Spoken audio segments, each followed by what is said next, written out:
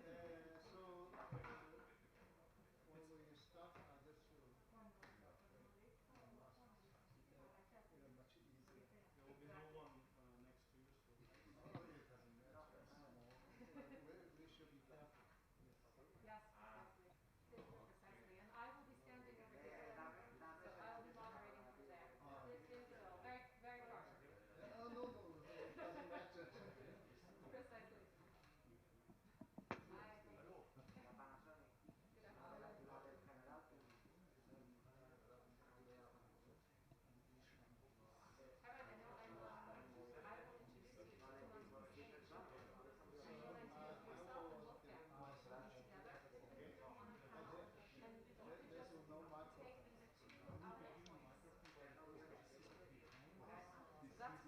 will go when I call your name. Exactly. Exactly. So I don't know if you've had the opportunity yet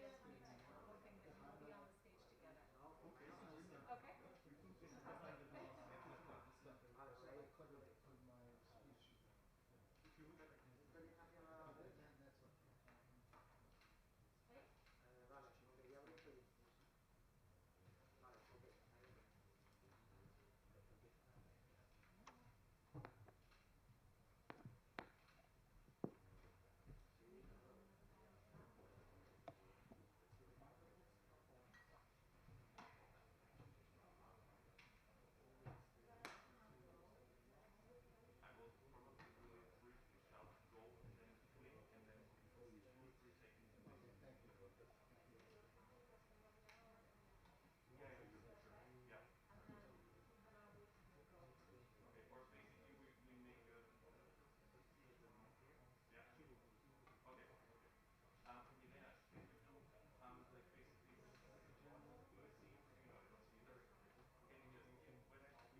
That's Hey? okay.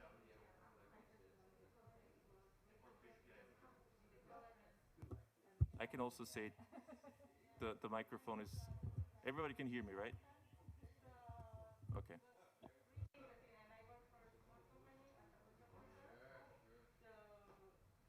Hello. Sarah, you hear me from here? Okay. Thank you so much. Hello, this is Margareta Schamberg. Can you hear me?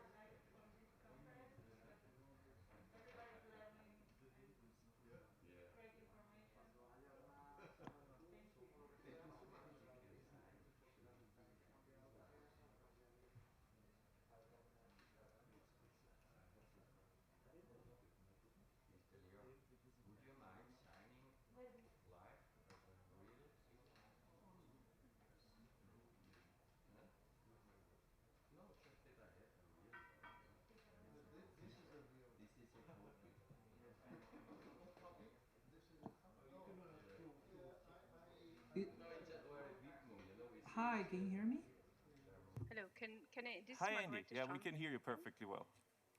Hello. Oh, that's great. That's great. Oh, Yes. Hi. thank God, finally. Okay. Hello. Can anybody hear me? Miss Schramberg?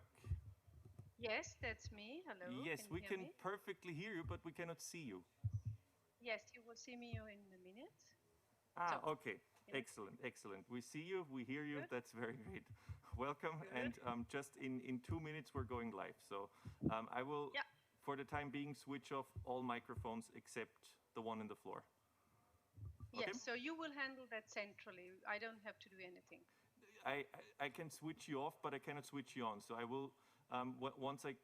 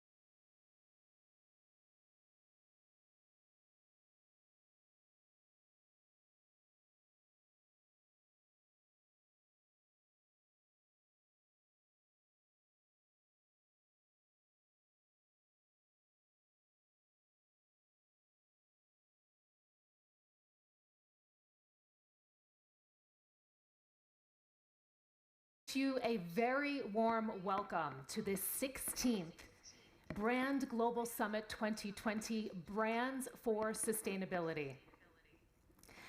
A very special welcome to all of you who are joining us virtually here today. I know many of you are joining because this is a hybrid event, which is taking place partially online today.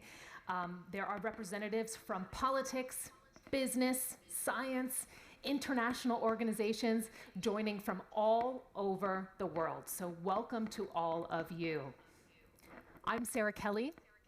I'm a TV news anchor and a journalist. I am thrilled to be your moderator. Over the next couple of hours, we're going to be hearing about the importance of brands. We will hear why they are valuable assets, how brands can help companies perform better, and ultimately, how they can work to foster inclusive and sustainable industrial development and achieve the Sustainable Development Goals. A number of high-level conversations discussing just that coming up within the next couple of hours. But first, we have the great honor and the great pleasure of being welcomed by the hosts today. We are joined by the founder of the Brand Global Summit and the president of the European Brand Institute. That is Dr. Gerhard Rebiczyk. He will be taking the stage in just a couple of moments.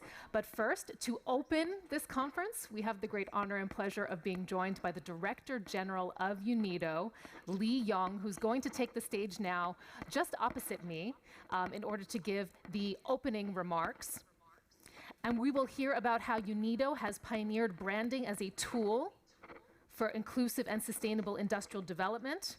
There are many success stories over the last years. We will be hearing some of them later today and as we move on with this conference. But first, the Director General of UNIDO, Lee Young.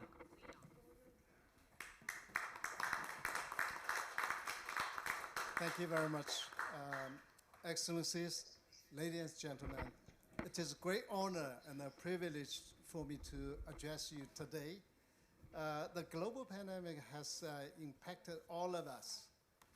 We changed the way we work. Today, I address you both on and offline, and approach this as a new normal. The pandemic has brought inevitable challenge, but also opportunities. As we have seen during this pandemic, digitalization has accelerated dramatically, and it has opened the window of opportunity for new approaches, initiatives, including branding. And strategic brand management is an important tool for companies to be innovative. And on and offline, we therefore need to take advantage of this symbiosis between the branding and the fourth industrial revolution.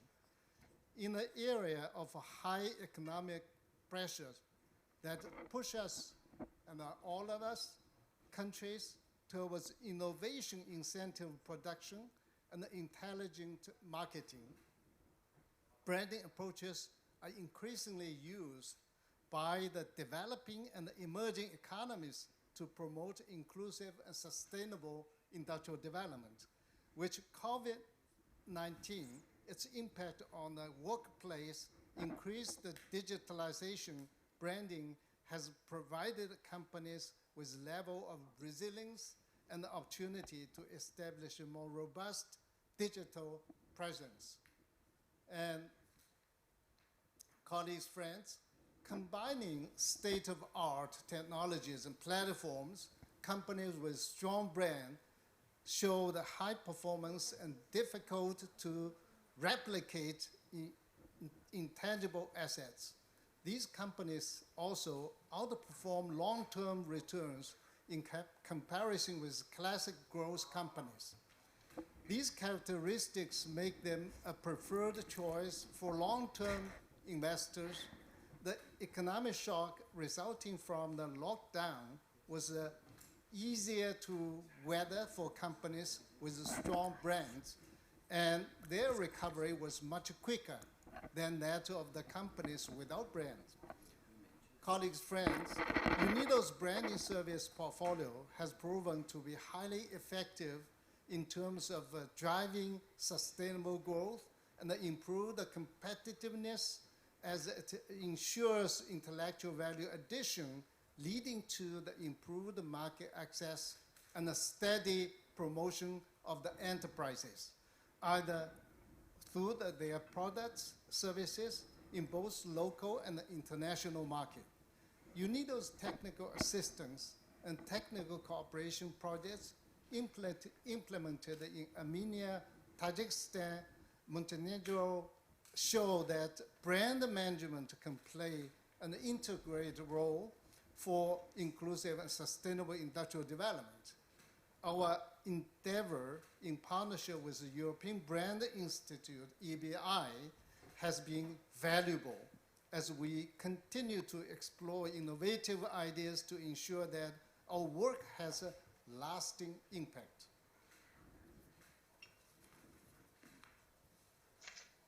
Colleagues, friends, following our signed MOU, we look forward to further developing our partnership with EBI to provide the branding support to small, medium enterprises, regions, and the cities in developing countries to achieve the 2030 Agenda for Sustainable Development. I'm very confident that we will see the results of even more innovative projects thanks to this partnership. Excellencies, ladies and gentlemen, this event is an excellent opportunity to showcase success stories and exchanges of experiences on how to use digitalization and branding as effective solutions to support the country's regions to achieve higher productivity, diversify, and to attract investment, especially in the context of the COVID-19 crisis. I therefore have the pleasure and honor to open this conference. I look forward to our fruitful, productive discussion. Thank you very much.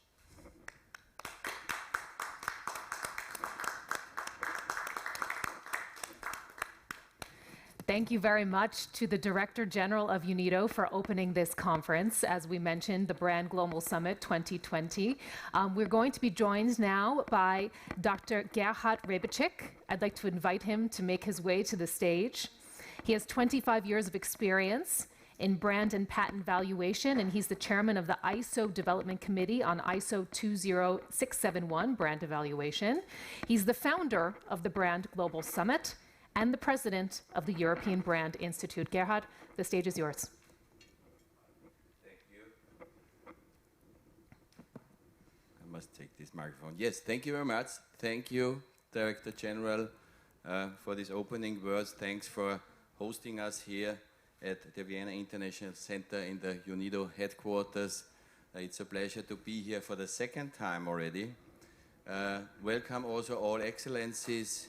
Our Minister Schramböck, I think, is online already. Welcome, Margarete, to this forum. Yes, I want to welcome all of you, excellencies, experts, partners, and our international guests around the globe, this year also on the screens and on the devices. We've come a long way. We've come a long way. 16 years. It's the 16th event here in Vienna, this time Brand Global Summit, Brands for Sustainability.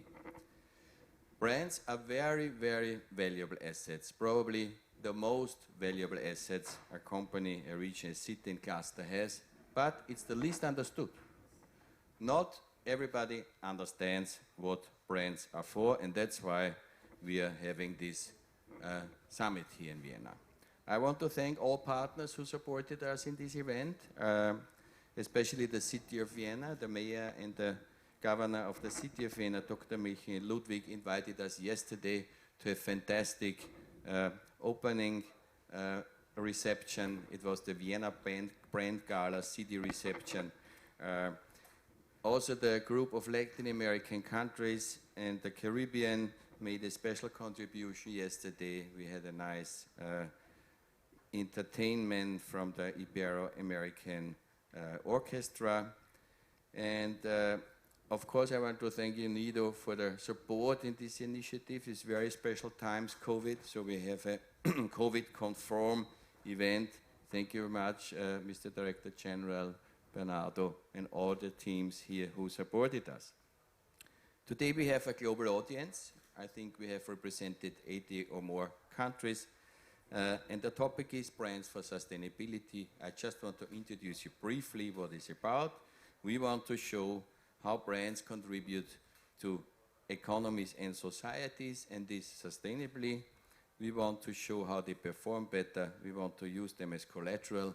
And one thing, only 5 to 9% of global companies use this system. So more than 90% we did not reach with this concept of brand, registering brand, and using it. I think that's also why we have this summit. We will present success stories on brands, brand management. We show how they create sustainable growth and also economic resilience, which is very important, the post-COVID recovery on which we work on. So brands create prosperity and sustainability. Of course, we will give an outlook to the future, 2030, what will happen there. Hopefully the SDGs are implemented. And we invite you today to learn from the global experts, learn from the success stories, from the best practice examples from America, Asia, Europe, here in Vienna.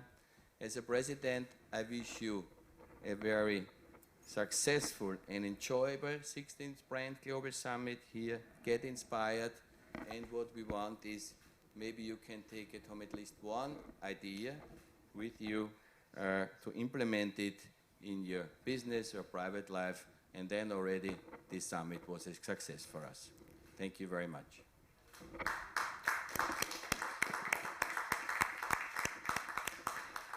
Thank you very much to Gerhard, and we're going to begin now with the opening dialogue here at the Brand Global Summit 2020. We are joined remotely. I think you can probably see in the corner of your screen there, we have joining us Her Excellency Margarete Schrambeck. She is the Minister of Digital and Economic Affairs for Austria, so welcome to you.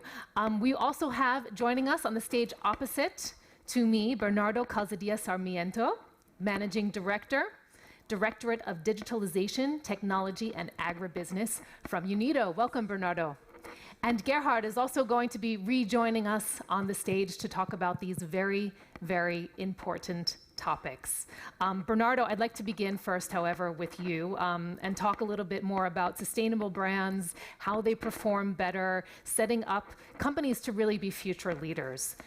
We're in a unique set of circumstances right now, economically, around the world. There are major challenges everywhere. Your department, you've been working on the fourth industrial revolution, digitalization, branding over the past couple of years. UNIDO has achieved some great success stories when it comes to branding. So tell us how UNIDO's work on branding contributes to sustainable development. Good afternoon. Thank you very much. Can you hear me? Yes, thank you very much. Branding is an important element for competitiveness, and competitiveness is something that we have been working for many, many years in UNIDO. And the key ingredient for competitiveness is quality and standards. And I think it's important to go back to that concept, because you need to increase the quality, you need to reduce cost, and standards are a very powerful tool to do this. Now, we have been collaborating with the European Branding Institute on the standards development and dissemination of the standard. And this is something very important, because we need to help the companies in the developing countries to reach the market. And I think branding together with design, together with cost reduction, are very important elements for that. And we have seen that when we apply this, we improve the sales. We have higher quality products, because the reputation obliges you to go higher and higher, and you have also a very important impact on employment. And in times of COVID, we have also seen that branding helps resilience, because companies can very easily switch in terms of their production lines. We have a number of examples of ongoing technical cooperation projects where we help them to switch in the textile sector, for example, in Armenia, to produce also PPE personal protective equipment, masks, etc. And we have seen that they could do it because they had a brand. They had a client context that allowed them to do that. Certainly, in the context of another setup, Jimmy's, we have also seen that, for example, Strata, which is a technological company, started to move into PPE. Certainly, in this case, it was much more sophisticated. They moved into respirators, but they could do it. They had the technological capability, but they had the power of their brand. So brand helps business continuity, branding helps resilience. And I would like just to add that digitalization comes in as a very important element, because nowadays, not only COVID, we had a long process of digital transformation, and before COVID we knew that this is the way forward, but we have seen that in order to build this new future, this new normal, we will need to move. Eventually the future will be hybrid. Many things will happen like that, and for companies to reach the international markets, developing countries need to set up the necessary digital infrastructure, digital skills to help the companies to be competitive and contribute to the quality of life in their countries. Thank you. Thank you so much, Bernardo, for sharing that. You touched on so many valuable examples there. We also heard about, how companies are adjusting, of course, amid the pandemic. And with that, I would like to turn to Federal Minister, Her Excellency Margarete Schambeck, who's joining us virtually today, and ask you about your country. How do you see Austria's trademark, in particular, with dealing with the current pandemic? And what is the relation specifically to brands? Well, first of all, let me say hello to all of you, to the Director General, to the President, to the colleagues on the panel, and to all the participants. I hope you can hear me well. Is that okay? Is the sound okay? Oh, I get no answer. I hope you can hear me. What I would say is that the speciality about Austria is that as many countries, of course, we want to react quickly and also help efficiently. And it has already been mentioned, and you see it also in the name of my ministry as a Minister of Digital and Economic Affairs. We have put the digital first. And this is because digital and digital transformation and digital solutions is like a vaccine for economy. It helps to transform the economy. It helps to create jobs, especially in difficult areas like now. It helps us to make sure that the people have right jobs also for the future. And therefore, this digital topic is not only one for brands. It's very important for the businesses and the brands, but it's something for the whole economy, where nobody should be left over and nobody should be left behind. For me, this digitalization as a vaccine is true for digital learning. We have now seen it. Everybody is homeschooling and is working at home. Then it's also true for creating new jobs. Through digitalization, we can create new jobs even in this difficult area. So at the moment, new jobs are created by this digital transformation, and it helps also to create new business models for the companies. So it helps actually, this digital transformation, to save the big problems of this world. Also including this problem that we have currently, which is the COVID crisis. So technical innovation using digital knowledge is key. It's a key factor not only for Austria, for whole Europe. So what we need to is to invest into this area.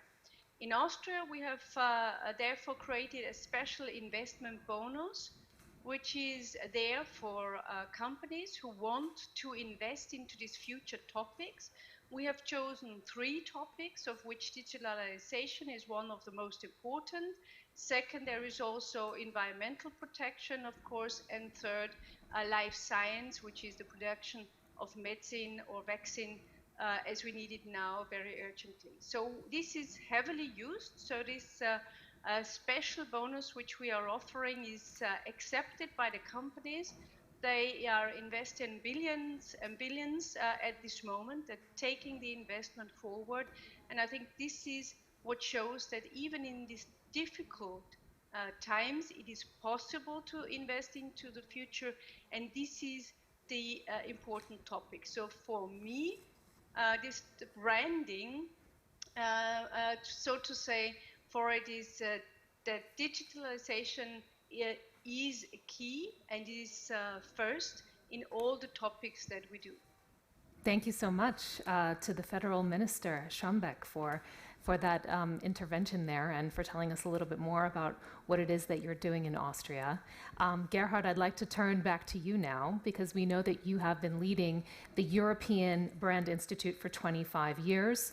And perhaps you can set the stage for us in terms of how you see right now the European economy, how you see it influenced by brands, how you see it influenced by intellectual property, perhaps becoming an even bigger portion of the EU's GDP. So, Gerhard, what is the situation right now? Yes, thank you very much. Welcome again.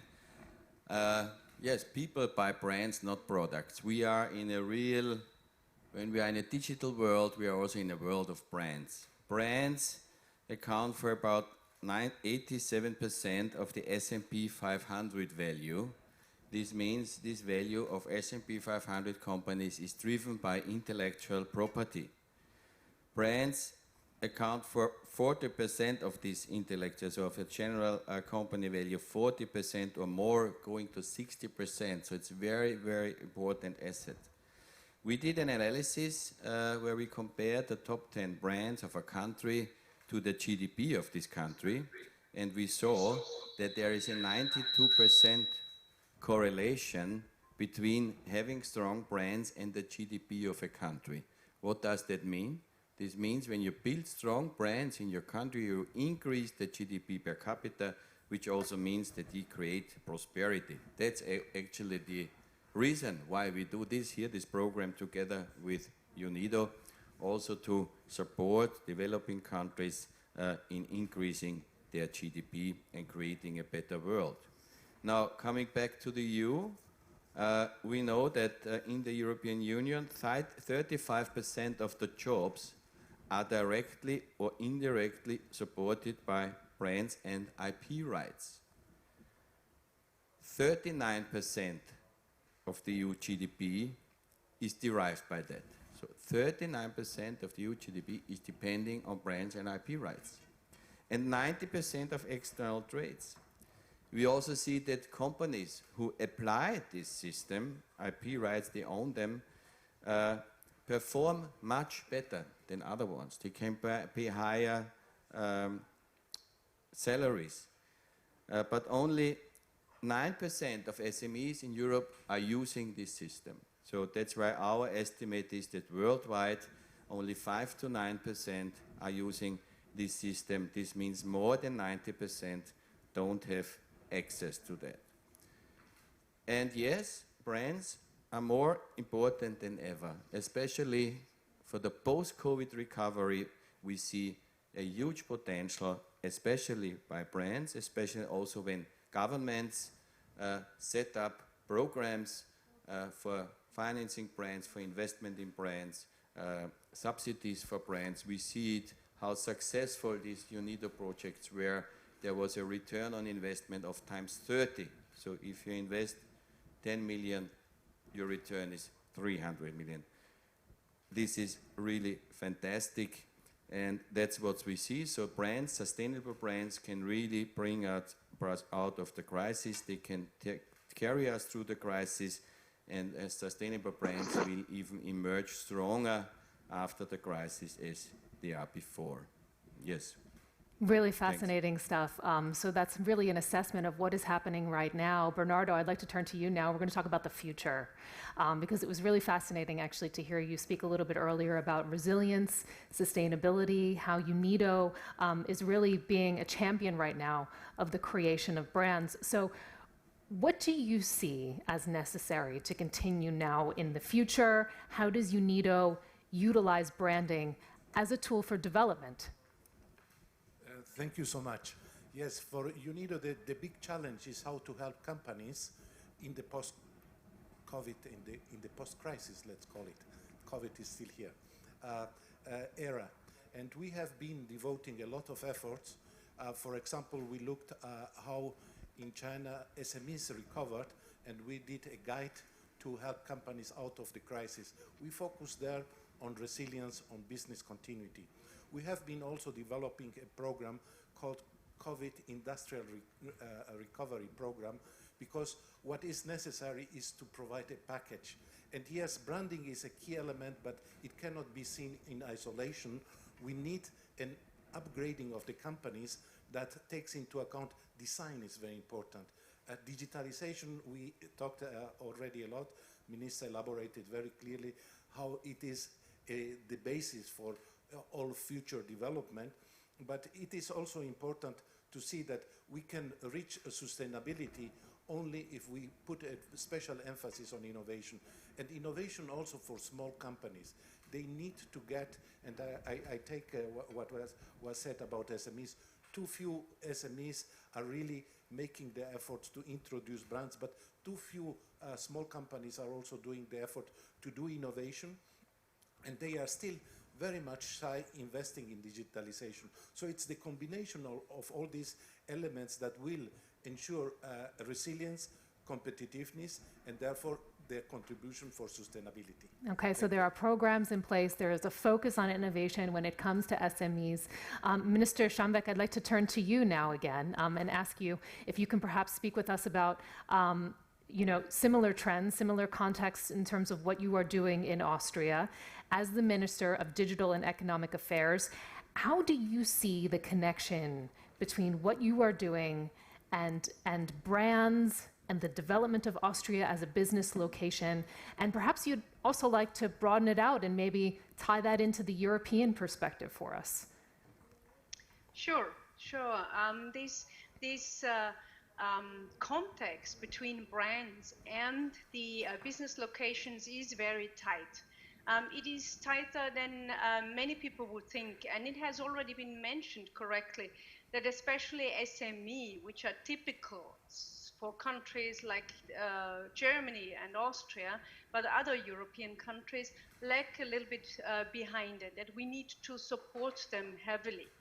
So if we think of Austria, only few people would think that Red Bull is actually invented by an Austrian and is a brand and has headquarters here in Austria. Same is true for Swarovski, where these crystals are bought all over the world, or Wolford, who was also invented in Austria. So it is important for any country to promote the branding and the intellectual property rights. And I would go into detail a little bit more into also the intellectual property rights, because they are so key. And of course, we need to make sure that they are kept by, that they are respected, both by nations and companies and individuals. And this is an important role where we need this common fight together, the different organizations like UNIDO, WTO, OECD, and other organizations, and of course also the European Commission, the European Union, and the member states. Looking at Europe, what has happened over the past years, and what has happened to brands? And I come from the digital and IT industry. I've been working there for 22 years. I've been leading 15 years different IT companies. And what we have seen is a dramatic change over the last 20 years or 15 years in brands. So whereas originally we had traditional industrial brands leading the world championships of brands, it is now the digital brands which are leading. 7 out of 10 of the most valuable brands of the world are digital brands, and unfortunately none of them is European. And we have one big digital brand with SAP, which is ranked number 17. So what does this show us? That we have missed the opportunity, especially on the digital platform business B2C in Europe. So here, this is more seen in the US and also in China. There is big development there. However, Europe can still catch up in the B2B area, and here especially the digital focus is important. And therefore, I'm working hard together with my colleagues on different projects, and a lot has to be done. We need a new competition law in Europe respecting this, having an look to the outside, not only to the inside. We need a framework for a European infrastructure. Everything is there. We just need to combine it. And this project is started by the German presidency named Gaia X, and we are participating with a project which is called Austrian Cloud. So that is a second point which has to be done. And third, of course, we need digital education to train our young people to be able to form companies and to develop new solutions, new services, or new processes, which they can then, which are valuable enough to be protected. I think here Europe has to catch up a little bit, not a little bit, a lot. And we also need to be more alert and more take care what is happening. So we have been a little bit naive in the last couple of 10 to 15 years, I would say, in this respect. And now we need to form new conditions, new framework conditions, especially to be successful in the digital B2B area. We need brands, and here we come back to the brands. We need good brands there. Okay, the need for good brands. That sounded a bit like a call for action, the need for more education, the need for changes in the regulatory framework. With that, I'd just like to tell our viewers right now, by the way, I've been asking all of the questions so far. There's actually the opportunity for many of you who are joining us digitally online to ask your own questions. You just go into Zoom as you're watching, go into the chat function, submit your questions. I can already see that there's one in there, and I'm going to be sure to ask it. But first, I'm going over to Gerhard. And Gerhard, I'd like to ask you if you could elaborate on what you were saying a little bit earlier and throw it in the context of sustainability for us, if you will. Because as we mentioned, you're an expert in brand and patent valuation. How do you see that work contributing to sustainable development? And what do you think lies ahead in the next few months, in the next few years? Yes, thank you. Your Excellency Minister, you are for digital. Every digitalization initiative also needs a brand initiative. Why? Two perspectives. First, once you are on the internet, you are an international company, so you must be visible. And you must differentiate yourself. How you do this? Through a brand. So this is the first perspective. The second one is, the more technical the world becomes, the more the people want relationships. And brands build relationships. We feel comfortable with brands. They give orientation, support, convey values. They give us experiences. We like them. In a digital world, primarily the brand creates trust for the consumers, stakeholders, investors, and society. So this is one thing. Never forget, if you start digitization, also start branding. Also, of course, in innovation, you know, a patent holds for 20 years, the successor patent comes 5 to 8 years. So what is sustainable? Brands are sustainable because they last forever. You can mention, you know, aspirin, whatever. The patent is long gone, but the brand is still there. So brands create sustainability. Now, coming back to the issue of financing, what does OECD say? OECD says these assets, intangible assets, are of limited utility when they seek to attract external sources of financing. That's the status now. We should improve it. And especially for innovative, fast-growing ventures that typically own a few tangible assets, mostly intangible assets, this is important. And there are a number of hurdles for debt financing collateralized by intangibles. Yes, we know that. What are the hurdles and what could be done? One hurdle is, of course, brands should be on the balance sheet. If a brand is on the balance sheet, a bank and an investor can see it. Why is real estate on the balance sheet and not brands if we say these are the most important assets in the world? In contrast to international accounting standards, some of local regulations, especially also in European Union, Germany adapted a little bit, provide a ban on capitalization of self-produced intangible assets. This is a barrier in competition. However, if this is not possible, at least we should do integrated reporting. This means you should parallel have to your annual report a brand report, an IP report, where you describe the status of your brand, their value, make the information public available. That's, of course, interesting for the banks, for insurances, also as information for your rating. We actually created an ISO 26001 program where we certify brands, where we certify also reports, and we enable those reports. That's a contribution from us, from European Brand Institute, to this movement. And one more thing, what is very important, of course, it's very important that brands are properly evaluated. This is a challenge, that it needs some more data, information. If brands are important, they should be evaluated actually every year, reported in this brand report, and I think there is a lot still to be done. Yeah, this is the outlook, what I see for brands and sustainability. Thank you so much, Gerhard. We have our first question coming in. It is for you, Bernardo. So I'm going to turn to you and ask the question that is being asked from Sanibek Satov, which is there any initiative planned by UNIDO to conduct in Central Asia, especially in Kyrgyzstan, to promote branding among SMEs who specialize in processing food and tourism? Thank you so much for this question. And yes, we are active in, it's an easy question, we are active in Kyrgyzstan. And we have a PCP program. We have a program for country partnerships. And this is an integrated program that intends to really work with all the stakeholders in order to help the country to develop its industry, but also looking into the specific export potential through specific tools, may be industrial parks.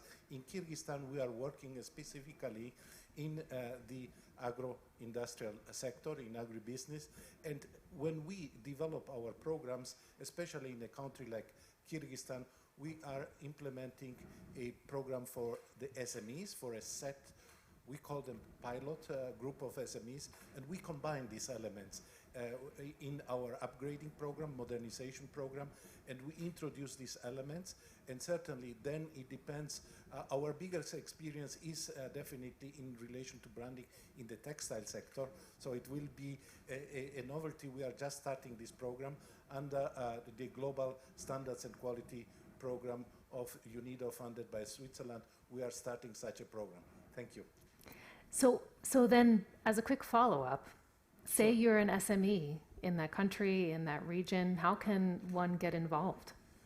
We do it through the associations. Yeah, we do it through value chains, and we make a selection of the value chain. And once we are working on the value chain, we work with the associations, and through the associations, we work then with the companies. We could not work directly with a given company.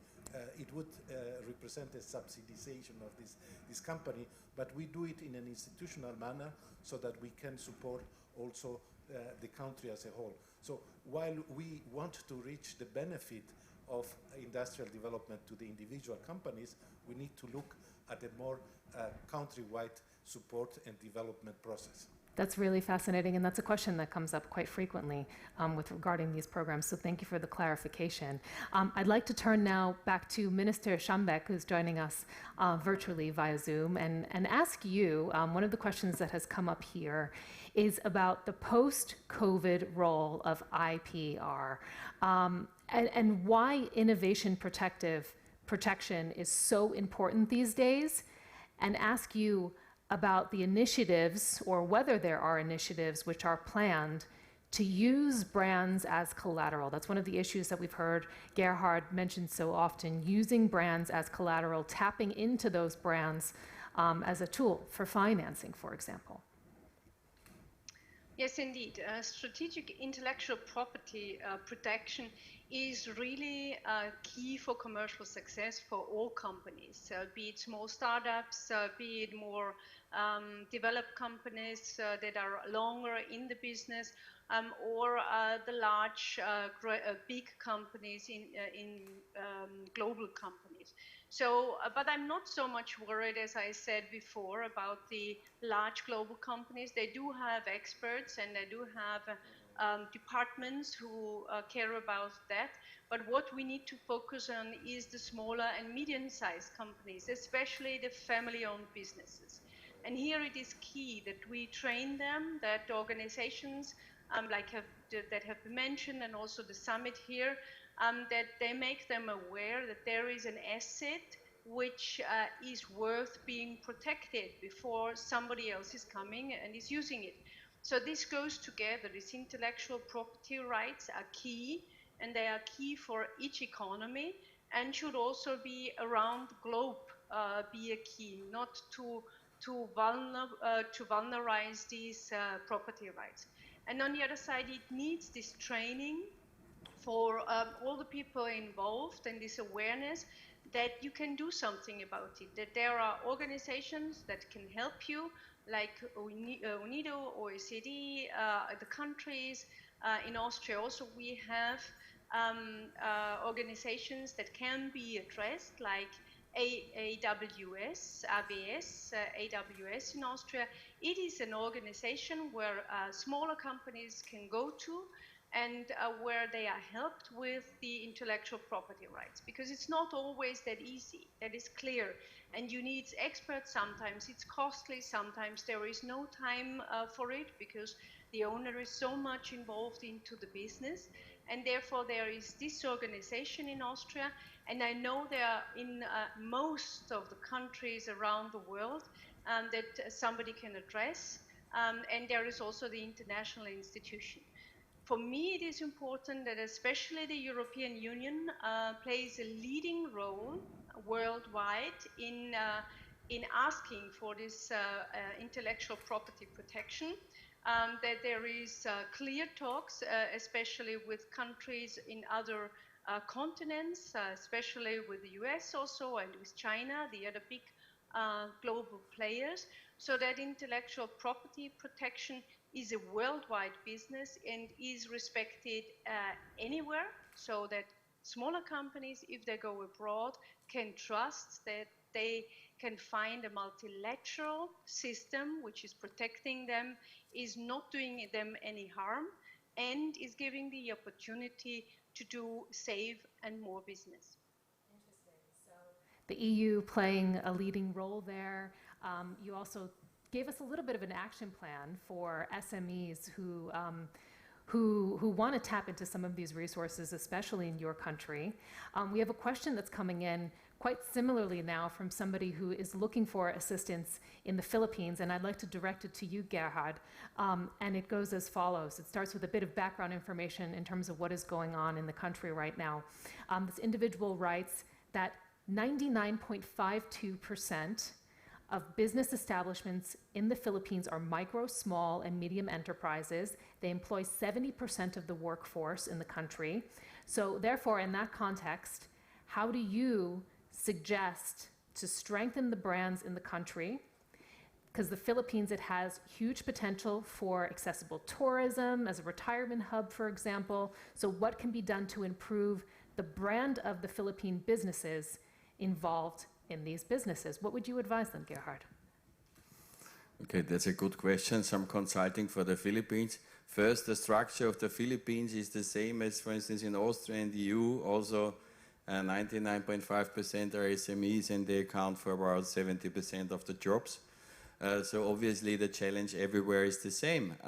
What should Philippines do? Maybe in an analogy to what should Europe do, what should Austria or Germany do? First, of course, you should start with some kind of regional, national branding. So it's important that you're recognized as a nation. Then within the nation, there is this issue of regional or city branding. The development is even more cluster branding, a branding of business parks.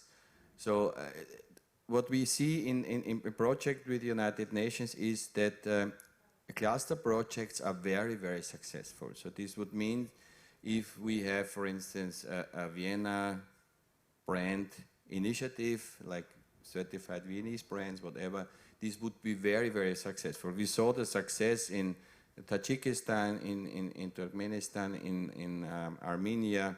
We start this process now in Cuba, so we see that these cluster projects, in whatever dimension you define it, are very, very successful. Even more successful than the branding projects on a company level.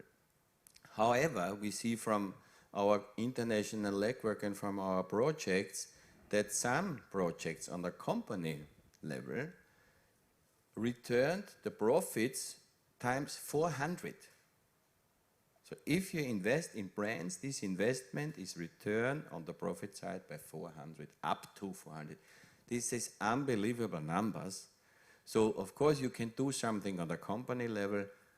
Very interesting to do it jointly, as Bernardo said, with a cluster.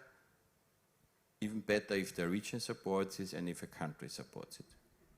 Thank you so much. Bernardo, would you maybe like to weigh in as well? Sure, I would just add that we have very good examples of what we call geographical branding. Right. Yeah, geographical indications. In Tunisia, harissa, you know the sharp pepper of, it needed branding. It's a location, but if nobody knows it, then there is confused. There is no classification. We had another case in Morocco, argan oil. Yeah, everybody knows the place argan oil, but argan oil needs standards, needs to defend its quality. So we have a number of examples that show that, you call them cluster programs, can help also to support women, to support young people. We have the idea, and we are trying to work a project in relation to the gold mining. Yeah, I know the case in Latin America. There is a lot of gold mining, but there is also the utilization of mercury. And what we need to do is to help the communities to have a brand of the village. And if the brand of the village starts telling, I am the village and I am producing mercury-free, this gold, and then you help them with design and you help them with branding, you are having a developmental impact. You are helping the society, but you are also doing good for environment, and this is a very good example for sustainability. Brand for sustainability through helping the community to have a brand of their product. Thank you so much. And I want to get the minister's reaction, but just very quickly, Gerhard wanted to add a quick point. Yes, because this is so important, a geographic indication, region brands. On the ISO level, we are creating a new standard now, which will be published probably in spring next year, especially for this topic. Regional branding, GI branding, geographic indications, how to do it, what is the best practice. So there will be an ISO standard which also supports the regions to do a proper brand management. Thank you so much. Minister Schambeck, I'd like to get you also to weigh in here now. Perhaps you have some reactions. And also, something else perhaps that you might want to react to was that statistic that we had Gerhard mentioned a little bit earlier, 5 to 9% of brands registering. Perhaps you can tell us what can be done to strengthen those mechanisms and what can be improved to help companies register and establish brands within your ministry. Well, first, let me also say a few words to this clustering of brands or branding clustering. I find it a very good idea, and we also had very good experience on that. I just want to mention our cluster Silicon Alps. You would never combine the Alps with the semiconductor industry. However, in the southern part of Austria, in the middle of the wonderful mountains and lakes of Carinthia and Styria and also Upper Austria, there is a region where semiconductors are produced. And for the first time, after many, many years, factories are opening there where semiconductor production is restarting in Europe. So there has been a 1.6 billion investment in Carinthia just recently, and we have, of course, also supported these clusters. So I'm very much fond of clusters. Cluster responsibility is also in my ministry, and I can only recommend the different ministries responsible for economy in different countries to have a close look at these cluster policies and cluster strategies and support what have been said before. So that is for the one thing. For the other thing is that, of course, the SMEs need help. And as I've said, we do have an organization which is called AWS in Austria and is helping the SME business in this process of protection of intellectual property. They can address them in a digital way or directly, and I guess this is something important for each country, especially for smaller countries, to have an organization which is aligned to the ministry to take care of this special topic. Thank you so much, Minister Schambeck. And I just want to let you know that during what you were saying, your video actually froze. So perhaps you want to turn your video off and then back on. This is a world now where we're all dealing with these technological realities in these hybrid conferences.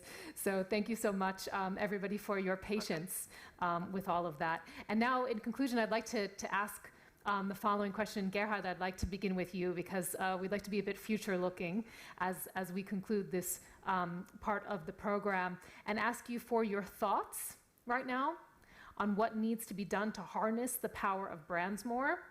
What is lacking the most? Is it awareness, skills, finance, all of the above? What needs to be expanded in your view? Gerhard. Yes, thank you. As you all know, money talks, and the second thing I leave out. So, number one, in my perspective, is to be able to use brands as collateral for financing. If this is the case, then the whole movement will improve. Also, it's good that we have agencies supporting us in registering brands, but this whole process is too complex.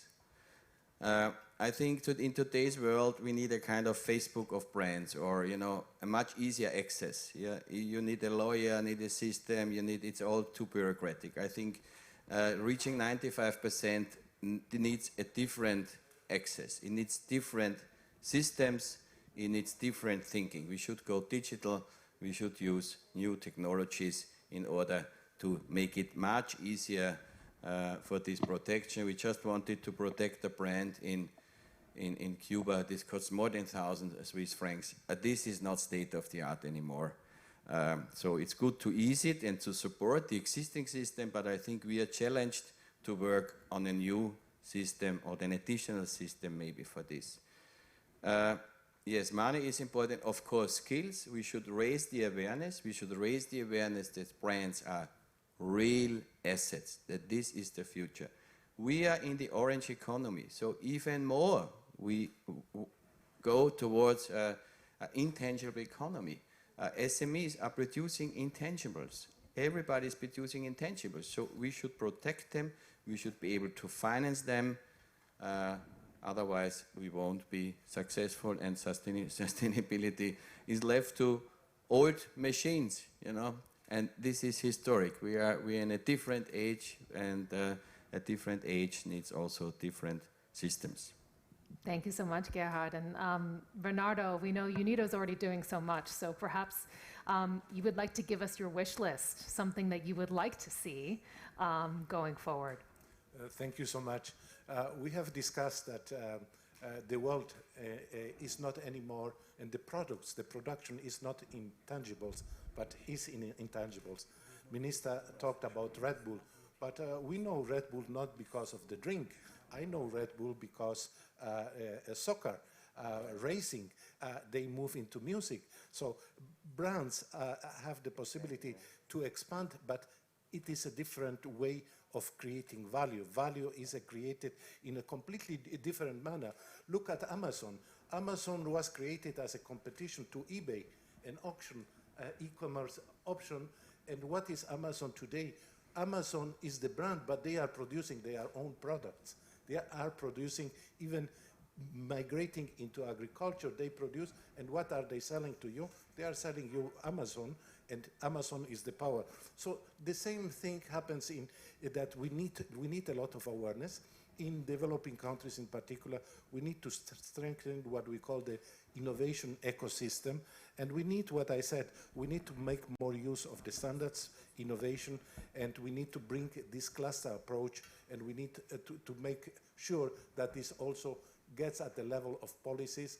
And this is where we appreciated very much the intervention of Minister Chamberg, because she showed us that it is important to have the right policies so we can help the SMEs and ultimately the people. Thank you.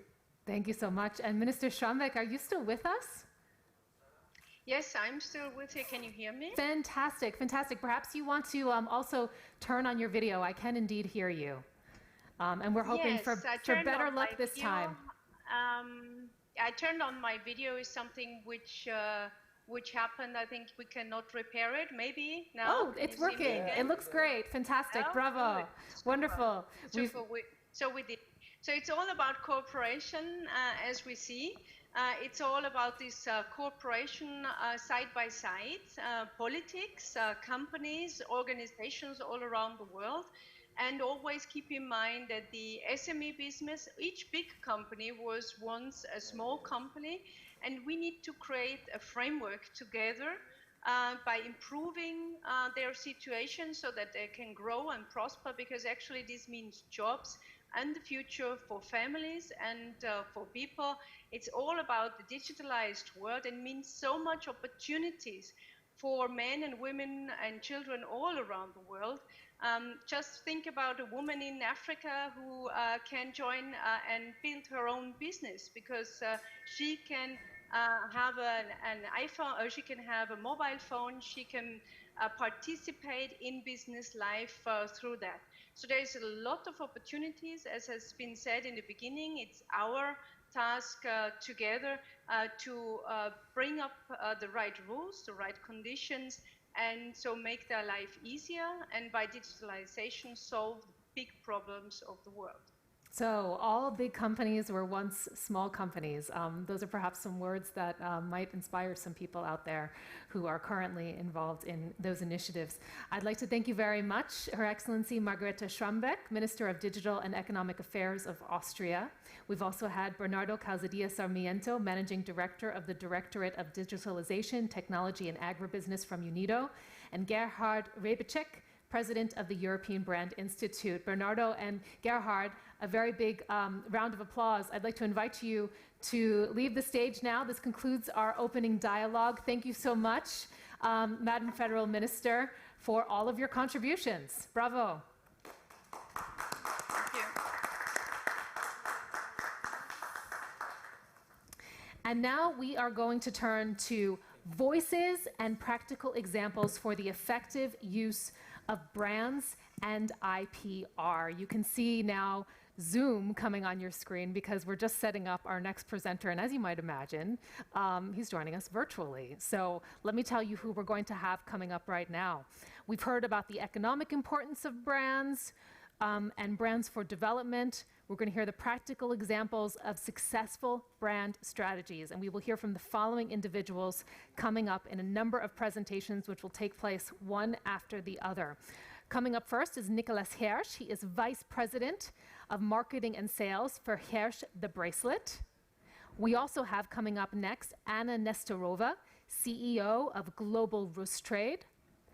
And thereafter, Alexandra Biach, who's Deputy Director of the Vienna Chamber of Commerce and Industry. We're going to begin with Nicholas Hersch, Vice President, Marketing and Sales of Hersch the Bracelet. We will hear about how you can dress up your watch, how this has been a successful brand strategy for him, and for his company. And I believe that we have him set up online right now.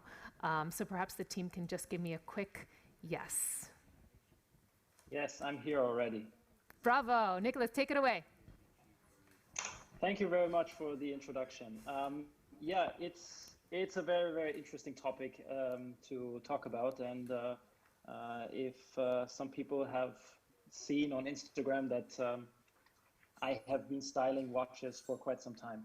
But it comes down to one very, very important aspect. It's not simply styling a watch with bracelets.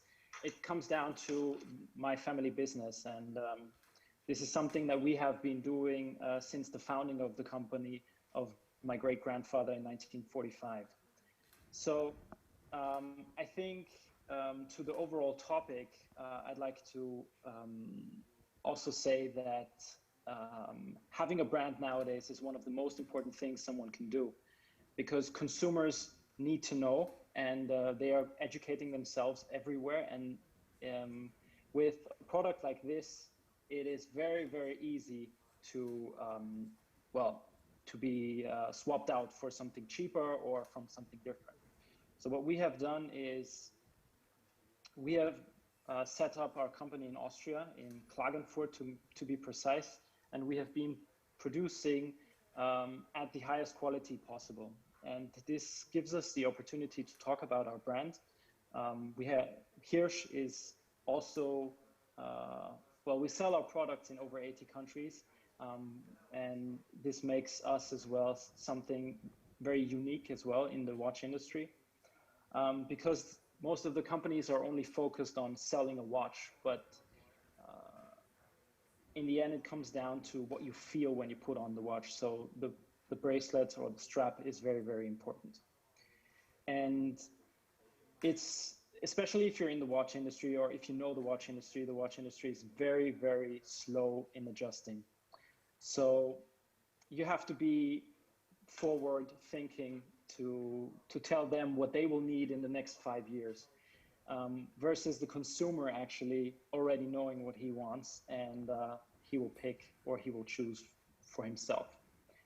So what we have done is we have started educating the consumer via different digital possibilities, especially using Instagram, social media, and also YouTube, which is amazing.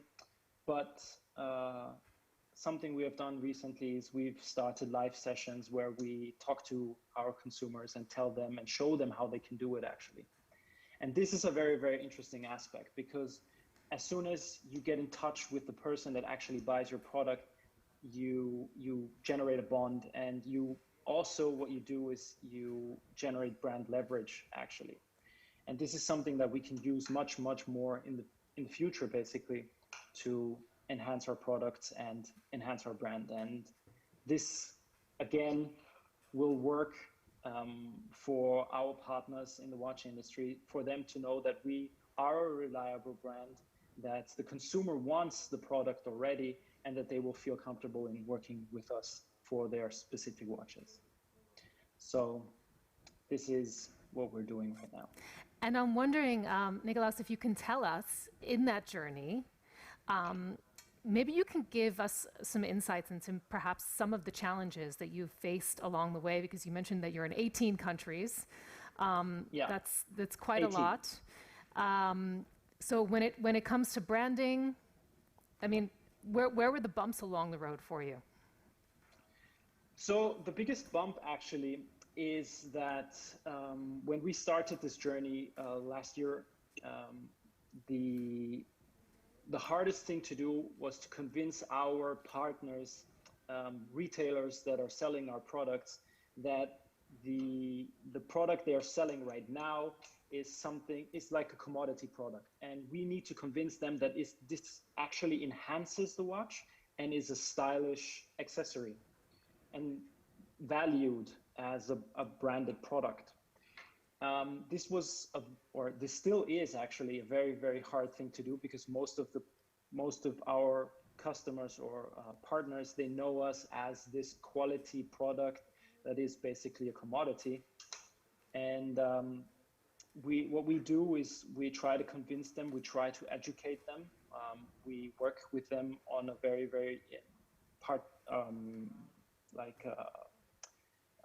very direct way. So what we do is we go there, we show them what they can do. We also teach them how they can use these assets, and especially we invite them to join our social media events to work with us and to teach their customers how to do it.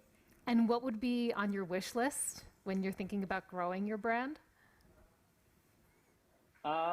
What would be also, I would love to see that our partners in the watch industry would incorporate our brand as something very valuable, similar as in the car industry, where you have tires from Michelin or others on your actual Audi or BMW or something. So this would be my wish list, actually. Fantastic. Thank you so much, Nicolas Hersch, for Thank you sharing very those learnings, those experiences, how it has been for you, a practical example that people who are watching digitally today can really perhaps tap into, learn from as well. Quite fascinating. As we mentioned, you are Vice President of Marketing and Sales at Hersch, the bracelet. Coming up now, we also have another bit of perspective from Anna Nestorova. She's also joining us virtually. She is the CEO of Global Rustrade, which is the first Russian B2B platform of cross-border e-commerce. And we look forward to hearing your practical examples, Anna, and how this has been a successful brand strategy that you have used and implemented. Thank you very much. Good afternoon, dear colleagues. My name is Anna Nestrova, and I am founder and chairperson of the board of globalrustrade.com, international B2B and B2C e-commerce platform. I'm very glad to participate in this summit, and I hope that you and your family are healthy and safe in this, quite serious period. So let me firstly tell a few words about our platform, and after that moved on to the practical example of how we help promote and develop manufacturers and their own brands. So Global Rustrade is the first and leading Russian B2B platform for cross-border e-commerce. And we are a user-friendly service for finding partners to sell, buy, and promote goods and services in Russia and worldwide. Founded in 2015, we were focused on B2B market in Latin American, Asian, and BRICS countries. But today, Global Rustrade is the international B2B and B2C marketplace. And over the last 5 years, more than 3,000 companies have registered on the platform and present in more than 100 countries in total. We work all over the globe, including Europe and North America. Our main focus is small and medium-sized enterprises. We promote manufacturers and their own brands. Also, we help small and medium-sized companies establish export. And this is our main globe, aim. Our platform translates content and messages in charts into 11 languages. All companies at the platform are checked and verified by our managers. We expand the supply geography of companies from Brazil to Japan. Global Rustrade provides a comprehensive promotion of the company's goods and services via online and, of course, offline channels. Our experts give information support on issues of export-import activities. So a few words about coronavirus. Unfortunately, the world has faced the coronavirus, which has disrupted many processes and upended every sphere of life. In this context, e-commerce is gaining momentum, and the share of online trade will now grow significantly. According to the Russian Association of Internet Trade Companies in Russia, for example, more than 3 months of lockdown from March until the beginning of June caused the e-commerce sales hit a historic high and exceed 10% of total retail sales. Nowadays, e-commerce is also supposed to be one of the drivers of SMEs development, and in the framework of the pandemic, online trade has become a life preserve for micro, small and medium enterprises all over the world. Just, I'd like to say some words about our support measures, because we reacted with this, with this coronavirus pandemic quite, how to say it, quite faster. We suggest to our clients some measures. Just for example, we stimulate and care about in the sustainable development of manufacturers and employees in the face of such external threats as COVID-19. During the lockdown, our platform continued selling products and support our partners, our small and medium enterprises. Moreover, we develop a package of anti-crisis measures to support SMEs during the COVID-19 pandemic, such as we simplified the requirements for companies registration, reduced the prices for the main advertising products, and gave full access to our database of verified suppliers. Our expert also provided free assistance to company in registration and uploading goods and services at our platform. We reduced marketplace commission for deals. Also, the shipping cost has been reduced. We made a delivery in Moscow free of charge, in Moscow and in St. Petersburg also free of charge. We promote products of Russian manufacturers without any charges at our marketplace, in our social networks, in email newsletters. Priority was given to small and medium enterprises. During the pandemic, SMEs were able to create their own mini site on the subdomain of our platform free of charge also. In addition, we held a series of online seminars to support SMEs in difficult economic conditions in Russian remote areas. And social responsibility has always been our priority. And we never stopped supporting our partners and clients, even in this difficult period. Every day we help with organizing delivery and custom clearance, as well as connecting potential partners and participating in negotiation. Our company has provided support to small businesses so that they were able to sell via our platform during the lockdown, in contrast to those enterprises that use traditional offline channels to sell their goods. And that was, the main idea of how we increase our amount of sales in this difficult period. So finally, I also find it vital to emphasize the successful companies on our platform has mainly one thing in common. So SMEs at globalrustrade.com have succeeded due to the development of their own brand.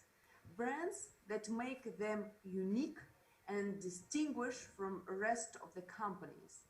Brands are an integral part of creating a sustainable digital economy, and we are glad to serve as an infrastructure that stimulates and sustainable development of manufacturers and their brands, of course.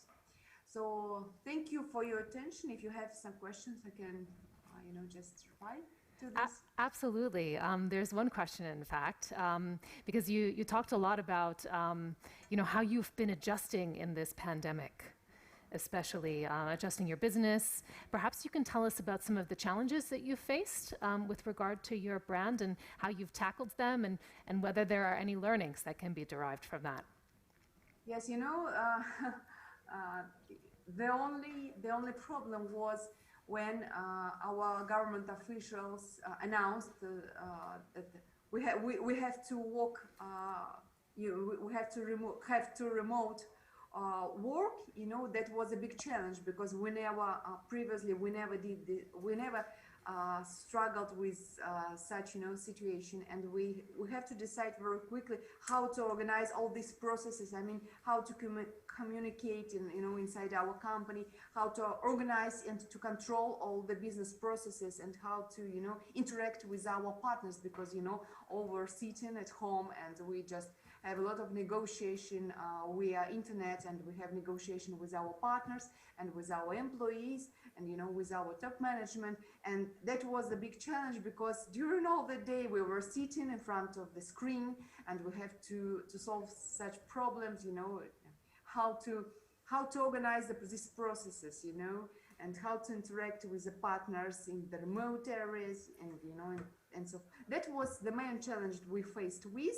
But after 2 months, we adopted quite faster to this new reality, and now I suppose we are ready. If something happened, we can organize quite quickly, and we can move to our houses. But of course, people needs to have face-to-face meeting. People needs just to interact with each other, and to have coffee together, and so we can walk distantly, but for us, of course, the communication inside the company is quite important, and with our partners also, they're now very happy to visit our office. We just show them how we work. We show how the processes, are organized in our company. So that was the main challenge. But we adopted quite easy, It's fascinating to hear how you are adopting. Something that we heard in our opening dialogue today, we heard from the digital minister of Austria, who said that every big company starts out as a small company, and you've been quite fortunate to already have some major successes in your business, in your industry. And I'd just like to ask you, this is a question that I asked of our last presenter, is what is on your wish list? What do you feel is necessary for you now to take your brand to the next level?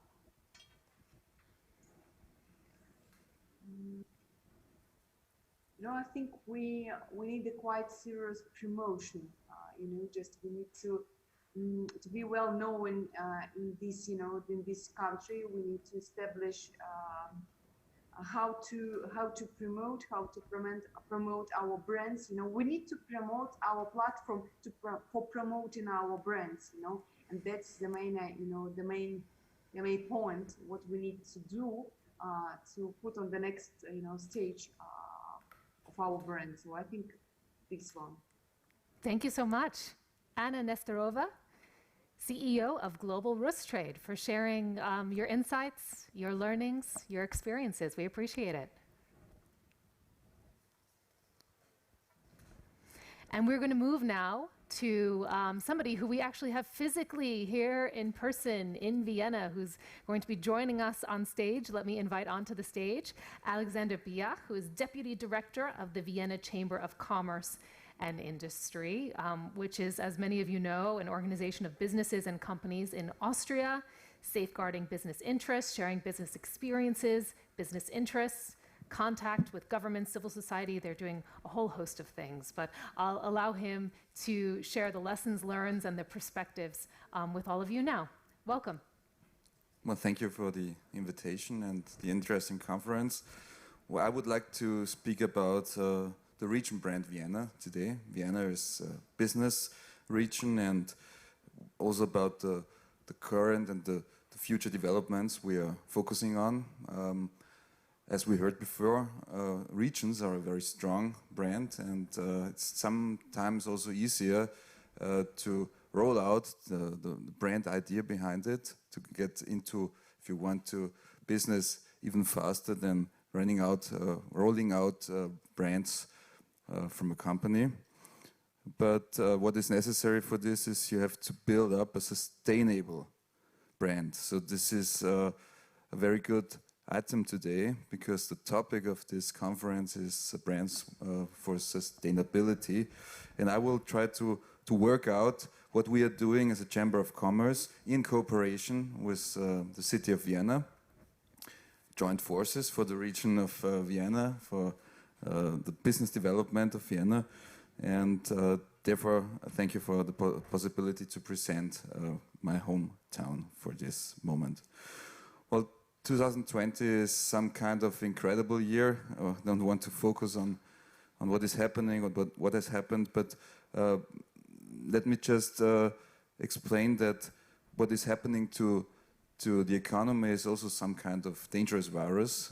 You know, we felt it like we had some kind of disturbances, disrupted international supply chains, which forced us to stop production in many machine building areas, for example. We feel a lot of damage on the tourism industry, which is mainly affecting cities like Vienna, as there is no international tourism at the moment.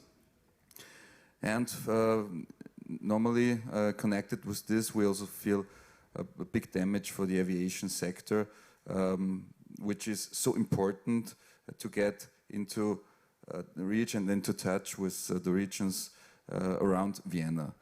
But what we also feel is that there is a lot of trust in Vienna, into the city of Vienna. And you can somehow compare this to companies, because if you take a look at stock exchanges, at the performance of stocks of different companies, you will also see that companies with a good brand, with a good history, with a good product, with a good profile, they, although it's a very hard time, they are performing quite well. And so it is with Vienna. Vienna is a very strong brand. Everybody knows Vienna coming out of the imperial background. We somehow are still profiting from the time when Vienna was most famous as a Congress city. After the Napoleon War, the whole landscape of Europe has been reorganized here in Vienna throughout the Congress, lasting for 2 or 3 years at the beginning of the 19th century. Well, we kept this image, being a Congress city, and so little people only know that the second biggest Congress city of the world is Vienna. Although not at the moment, this will be a quite big challenge for the future. But I just wanted to show you, this is a brand being a Congress city coming out of the history. Well, putting some effort, we put a lot of effort in this role as some kind of helping and dialogue region, but this is a strong asset and a strong brand for Vienna. And as we know that a sustainability for the region of Vienna only exists of taking what you have built up and try to develop it further. We are also trying to build on other qualities we established throughout the centuries. We have established throughout the centuries. And there is one big sector we just focused on at the last 6 months together with the city of Vienna. It's the health sector. Let me just explain. All the entities in Vienna, like the city of Vienna, the Chamber of Commerce of Vienna, but also other organizations like the Doctors Association, we all put a lot of effort in just evaluating the value of the health sector here in Vienna. What does it mean for the people of Austria, and what does it mean for the economy of Austria, especially of Vienna? And why we did this was we said Vienna has a quite good history with big names in the health sector. Like everybody knows Sigmund Freud, for especially with everything he developed in the psychology welfare sector. But there are a lot of other well-known names like Pilot for the operation ideas, and also like Karl Landsteiner, who discovered the blood groups here in Vienna. This is a quite big and interesting history, good names, the Viennese School of Health, some kind of brand coming out of the history. And what this brand does, together with the big names, is it builds up some kind of trust. And there is no other area and no other field where you need trust so much as in the health sector, where you believe in people that they can help you and can give you and your family what they appreciate most, means health, then you will, we will have to have a big trust.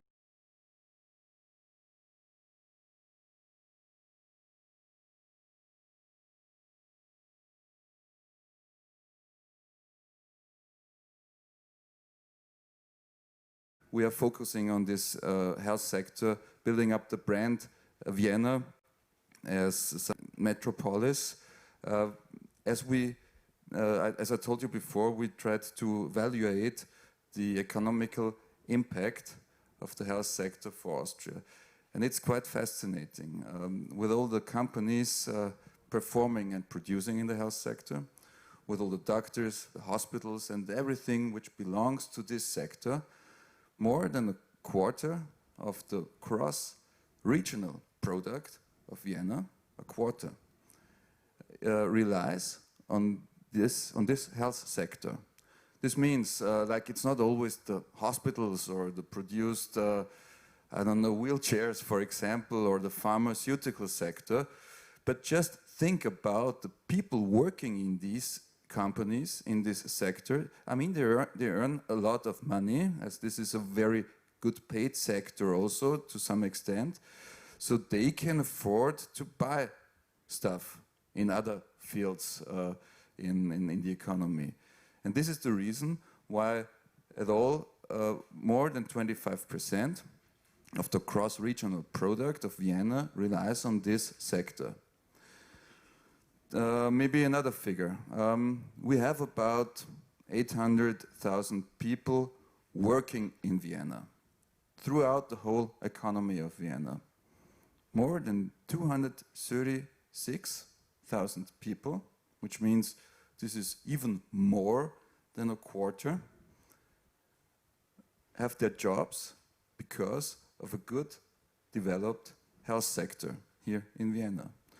So what I want to say is, this is nothing you can turn away and take it like, okay, health is necessary and good. This is a very big economical factor for this region and also for the whole of Austria.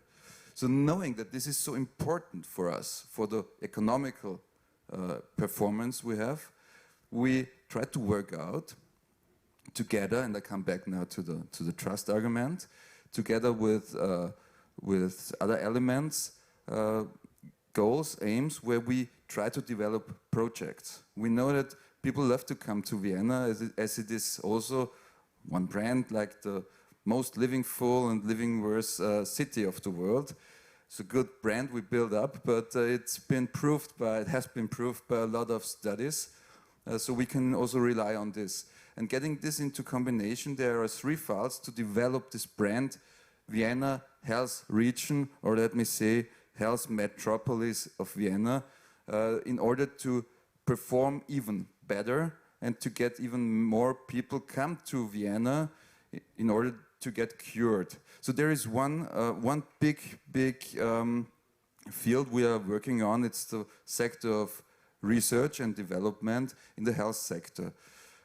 Getting people working on research means that you can build up good innovations and good trust in this sector. You can even go back to the names I spoke about before, like people having earned a Nobel Prize, like I mentioned, Karl Landsteiner, but it's quite a long time ago. The last Nobel Prize an Austrian won in the health sector was in the year 1936. So it was Otto Loewi. So it's quite now time to take this challenge.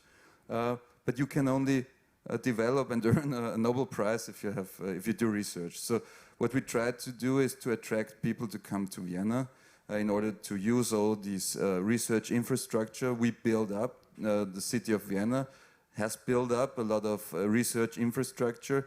You can use all the different labs and all the technology.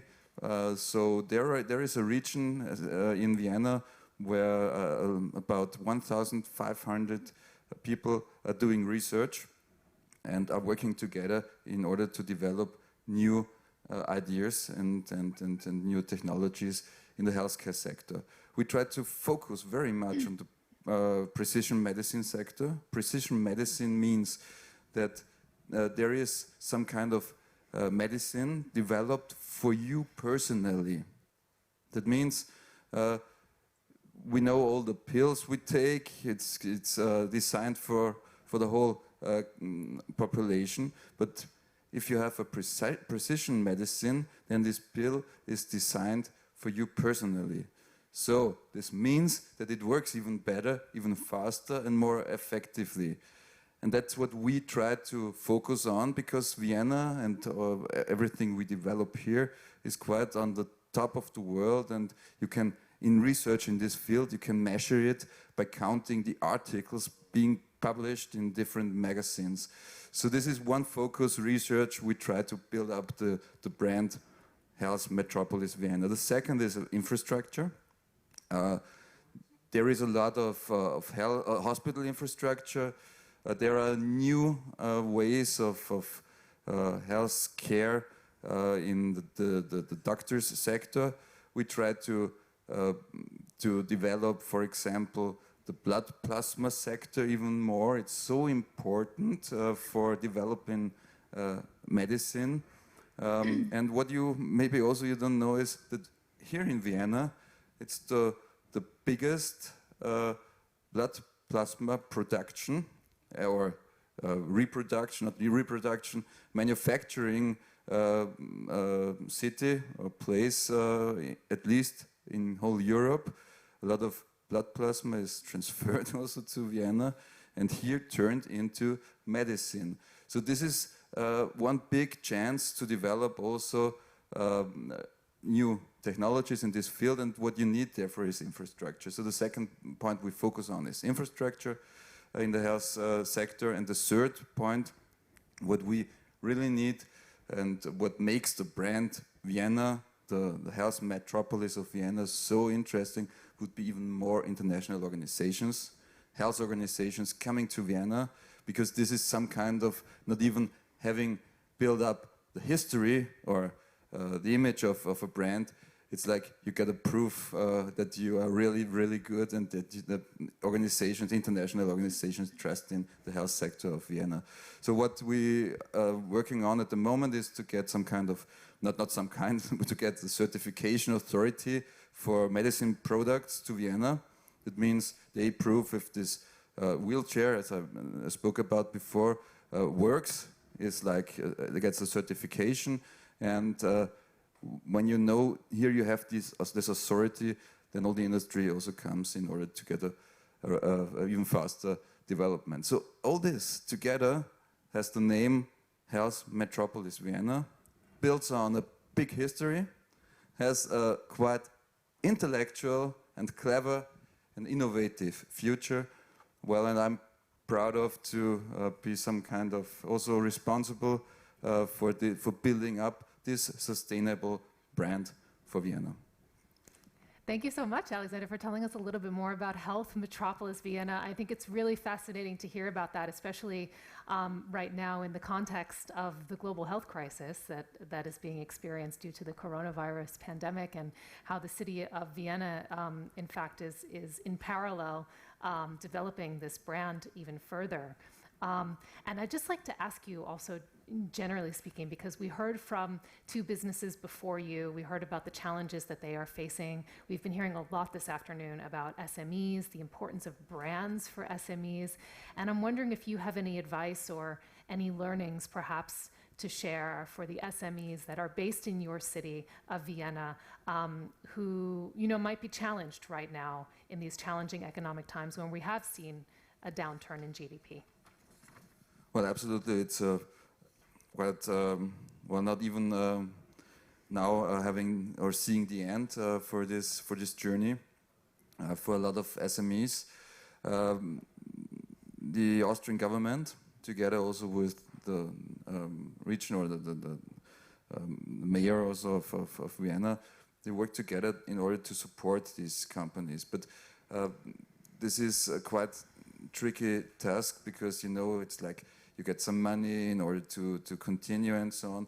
But what the companies, especially SMEs, would really need now is to get the consumption into some kind of function again, refunctioning.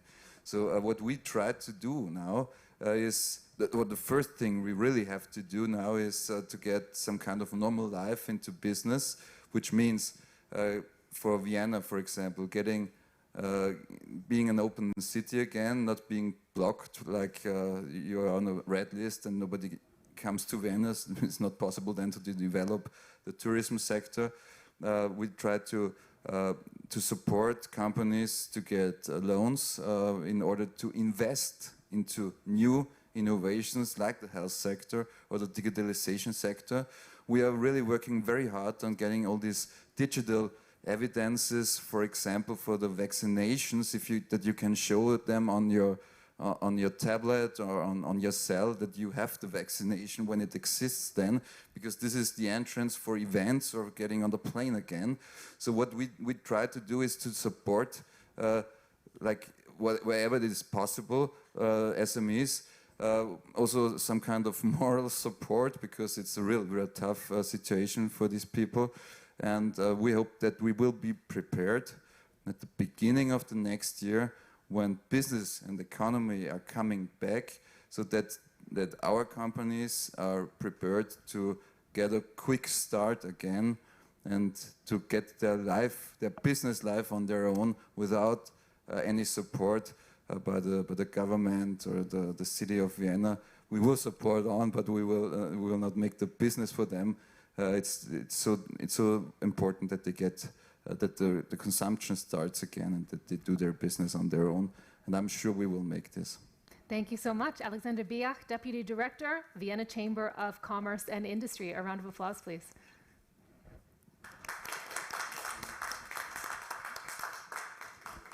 Okay, now we have coming up for you a panel session, and I'm going to introduce and welcome on stage for the panel Brand Investments for Sustainability, Wei-Shi Gong, Chief Investment and Technology Promotion Division and Coordinator of UNIDO Investment Technology Network. Wei-Shi, please join me here on the stage right next to me, if you will. Wei-Shi is going to be moderating the conversation, telling us a little bit of background now, and he will be joined by the following people. Bebars Altunas, WBAF Chairman and Investor. Herbert Kovar is joining us. He is a partner at Deloitte, and I'd like to invite him actually to take the stage just opposite myself.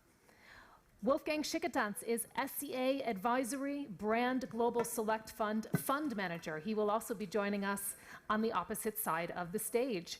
Stefan Ungar is Professor of the Department of Economics and Business of St. Anselm College in Boston in the United States.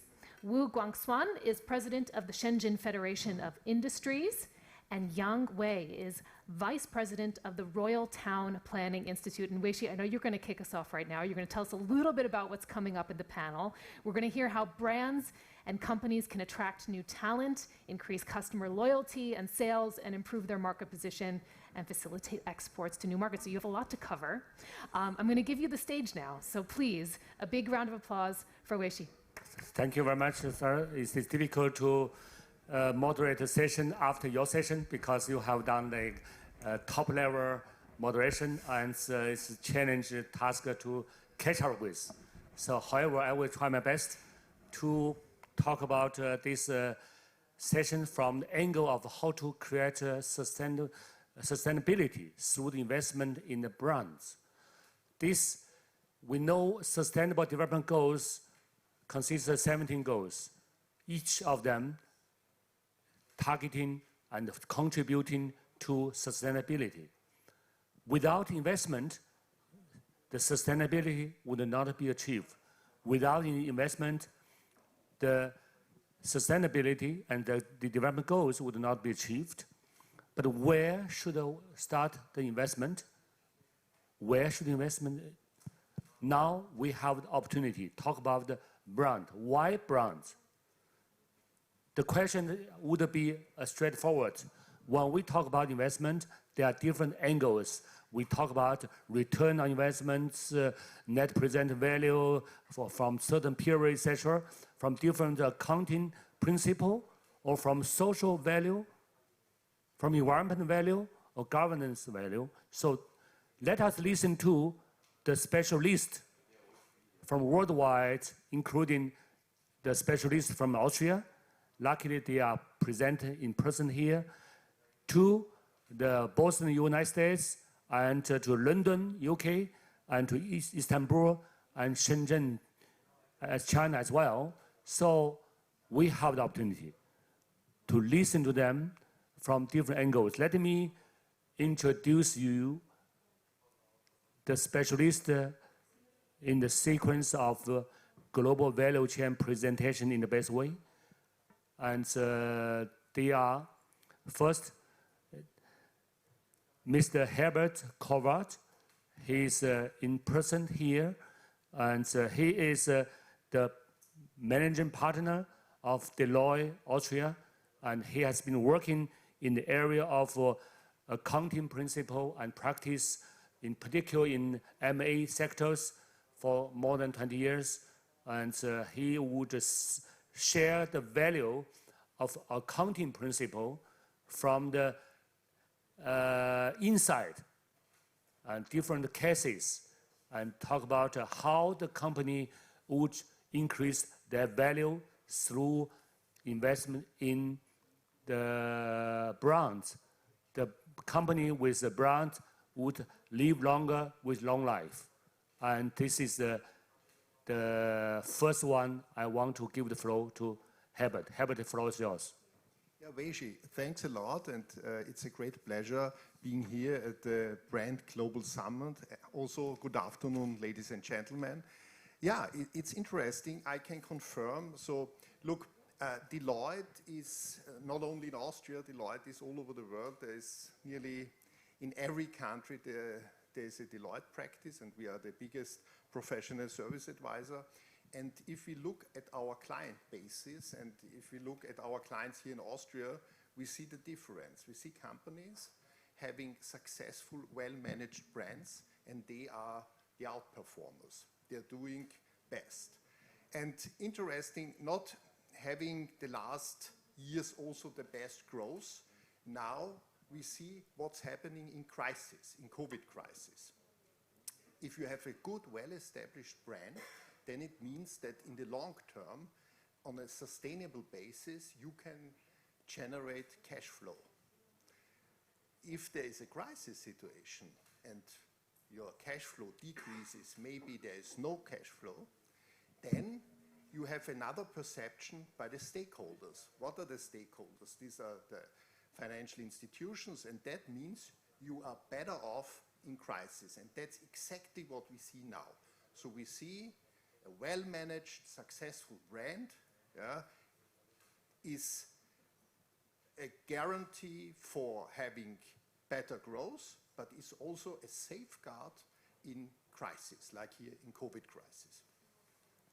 What we also see is that authorities lag a little bit behind. If you look at the financial institutions, if you look at financial regulators, and if you say what the brand should be recognized, that you say brand should influence essentially ratings, brands should be a collateral, then we see that we have to have changes, not here only in Europe, I would say worldwide, in the US, in China, elsewhere. We see more and more, if you take an example, if you buy an old-fashioned machine, you get a collateral. It's something you can capitalize in your balance sheet, but with immaterial property, you can't capitalize, according to many accounting principles, and you can't use it as collateral in many cases. Yeah? I think this is something we have to change in the future, and I think that COVID makes it and demonstrates it in a strong way that we have to change that. And it's also interesting, If you look at small and medium-sized businesses, and you know 95%, for instance, of Austrian businesses are medium-sized business and small businesses, and also in other neighboring countries is like that. And we see the combination between digitization on one side and brands on the other side means small business can play on the whole world market. Yeah? Something which was not possible, I would say, 2 decades ago, that a small Austrian or other European country could also sell their products on other continents. Now, if you have a homepage, if you are digitized, and if you have a strong brand, so you have a well-managed brand, then you can have as market the whole world. And I would say the third factor, and we know worldwide we have a so-called war of talents. Yeah? We have job profiles where we do not find the right people. And if a company has a well-managed, successful brand and high reputation, this is also something you can get these outperformers. So the brand is the basis for being more resistant in crisis. Yeah? The brand is something where you get better financing, yeah? Especially if the financing environment, also as regards regulators, will change. You can attract good people, the outperformers, and it's a boost together with digitization for small and medium enterprises. Thank you very much, Herbert. And it is a wonderful description of the value from shareholder aspect of the brand. And it is the driving force for the high return on investment. This is basically the decision-making process for the entrepreneur who are doing the investment in the brands. The question is now, I want to introduce the second panelist. The question is now, how can make the brand attentive for the investment and for investors? Let us listen to a top specialist in the area of brand selection and screening in a systematic way to get attention of investment. And the fund management specialist, Mr. Sikantans, with us today in person. Floor is yours, please. Thank you. Thank you. May I briefly focus on what is actually important for an investor, for a fund manager or asset manager like ourselves? We are working for our customers. Might they buy our fund, or might it be just we're running their personal investments by asset management tools. So it is important for us to get the right stock picks at the right time. So just focusing on the brand alone, for example, is a kind of a thing that investors might not understand from a return perspective. Let me give an example. We've got wonderful brand names, especially in the oil industry. For example, Shell, Rhyolite Shell, British Petroleum, and so on and so forth. Was it a good investment during the past months? No, it wasn't, because they didn't move, they didn't produce any meaningful returns. Now, the thing is this, brands create value. They create basically intangible values to the balance sheets where they don't show up, where they should show up, as we just heard before, but they don't. So we as a fund manager or an asset manager have to find a way how to get our hands on the brand values of a company without being able to touch on the numbers, because they're not just there. To give you an idea, we are screening roughly 27,000 companies each and every night. Income statements, balance sheets, trying to find the best stocks.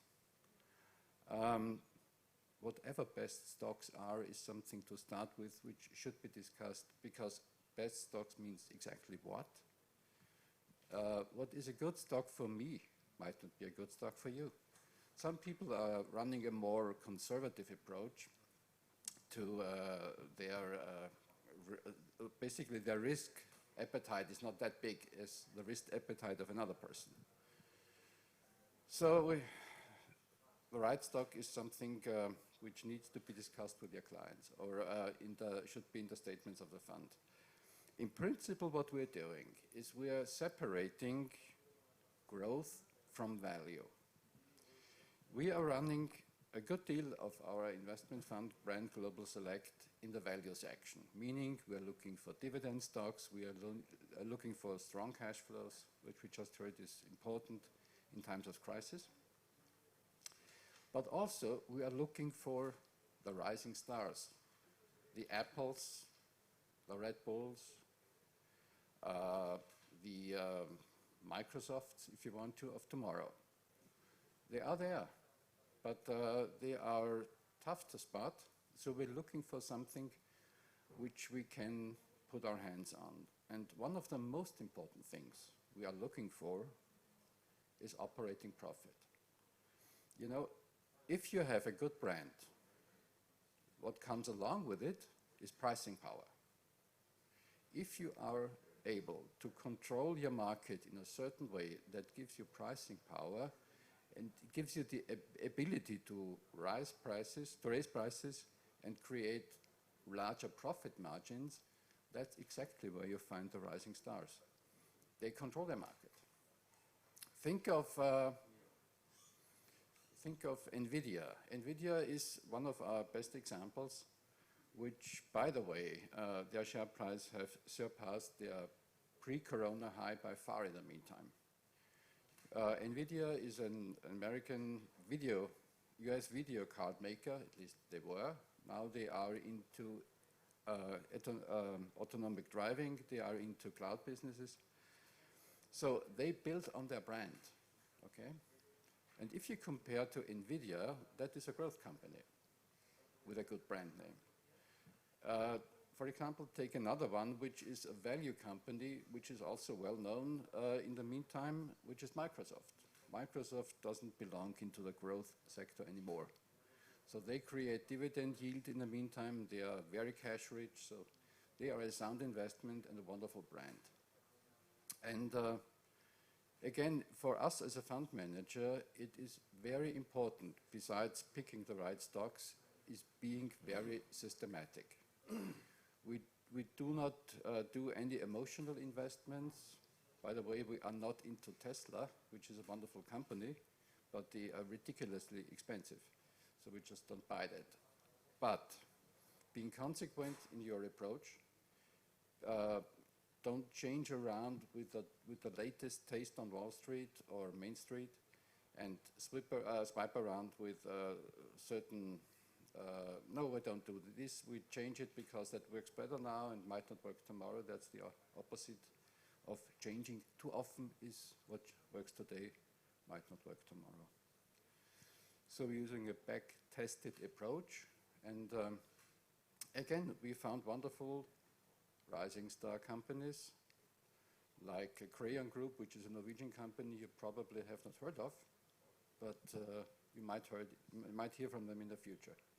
So that was just a brief introduction to our thinking as an investor, how we are trying to get our hand on brands, beside the wonderful work of Gerd Revicek with his ISO norm. Okay, so thank you. Thank you very much for your description from the investor aspect, how to screen ties the companies from brand aspect to attract investment. There's another aspect we need to consider. You are willing to invest whether the entrepreneur would like to take the investment. So it means how to define the price of the brand, the pricing of brand value, and of course it's a driving force for the business, driving force for investment, for economic growth as well. But we should consider two aspects as well. Okay, this is one. And second, we consider also the not only asset-based lending, we could consider also intangible aspect. So this is also the value of the facets. Now I think we change the camera to United States. Mr. Stefan Unger, he is the specialist in the two subjects I mentioned before, from the intangible asset-based lending aspect, and also from the pricing of brand value aspect. He is a professor at the University of New Hampshire in United States, and he has a solid experience in the structure, product design, and development. I give the floor to Stefan. Stefan, can you hear me? Yes, can you hear me? Okay, well, wonderful. Stefan, floor is yours. Thank you very much. So thank you for having me and giving me the opportunity to talk about this very important issue of brand value pricing, and especially its implications on the promotion of sustainability, which is nowadays a very important topic. So let me start with the definition actually of the brand value. What do we understand under a brand value? So basically we are talking about the brand value when a well-known brand can actually charge a premium relative to its competitors or generic brands. So then we are talking about generating a brand value. The first remarkable observation we make when we look at financial and economic data, which we have from past history, is that brands and intellectual property creates economic value and therefore sustainability. So that's a proven fact. We can see this empirically in the data. The question is, how does a stronger brand actually create more economic value and sustainability? So I will briefly mention just the main explanations, which in my opinion are the main drivers for this value creation, and then explain them in a little bit more in detail. So a stronger brand creates more economic value and sustainability, first of all, because intangible assets strengthen the balance sheets. That's one very important factor. The second point is that brand value can also serve as collateral. Could also be used for licensing and franchising. And further, corporations could demand higher prices for the products and services for the reason we said before, when they are simply outperforming generic brands. And this in turn, of course, when they face a higher turnover, increases their company valuation, of course. And this creates, therefore, economic growth. So mostly the reason for the creation of economic value and sustainability lies actually in the empirical evidence that factors which lead to sustainability, such as the ESG factors, they improve the image of the business, and therefore they promise actually a competitive advantage over its competitors. So investors are not altruistic, as we know, and they base their investment decisions on where they can expect higher returns. So by pursuing to boost the brand value, companies automatically try to implement sustainable measures to boost their brand value. So in order to create brand value, corporations need financing. But how to get this financing? So since small and medium enterprises face the problem that most of the value of early stage ventures lies in the intangible assets value of brands and intellectual properties, which are not explicitly reported on the balance sheet, it's a systemic problem for them to monetize their intangible assets value and brand and intellectual properties. So a solution to create sustainability through brand value is to collateralize intellectual property. For this, the pricing of the brand value is crucial, since it would enable intangible asset-based lending, as well as licensing and franchising, which, as we said before, would again create more equity value, increase economic growth, and therefore the market share of the corporation. Here you can see the points which I'm right now mentioning. Moreover, once a pricing scheme is established in the market, intellectual property rights would also be able to become tradable. It's an important factor which would represent the creation of a new asset class, actually. So a new tradable asset class in turn would create more liquidity for the small and medium-sized enterprises, and therefore build more resilience in the economy. Therefore, for more accurate pricing, we need more information and data. So what would be a need in the market for this would be, for example, the creation of a brand rating agency which gathers the information and the data and processes it to come up with a rating. So that's, in my opinion, the most important factors with respect to brand value pricing and how it creates sustainability and economic growth in the market. Thanks a lot. Thank you very much, Stefan. Stand by, and you will be asked at a later stage. And let us change the camera to other place. It's confidential at this stage. Why? Let's consider two aspects. Number one, we have been talking about the perception from investment aspect, investor aspect, and investment taking aspect. And we have been talked about the SME, and also the Wolfgang talked about some big names in corporation. Herbert talked about SME as well, and Stefan talked about the two aspects. Now, where is the balance point? We talk about both SMEs from very beginning, even in the angel period, and listed company at a big stock exchange. So we would like to listen to some persons, specialists in this area, what are their perceptions. The Mr. Babis Atatus, he is sitting now in Istanbul, Turkey.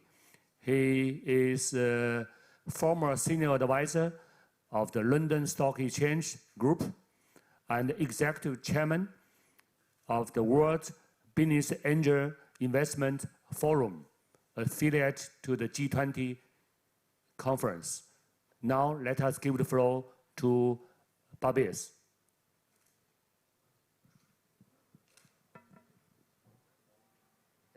Thank you very much, dear Chairman. I want to start by asking a question. What is the difference between a traditional business owner and a millennium business owner? Because you mentioned in your introduction part that we are going to also tap to SMEs in this branding process. Generally, SMEs are defined under the traditional business owners framework. But startups, scale-ups, high-growth businesses are generally under the millennium business owners framework. The main difference between these two, both of them are entrepreneurs, by the way. I mean, traditional business owners, millennium business, they are both entrepreneurs. But the difference is in the mindset of these entrepreneurs while they are developing their business models. Traditional business owners generally don't put exit and exit strategy as an important item into their agenda while they are establishing their businesses. Millennium business owners focus on two things: business and exit. By the time traditional business owners start discovering the opportunities of exit market, and they focus on by time to exit issue too. What is the most important module of exit, a successful exit? There are two important modules: entrepreneur, himself or herself, and brand. Entrepreneurs who could achieve turning their brands to a tangible asset always raise better finance, smarter finance, and more finance than others. Why? Because investors invest, smart investors invest in entrepreneurs and brands. So branding is one of the two important modules of the exit strategy, which is a must for a successful business plan. If so, I have to, I think, answer now the question: if branding is the most important, one of the most important aspects of a company, then what does make a brand valuable for investors? As an investor, why will I invest in this brand, in this industry, but not in this brand? What is the criteria here? What is the investor's mindset while deciding to invest in one brand but not the other one? There are three important core values, plus one after COVID. Investors care very much. In my personal investments, and what I see from my background, while Mr. Chairman introducing me, he mentioned about my senior advisorship to the London Stock Exchange Group. But before that, many years ago, I was the board member of European Franchise Federation as the founder of Turkish Franchise Association in 1995. So there are three important core values investors care very much while giving a financial valuation to brands. The first is ethical governance. Second is standards of excellence. And the third one is quality leadership. These three values are increasing the value of the brand or decreasing the value of brands. Quality leadership, ethical governance, and standards of excellence. So after Mr. COVID decided to travel around the world, we, I think, have to now add one more item to these criteria. How well the company could achieve the business transformation and digital transformation. And if the company is a company that can adapt itself to the new normal. This is very important. Now we are checking first if the company we are going to invest in as a good entrepreneur, because we invest in jockey, not the horse. Does it have a good brand which carries these three, which reflects these three core values, and if this company could achieve the business transformation. So these three important modules are important in the investment decision now, not only in the early stage equity markets, even in the mature markets and at the scale-up level, at the merger and acquisition process, and even at the exit stage through stock exchange or the acquisition processes. So I want to thank so much for inviting me as a speaker. Maybe I am a little bit out of this branding process, but I mean it became beneficial for brand owners to understand the investors' current mindset in their financial roadmap. Thank you very much. Thank you very much. The regards to your insight explanation why the investors make decision into the certain sort of enterprises. In fact, we all know there are symptoms for the investment.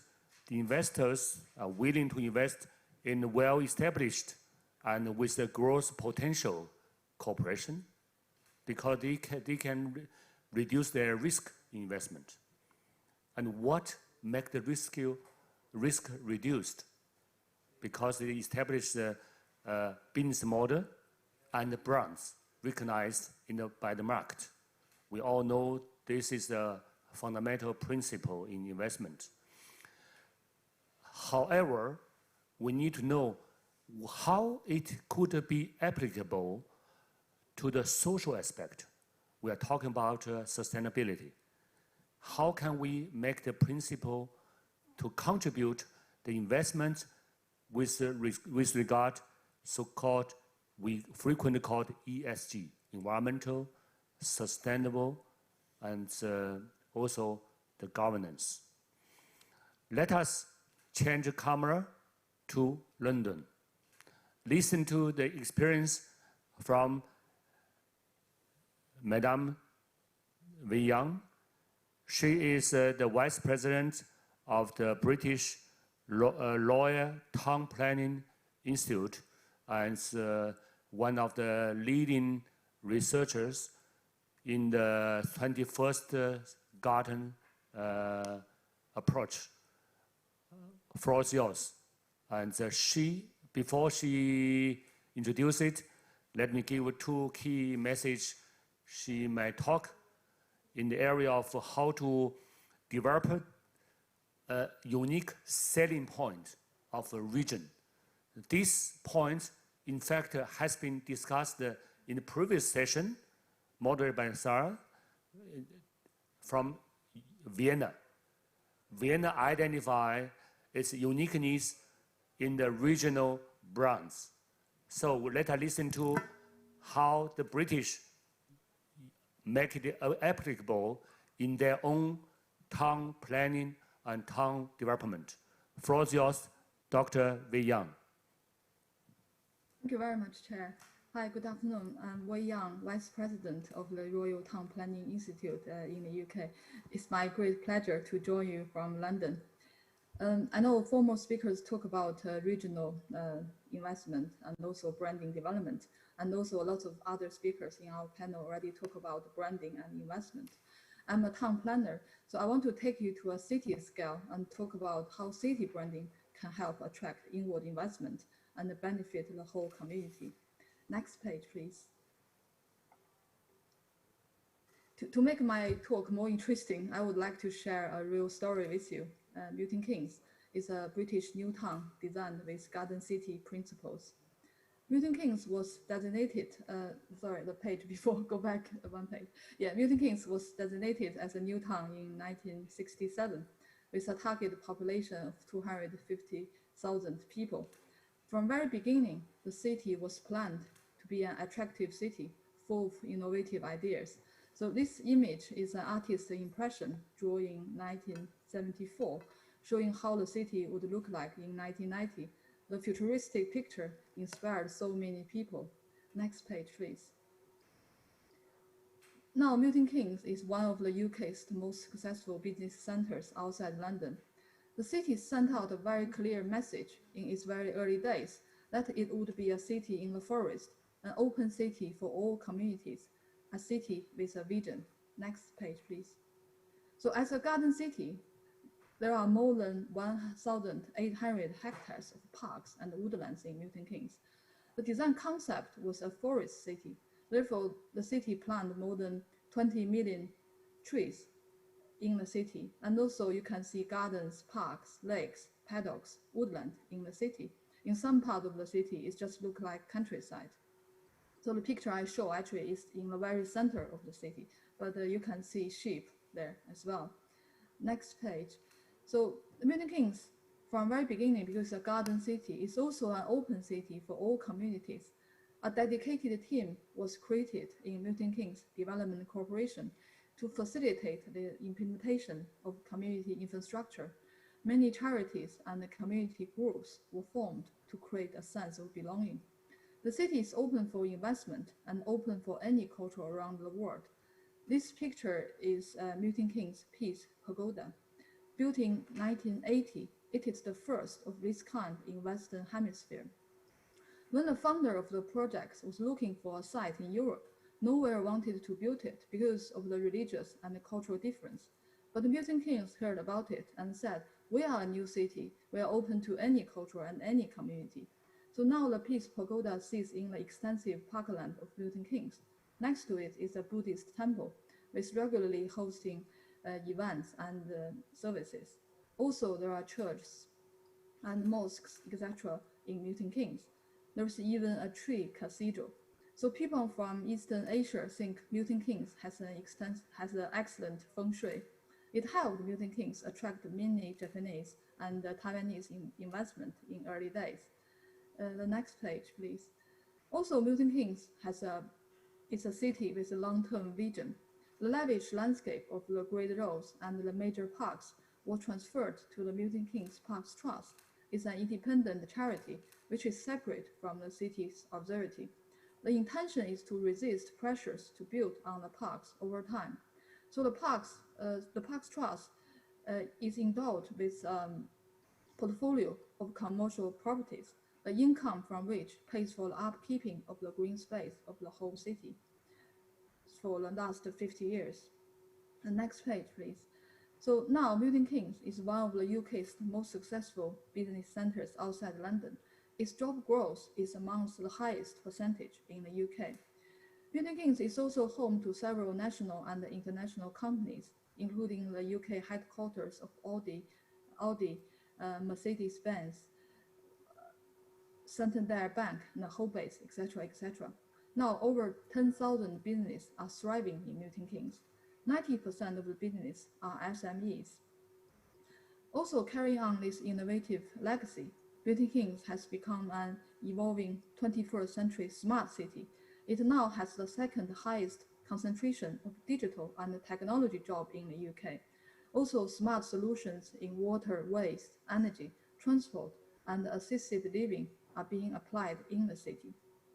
Next page. And so what we can learn from Milton Keynes, I think, is the clear strategy of investing in people, nature, and innovation. So it has a long-term vision to be the best and has a strong leadership. Also important local champions. Confidence and pride is built into the city from very early days. And also, I think the last speaker said, commitment to design excellence and being innovative. So my conclusion is, if we can consider branding from a strategic and the sustainability perspective, we can create unique selling points and help our cities and towns thrive for generations to come. Thank you. Thank you very much. We have been listening to a wonderful case, the application of investment in the brands and for the brand and build our brand of a region. From this angle, and so we can see the brands for sustainability, investment in the brands is a general principle which is applicable for different areas, not only for individual corporation, small SMEs, big listed companies, but also for the local governance and local unique selling points, either from people, innovation aspect, some even from sport, from other industrial sectors. So let us listen to another story. The story we know quite well, the open up of and reform of China in the last 40 years, starting from Shenzhen, from the fish village to nowadays one of the leading industry metropolis in the world. And we would like to invite one of the pioneers for the reform for the Shenzhen, and Mr. Wu Guangquan. He is the chairman of Shenzhen Federation of Shenzhen Industries, and also chairman of China Federation of Industrial Economics. He used to be the chairman of AVIC International Holdings, and many people know him because he is quite famous in China. Unfortunately, as we know, today is National Day of China, and also the Mid-Autumn Days Festival of China, and he is with his mother in a remote village. There's a digital divide. He's not connected well to our conference. He dedicated one of his assistants to read some message. The Shenzhen, come back to the, before hand over to Shenzhen, China, I would like to emphasize one point was mentioned by Stephen Unger about the brand rating mechanism. And they have certain kind of brand rating mechanism established for last years in the industrial sectors. And so one was responsible for South-South Cooperation of UNIDO. And so we have been working with them for 8 years together. Okay, let me give the floor to Shenzhen, China. Mr. Fan here is assistant of Ms. Wu, and deliver the message of Ms. Wu. The floor is yours, Mr. Fan. Hi. So hi, everyone. My name is Andy Fan, and I'm the President Assistant of Shenzhen Federation Industries in China.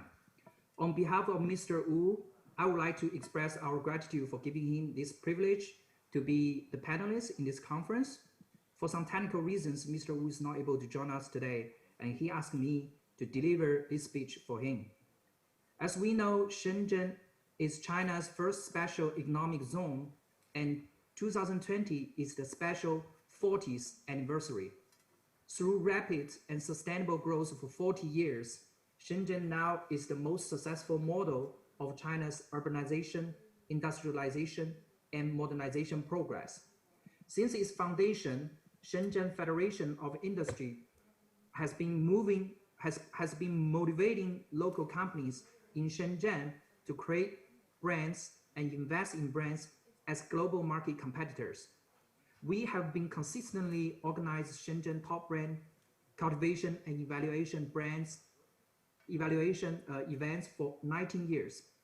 For the first 17 years, we have evaluated and select 809 Shenzhen top brands such as Huawei, BYD, DJI, and so on and so forth. These companies just account for 0.4% of total companies in Shenzhen. However, they contribute 48.6% of city sales and 39.18% of city taxes and 35.28% of city exports. So this number has proved Shenzhen is the leading city for creating brands in China. In this digital era, we believe growth is the key for corporate to survive, and sustainable investment in brands is the key for corporate growth. Take Huawei, for example.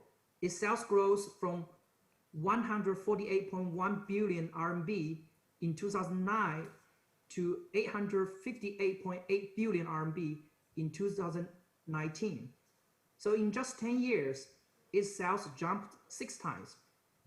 Its sustainable investment in brands plays a vital role in the sales growth because Huawei invests a lot of money in brands, not only in China, but the rest of the world, especially Europe. Those markets contribute a lot to his sales rise. Tencent, the digital giant in China, has the same strategies, which led the US ban for its SMS app, WeChat, due to its huge impact in US. Vivo, Oppo, DJI have similar stories too. On the contrary, some companies that did not have a sustainable investment in brands, such as Xiaomi, the previous cell phone giant in China, went bankrupt last year. Through our practice, sustainable investment in brands is the key for sustainable brands. In the meanwhile, brand is also the competitive advantage for companies. From the perspective of corporate growth and international cooperation, the sustainable brand is also the first choice of investment. The 40 years progress of reform and opening up of Shenzhen Special Economic Zone is also the progress of local companies entering and competing in the global market. The international influence of Shenzhen top brands and international prestige brands will be the power to drive more companies to join the trend of creating and investing in internationalizing brands in Shenzhen and even the Guangdong, Hong Kong, Macau, Greater Bay Area. So ladies and gentlemen, I'm very honored to share and communicate my view on brands with all of you guys via this platform, where I hope we can learn the experience of how to create growth through sustainable investment in brands from other countries. On behalf of Shenzhen Federation of Industries, I would like to give my oral invitation to all of you to join our annual Shenzhen International Top Brand Week next May, one of the biggest brand events in China. Let's working together to motivate and help more companies to join the international development for creating and investing in brands. Thank you so much. All the best from Shenzhen, China. Thank you very much, Mr. Fan, for conveying our best regards to the remote Ms. Wu as well. Now, dear colleagues, dear audience, you have heard a round of voice from the top specialists in the world on brands and brand investment from different angles, different phases of investment. I would like to open the floor to the world. And any question would come in, please let me know. Let us utilize the opportunity to learn the insight from the top specialists. If there's no further questions, I will raise up a few questions to the individual specialists. And please, worldwide, please feel free to message in and to get your questions answered. Now, let us quickly review what we have heard.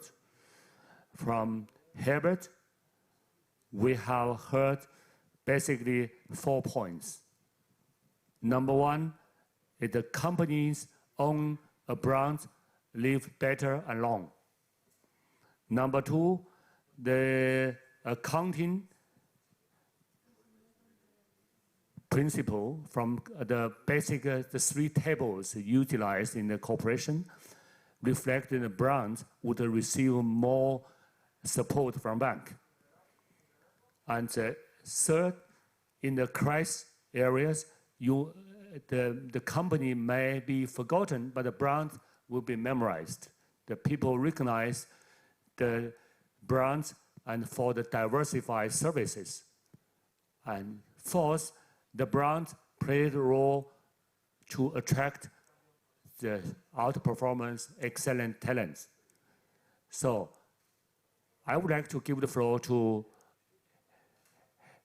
you, and you are opposite me in person. We conducted the session in hybrid way, and in person and remote combined. So I utilize the opportunity to raise up a question to Herbert. Herbert, would you like give one specific example on how in the situation COVID-19 pandemic, the brand could play a role in your experience as a managing partner of Deloitte Austria? Yeah, so I said a successful, well-managed brand helps to come through the crisis. And I can give you 2 examples. Imagine a restaurant chain with a good brand. Yeah, they can switch to catering. Or imagine a movie producer then using also streaming services. Yeah? So we see if you have a strong brand, you can modify, you can diversify the service offerings. But in modern world, and I would say in the new normal, as we say, it's always the combination between brand and digitization. Because then you can also use virtual ways, digitized ways to still offer your products in crisis. Yeah, that's what we saw. Thank you. Thank you very much, Herbert. I give the floor to Mr. Wolfgang Schickertans. And you have been talking about the systematic approach in screen and brand selection for the companies, and you have been screening more than 27,000 companies, and from management of fund aspect. My question is, what sort of companies have been under your screening? It is only SMEs, or it is a startup, or you are also involved in this brand screening for the big names? Well, to be clear about it, we're just our investment fund and our customers, they just want us to select listed stocks. So we do not invest in any other forms for our customer, at least not so far. We are exploring other opportunities as well, being private equity, being other forms of not that volatile kind of approach to capital markets, because that has been a burden to our customers, like many others too. Markets have become pretty volatile, so they're looking for non-daily listed things also. But on the other hand, it's a regulatory thing that we as an asset manager have to follow. So yes, to be clear, for the time being, we're just looking at listed, stock exchange listed companies. Thank you very much. Let us change the floor to United States. Stephen Unger. Stephen, are you standing by? Yes. Okay, Stephen, we have been listening to you about a comprehensive picture of pricing of brand value and intangible asset-based lending. You have a few proposals how and what should be done. For example, brand assessment, brand rating system. The needs exist. The question is, from brand assessment and the value pricing point of view, what is the difference between the regional brands and the global brands? What is the criteria to a price? I would say basically, so what you are talking about is the difference between a global generic brand and a premium brand. You can actually measure this in terms of simply sales, and when you compare the equity value generated through these sales and the goodwill which is being revealed in the balance sheet, simply because from the goodwill you include the intangible assets which are priced in there. So that's where you can take the difference between the actual premium brands versus generic brands and figure out what's the added value of the brand. So that's from a pricing point of perspective an important factor how you could figure out this additional value, in my opinion. Thank you very much.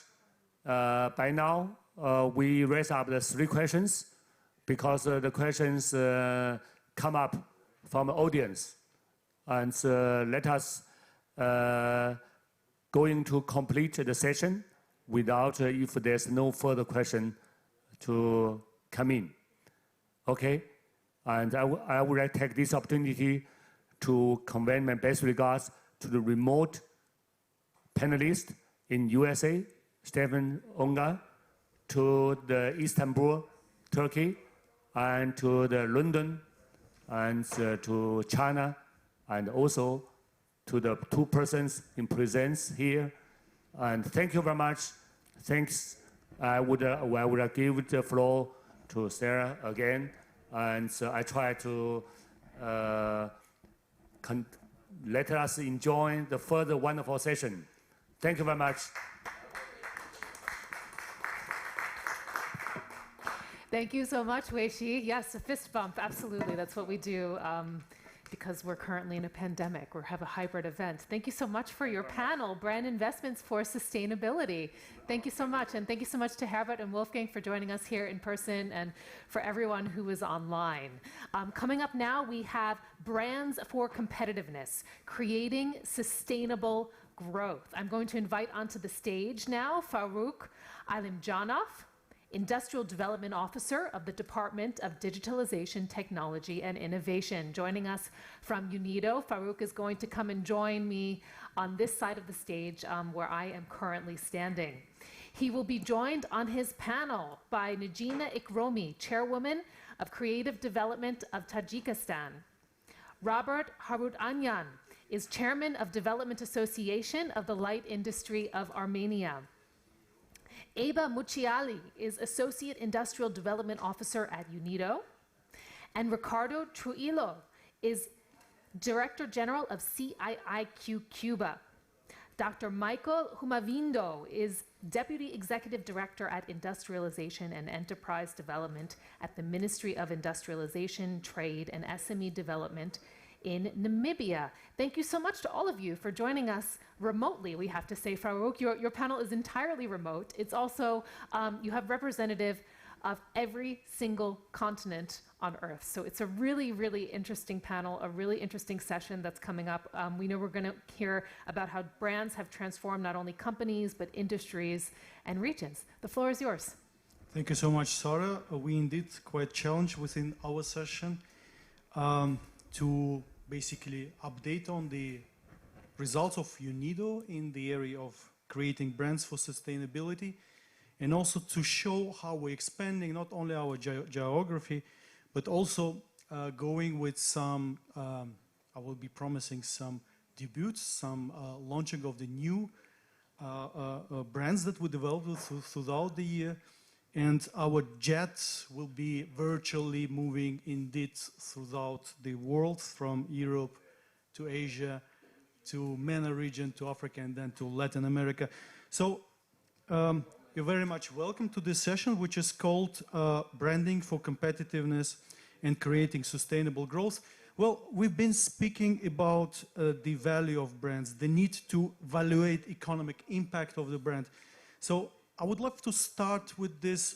I think it's one of my famous slides, depictions of the brand, how big the value of brand is. So basically, this is also having some heritage when we were developing the cotton, textile, and garment value chains earlier. So what you see on the screen, when from $1 costing 1 kilogram of cotton, we could have reached sometimes 10 times increase of the cost when you're coming to the final garment production. I was stopping my analysis usually, but when we enter it by doing the work in branding, we enter the world of branding, we captured the value of the branding, we introduced it to our value added chain. So I would like to use the second slide to show how the value is increasing times, 100 times, and the price is endless. Value added, the margin is endless when it comes to the branding and industrial design. So this is why we're looking into branding and industrial design together as the part of the intellectual value added. So the branding and industrial design are called to build a new model for us for the intellectual value added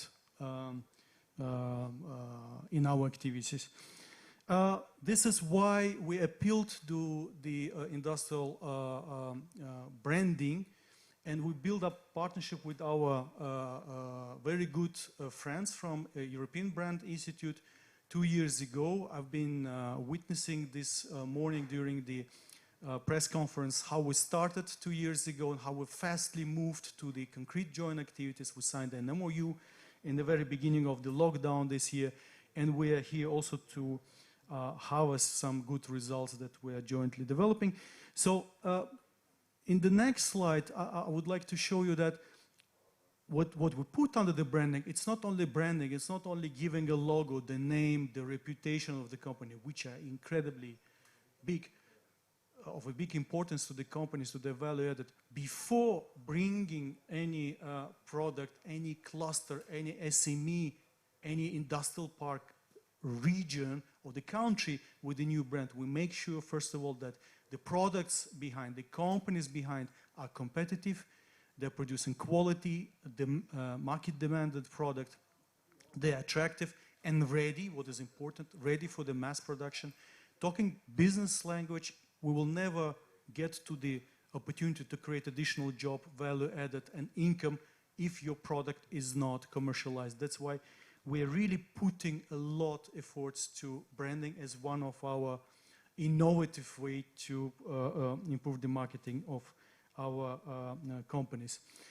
The next slide shows what we actually harvested in the beginning of this year.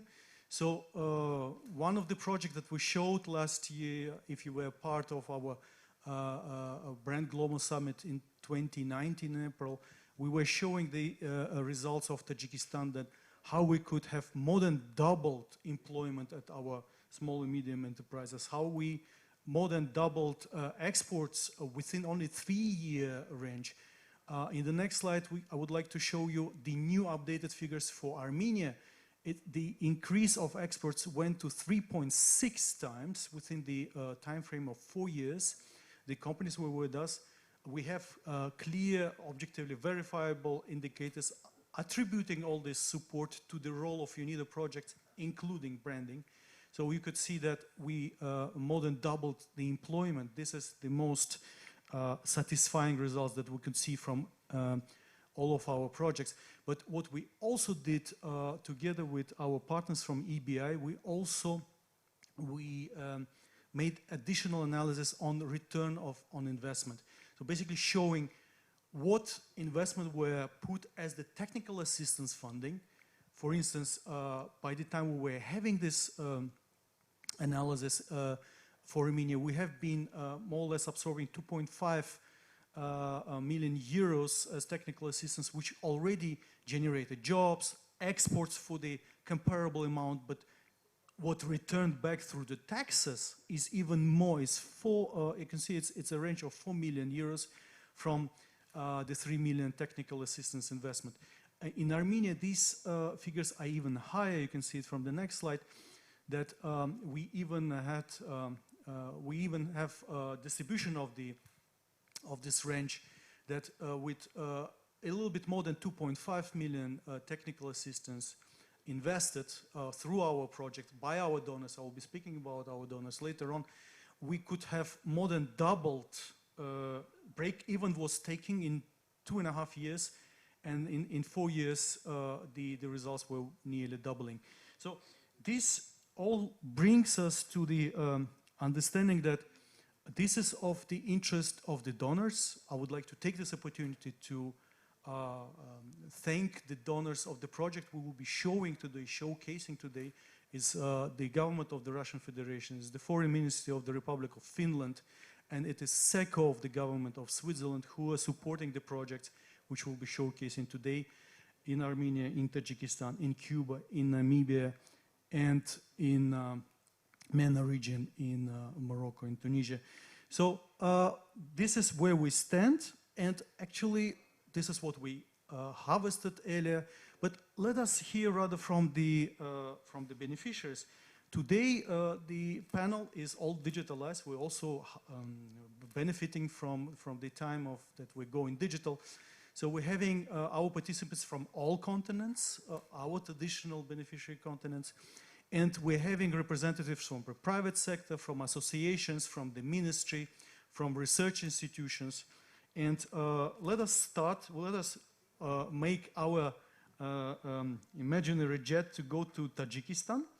Let us meet Ms. Nigina Ikromi, Chairman of Creative Development of Sunny Tajikistan. She's also National Handicraft Consultant Director. She's also a member of Consultative Council on Improvement of Investment Climate under President of Republic of Tajikistan. Nigina, you're very much welcome to join us. Let me trigger maybe our discussion, your update of what is happening now with Tajikistan by posing the following question. What do you think the key role has the established Lal textile brand played in the revival of the sector? Job creation, especially among women and other vulnerable groups, and in all new markets that it created. What do you think the work that you're doing, being part of it, what branding played a role in achieving all these socioeconomic results? Nigina, the floor is yours.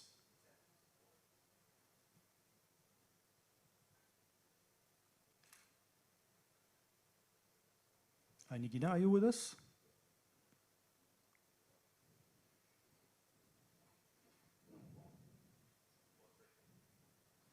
It's one technical issue. Indeed, maybe jet is taking some time to get to the destination, but we must be there.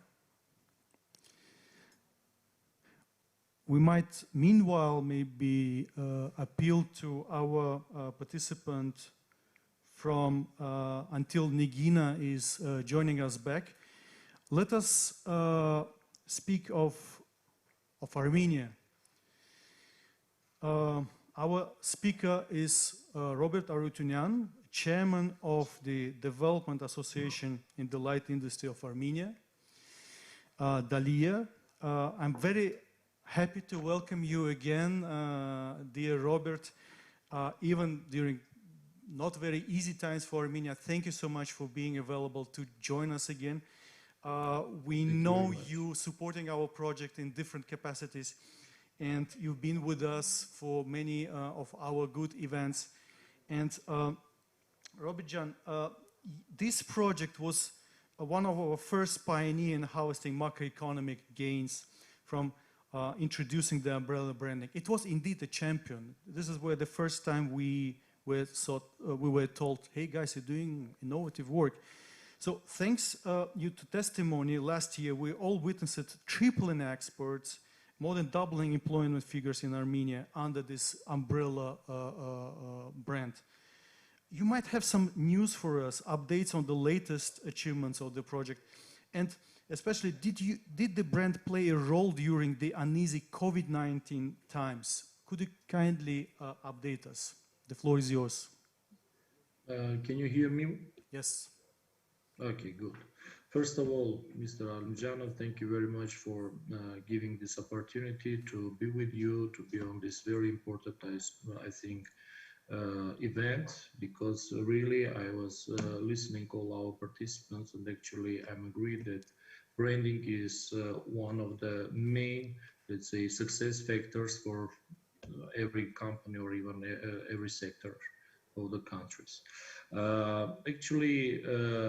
I would like to give some information about the project. I know that some of the people who already with us for the different times of this event, they heard about this project, but if you will allow me, I would like to give some information how the project was developed, how was the sector created, etc.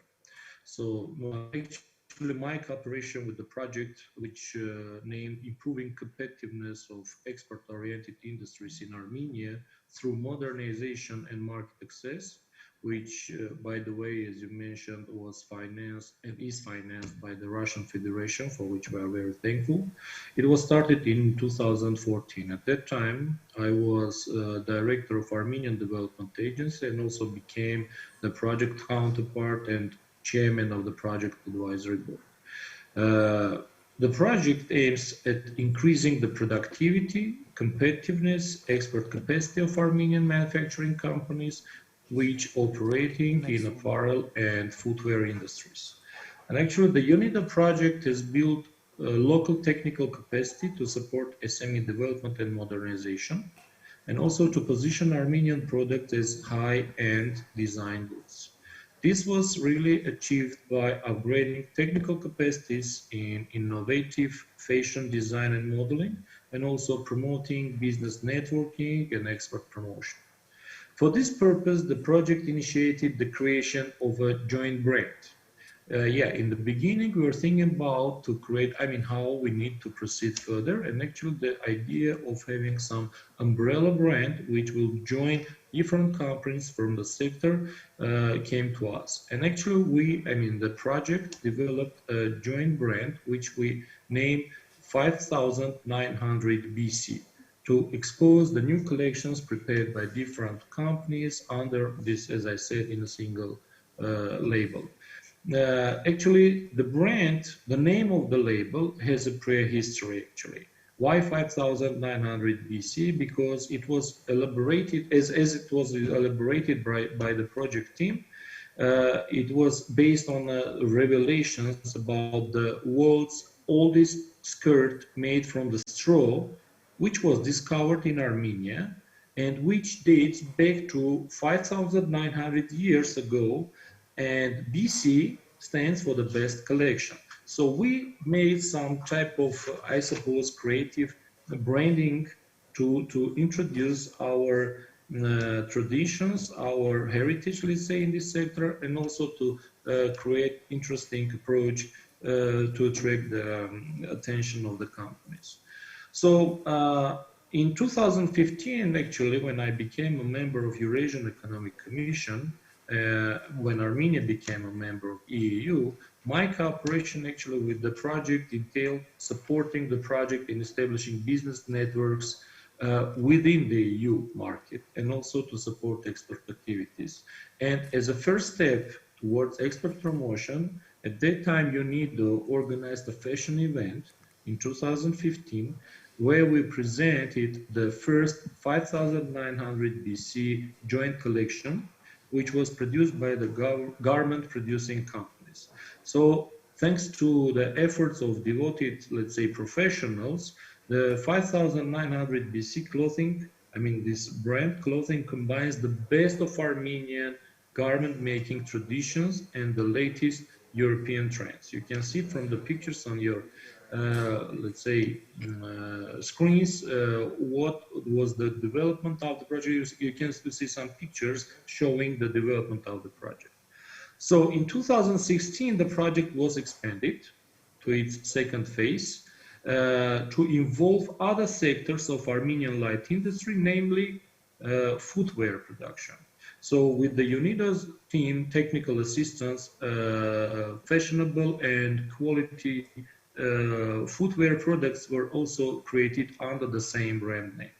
So we combined overall 11 garment and 2 footwear, created 11 garment and 2 footwear collections under this joint umbrella brand, which, as I said, called 5900 BC, and established catalogs, our official website, and also started to promote this product outside of the country. I suppose in the coming future, because you asked what should be the next steps or what is the current situation, I suppose the next step will be to create our own online trading platform, maybe for 5900 BC, and I hope that UNIDO project will also help in this. So as part of these export-oriented activities, the 5900 BC joint collections were showcased at various international and national exhibitions, fashion shows, business platforms, and other events. Even we have presented it in, as you remember, in Vienna last time when we were there, and also we make some showcase of our products there. But also in different, let's say, fashion shows in Moscow, in let's say, in different other countries. So participation in these various platforms under an umbrella brand actually open up opportunities for the Armenian manufacturers to gain recognition, which is very important, establish business networks, and sign export contracts with the biggest store chains in the region, and especially in Russia. As you know, the Russian Federation is one of our main, let's say, trading partners and main markets, especially for garment, clothing, and footwear sector. So this creation of this umbrella brand, I can say, is a vivid example of how brands create prosperity for a whole sector, because there is a lot of participants from the sector who joined this idea, who joined the project, and who at this moment benefits from the, let's say, project that UNIDO implementing in Armenia.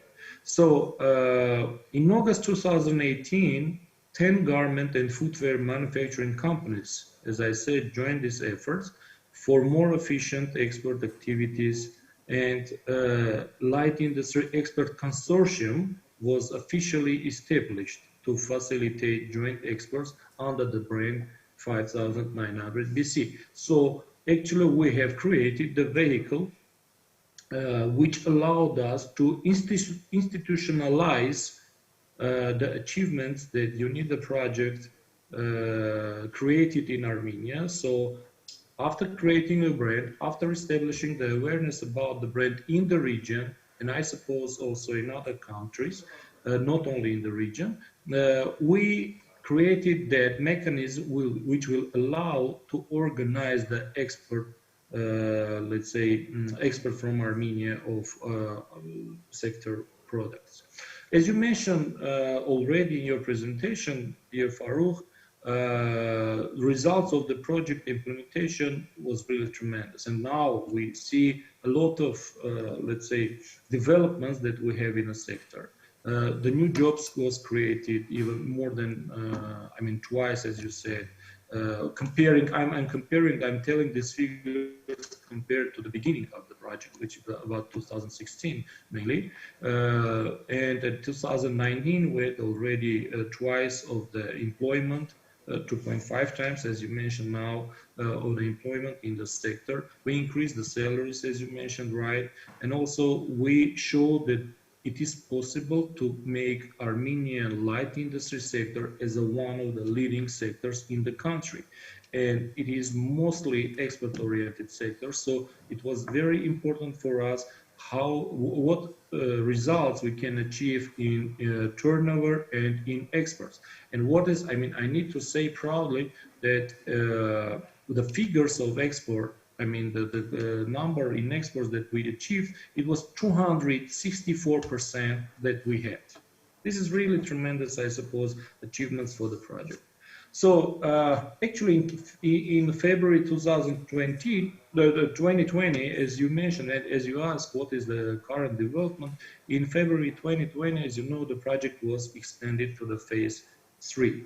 Unfortunately, we after that faced the problems with, as all the countries, we faced the problem with the COVID-19, and COVID-19 for sure had some and have still has some impact on the economy of Armenia and also on this sector. So, but during the COVID-19 outbreak, we can say that the importance of the brand was highlighted even more. It became an indispensable tool for communication, networking, and sale on a digital platform. People should know the brand in order to buy it.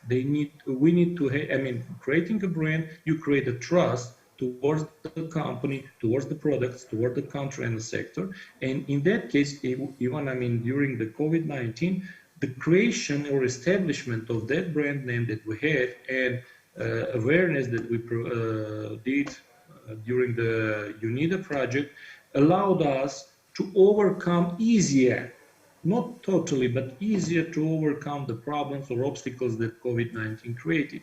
And we started to sell the products on a digital platforms. And I need to say that with the support of the project, 6 companies started online sales through the biggest regional online sales platform, which is Wildberries. So the project organized online marketing training aimed at development of online sales tools and skills during the pandemic crisis. So the companies were trained how to sell it online and how to create, become more efficiently in this case. So I can say that in response to this situation, the project switched to digital way of conducting a series of the capacity building trainings. You can see also from our, pictures that on your screens, the center that was created by the project, UNIDO project, and this center has purpose of not only training the people but also support them to create their own collections. So we can say that UNIDO made a very quick response to the pandemic-related crisis, and which affected the, let's say, the economy and including our sector, especially our sector. So the project identified challenges and needs which faced by the SMEs at that time because of COVID-19. Thank you very much. So based on that information which we received from this, let's say, surveys, the UNIDO project with the partnership, in partnership with the Light Industry Expert Consortium, developed, we can say, a multi-partner trust fund, which aimed at supporting the SMEs to become resilient amid and post-pandemic situation. It allowed the companies to diversify their products by producing PPE products to align with the common needs arising from the situation. So on the other hand, it helped the companies to continue their operations and employees not to lose their jobs, which became one of the main problems. I'm sorry. So, the success of 5900 BC inspired the project team to create a new brand aimed at further development of light industry of Armenia. It called Space 59. It's yet another brand initiated by the project, which stands for the New Light Industry Training and Service Center. As I said, you saw it on your screens. There were some pictures of the center. And the center, the name symbolized the space full of creative industrial fashion solutions with innovative technologies and expertise aimed at providing full training and service facilities for the light industry sector. So by providing access to the broader pool of expertise in industrial design and product development, improvement and marketing of this space, 59 will become an important, I suppose, will become an important platform to enhance light industry, human resource potential, and also contribute the capacity building in different fields, namely as pattern making, industrial engineering, fashion illustration, virtual phototyping, and so on and so on. So the creation of 5900 BC, I suppose I can state that comes to prove again that the brand is an important tool to create an image, gain recognition, gain trust, and run a successful business. So under the joint brand, working under the joint brand, I suppose we can say that it creates several privileges. First of all, this is cost reduction in marketing, cost reduction in PR and export-related activities, because it is combined. You understand what I mean. This is easier and faster recognition on the market, because all efforts towards the creation of the brand, it is focused and concentrated on one point. And also the quality standards, that because when you create the brand, you should look to the quality standards, and you should also work with the companies to increase their capacity to assure the quality standards. So it is very important. This is the main let's say, benefits that sector and companies receive by working under one brand name, as I said. So I'm finishing actually in the end. I would like to say that in 2018, actually, I became chairman of Development Association of the Light Industry of Armenia, and the main purpose of association is to support the local producers to increase the productivity, competitiveness, and gain new export markets. So association has started to cooperate closely with the UNIDO project towards getting better business conditions for the companies and promote export-oriented activities. So we continued the successful cooperation with the UNIDO also during this third phase, and I'm really sure that we will have much more, tremendous results of the after the third phase as well. So thank you very much once again for inviting me to this event, and thank you very much for the attention. Robert Arcinian, thank you so much for your very thorough update of what is new in the project, but also I lived through with you. You made such an excellent detailed walk through the project, how we did it. It was also like, I think there will be a lot of still questions, but I think you also gave answers to many questions of how we're doing, how we're building the joint umbrella brand, how we're harnessing the macroeconomic results, how we're harvesting the macroeconomic results, making the companies work under the joint brand. And thank you so much also for emphasizing how important digitalization, going digital, was for the companies to continue their businesses to ensure the resilience. I will be very happy to hear also from, I can see Nigina is back online, so I'm greeting you, Nigina, again efficiently. So also like referring to your experience, you are a beneficiary of this company, of this project in Tajikistan, which was started in 2015. And also you've been witnessing how we're doing it from the perspective of the training institution.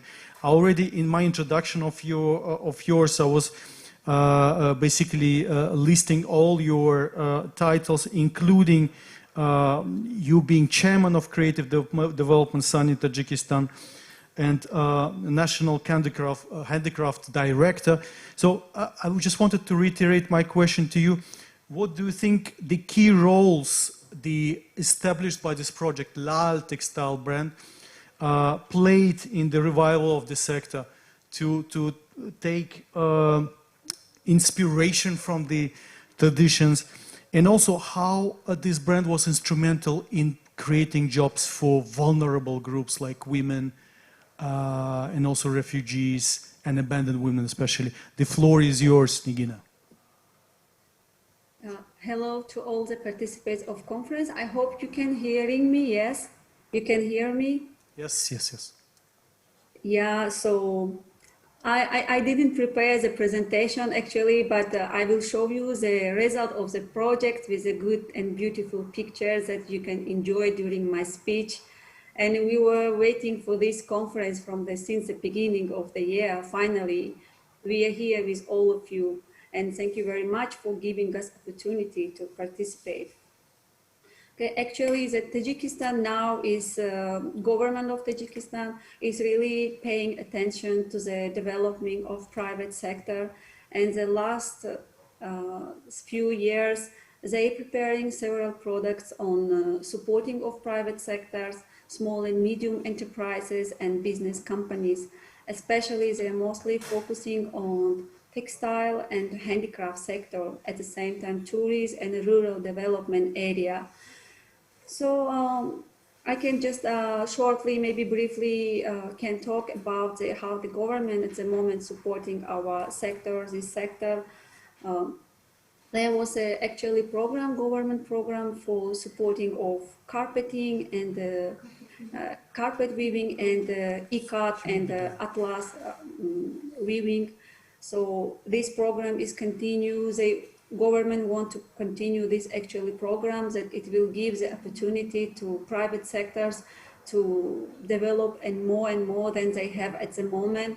And also since 2018 years, our president announced 2018 years, since 2021 years, it's Folkart, rural area and tourism years. That give to more than private sector, small and medium enterprises, especially handicraft sectors, textile sectors, embroidery, carpet weavers, all the sectors of handicraft, type of handicraft, they provide support. It will be really good support.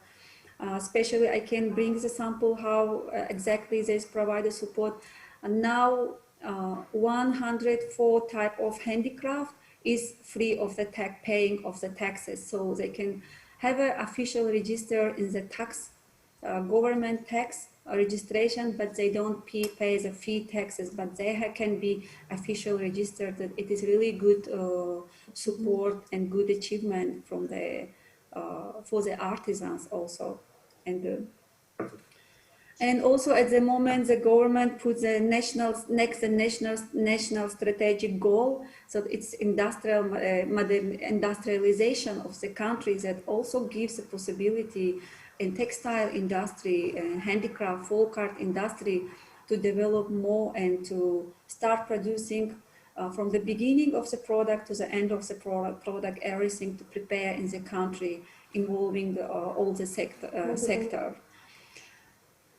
So at the moment, all the SMEs using this opportunity, but at the same time, they have to take these opportunities to improve their skills, to improve their knowledge, and to develop their product, and to be not only for local market, but also to be in international market and to export their product.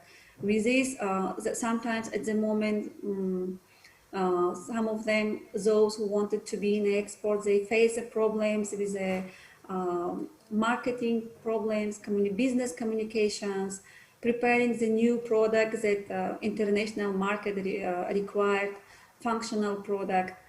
And those who were in Tajikistan, they know that how the reach of our culture, you can see in the pictures, how too colorful is our product, but each the market of the countries, different continents requires their own requirements for the trend, for design, for quality.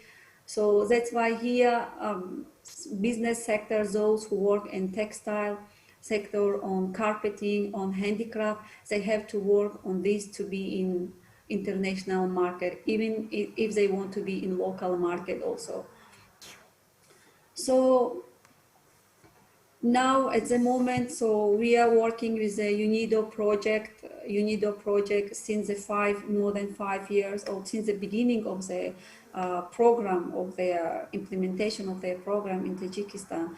And it covers the issue of industrial modernization and economic empowerment of women and other disadvantaged social group, seeking to strengthen productivity, export and employment generation, capacities of the national carpet weaving and embroidery and textile sector.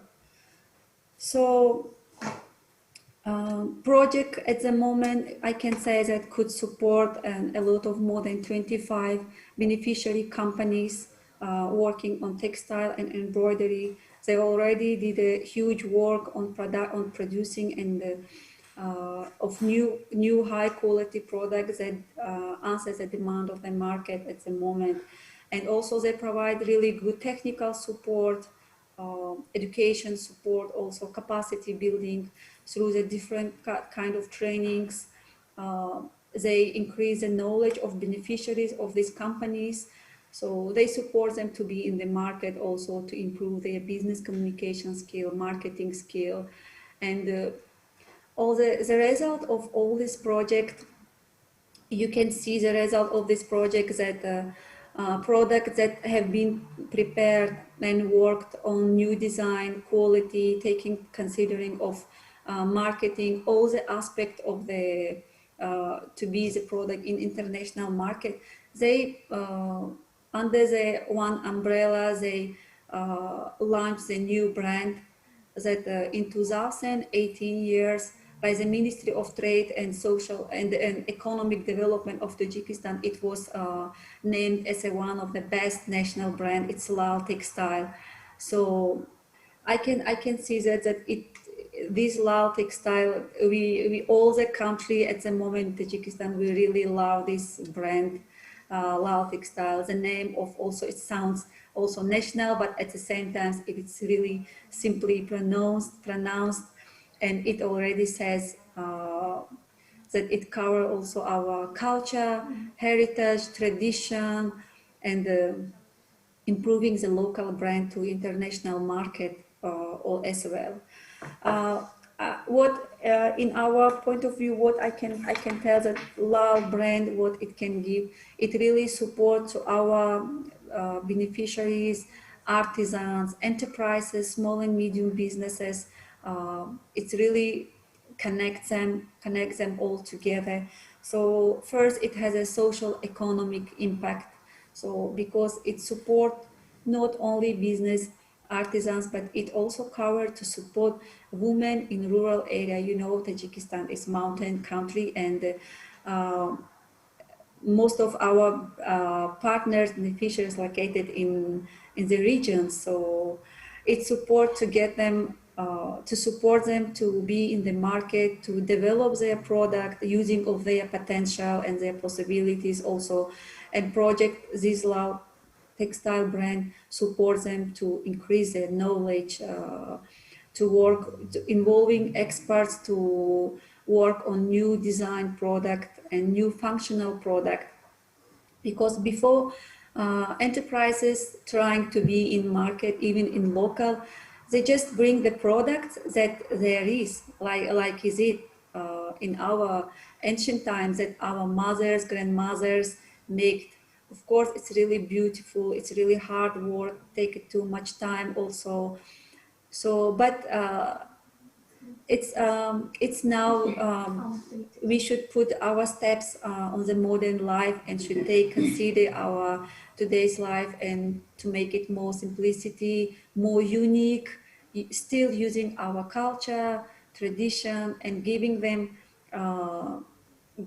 possibility also to be competitive, to I would support say, their and family, also financially support their family, to grow, especially for women also. A lot of women, because embroidery, textile, it's a lot of women working mostly on this sector. So it's really good support for women also who is working in rural area. And another building that it's another good part of the Lal brand, it's a capacity building. They provide to all the partners, beneficiaries, women, everyone who involved under this umbrella of Lao Textile. They give them not only to prepare the product, but also to teach them step by step how to grow, how to promote their brand, how to prepare new high quality product, unique product, and at the same time they are supporting them to promote, to sell their product also in local and international market. Thank you, Nigina. Thank you, Nigina. Yes. Just for the sake of the time and also to give other speakers an opportunity to showcase their results, I would like to thank you for this brilliant actual overview of what the project has achieved, and also your very women perspective of not only seeing only industrial side maybe in it, only the competitiveness side. You marked importance of how important it is to be able to commercialize this product, not in the rather small economy of Tajikistan, but really being oriented to the bigger markets, but also your vision of how the cultural heritage played the role in making this brand so popular, so driving the entire economy, creating the market. And actually, it was sometimes for me a shocking news, but when we are learning that our brand started to be copied, I was approached by our EBA colleague saying, Farouk, it's a good sign. You are popular, you're good, you're being copied. So thank you so much for your availability to showcase this project during our summit.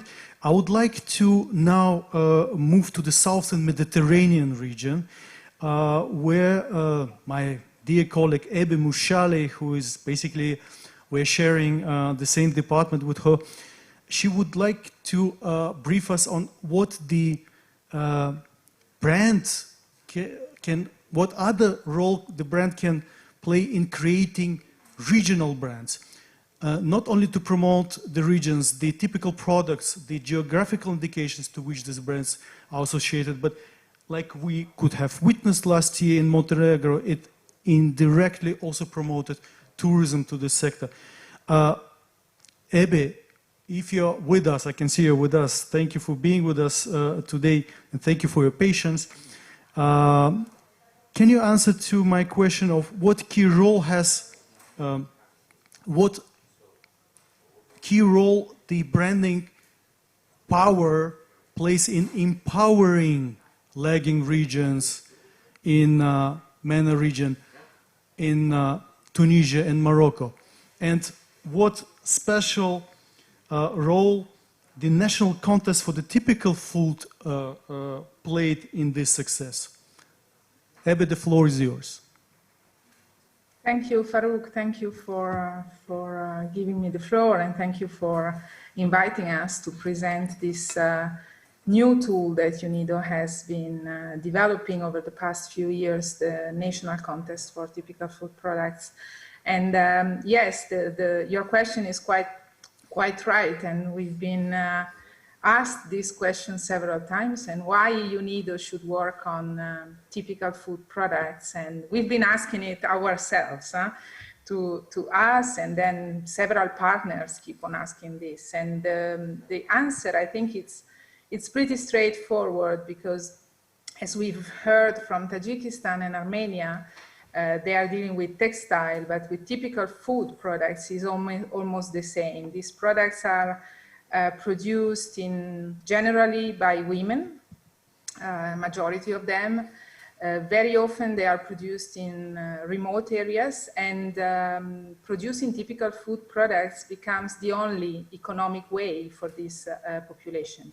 Besides the fact that they are also very much anchored to the territory, and then they contribute to the preservation of biodiversity. Then why we work on this? Well, it's our mandate, and it's to support the achievement of the Sustainable Development Goals and to make sure that no one is left behind. UNIDO, you said we share the same department, has been working over the past 20 years on clustering, on strengthening the cooperation of enterprises at the local level, both within companies and between companies and support institutions. And we've seen the two cases before my intervention are clearly cluster or networks project. And over the past 10 years, I would say, we have been focusing more and more on typical food products. And here, I mean, you see in the slide some of the modules of the methodologies, approaches that we have developed, besides, of course, the pure branding one that you presented in your introduction. We have a methodology that supports the setup of associations for geographical indications. We have different methodologies for facilitating the market access of this product. One of those is the integrated cluster approach, where we try to link the territory both with cultural industries or handicraft, local food products, and tourism. And then the last baby of the series is that the setup of national contests that we are talking about today. Unfortunately, I mean, I'm very passionate about this topic, but I will not have time to go into details, otherwise it will last forever. But I hope that the participants will have the occasion to see, to have access to the PowerPoints, and then they will also have access to this link, which is on our YouTube channel in any case. And it's a very short video animation, and in like 3 minutes, you really have the occasion to see what the contest is about. But in a nutshell, I would say the contest is a national event that allows to bring together around typical food products, both consumers and producers.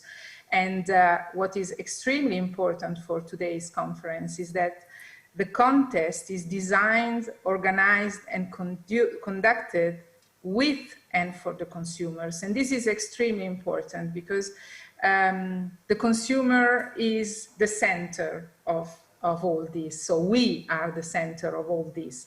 And when you talk about consumers, then you need to attract them.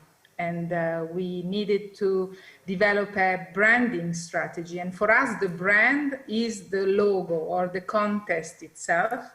And here you see the two examples of the contests that we helped to set up in Morocco and in Tunisia. This adventure started in 2013 under a project that is called PAMPAT, which is the French acronym for a Project for Market Access for Typical Food Products, which is a project that UNIDO was implementing, and is currently still implementing under some funds from the Swiss Secretariat of Economic Affairs, so SECO.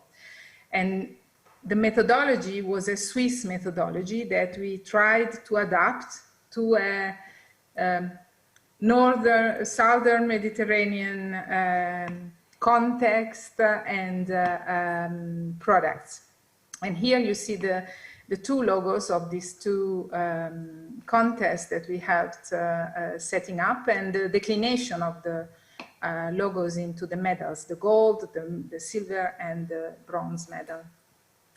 So the award, which is the branding for us, has several purposes, depending on which side you look at. So from the consumer point of view, the award is a certification, is a testimonial that the product is of good quality. And how this is possible? Because the products are tested by a tripartite jury. And in this tripartite jury, you have the specialists that certify that the product respects some quality and some standards. You have a producer that is the warrant of the tradition, and you have the consumer that at the end of the day is the one that will buy the product. So by having this mixed jury, you make sure that you have a very good product that is also not a product to be put in a museum, but is a product that will be having for sure access to the market. The award also strengthens helps strengthening the belonging to the territory, because we all have our favorite food product, no? Related to the country we come from, to the province we come from, or to the countries we visited. And by putting an award, by putting a medal on the product, we recognize that this product represents that region and represents something that is untouchable, that is passion, that brings back memories of a good moment, or of a good sensation, or a specific taste. And this strengthens the communities on the ground. From the producer side, of course, all this is very important, but it's very important to be recognized and to be acknowledged as a producer of something that is specific and typical. So it increases, the award increases the notoriety of these people, which has an impact clearly on the sales of these people. And also, and I will come towards the end of my talk on this topic, but it helps closing the gap between the consumer and the producer. And therefore, you cut some actors, some intermediaries in between the consumer and the producers, and this increases also the margins that they can get.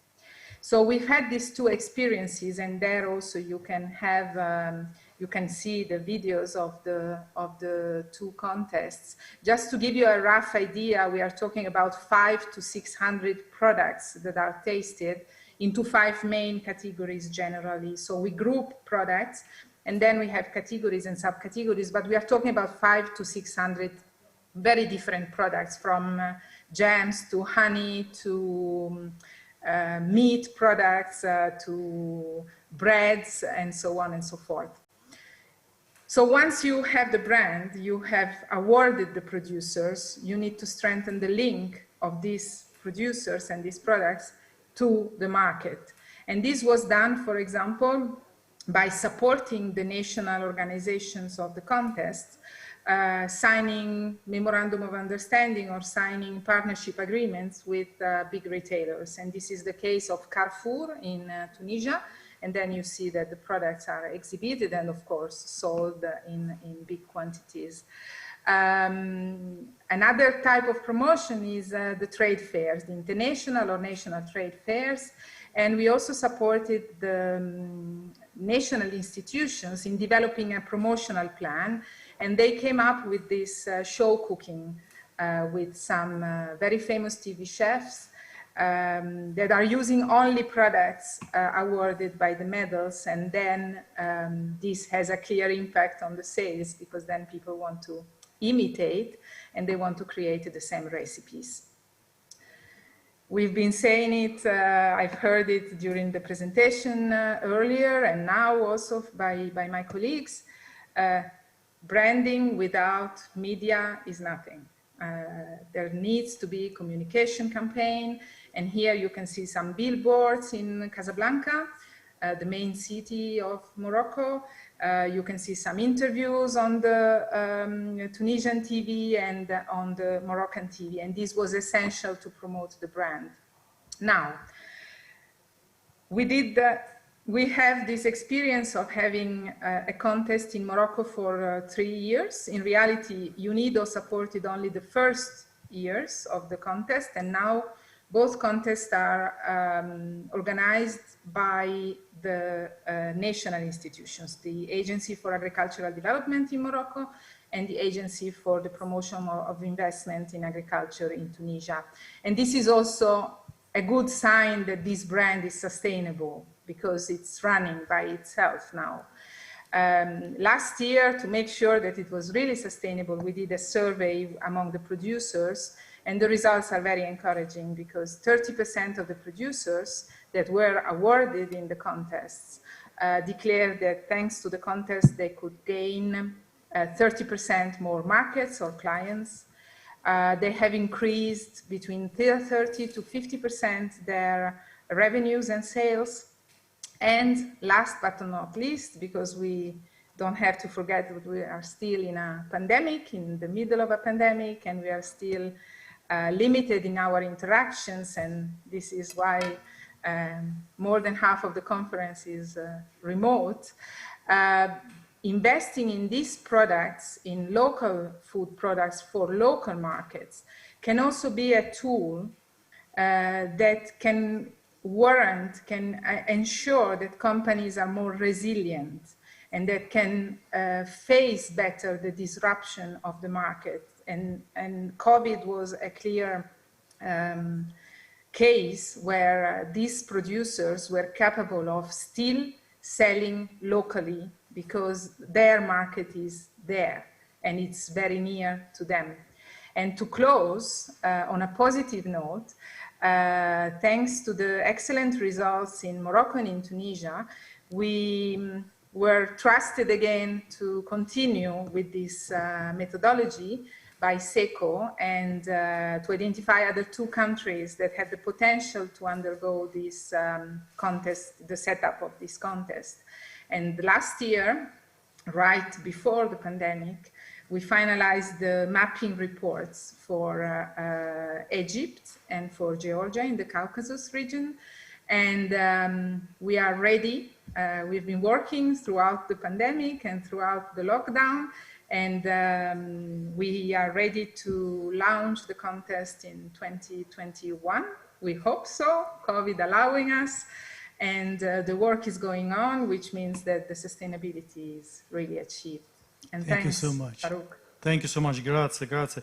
Thank you so much, Abby, for promoting such an important direction of regional brand development within our team. And I'm very happy that the interest from other regions, from the countries of the same region and other regions are growing. And we're basically also, together with DBI, stepping onto the same area of promoting other regions for the healthcare promotion, in particular in Burma region in China. Thank you so much for being with us. Let us go to Caribbean. Let us go to Cuba.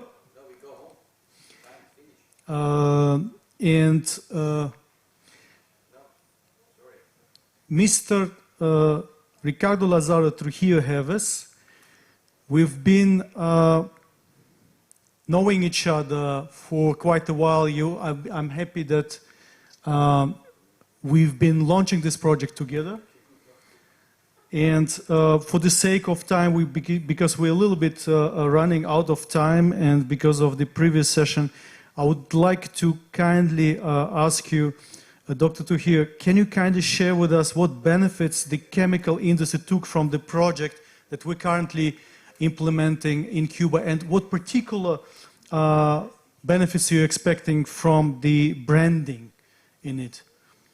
Dr. Trujillo, ¿podría compartir con nosotros qué beneficios obtuvo la industria química del proyecto y qué papel jugó el branding en todo esto, por favor?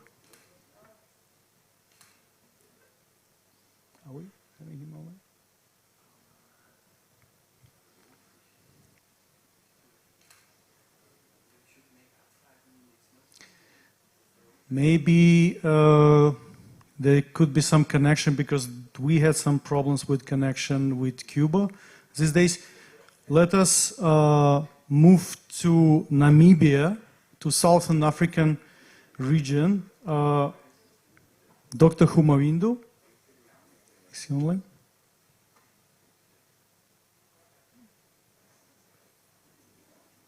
I'm on. Can you hear me? Dear Dr. Humawindo, thank you so much. Sarah Kelly represented you, but just to give a little bit more perspective of who you are, in which industry you work, you're currently occupying the position of Deputy Executive Director of Industrialization Enterprise Development at the Ministry of Industrialization, Trade and SME Development in Namibia. But I know from your background, you've been to academia, to the private sector, to the research institutions.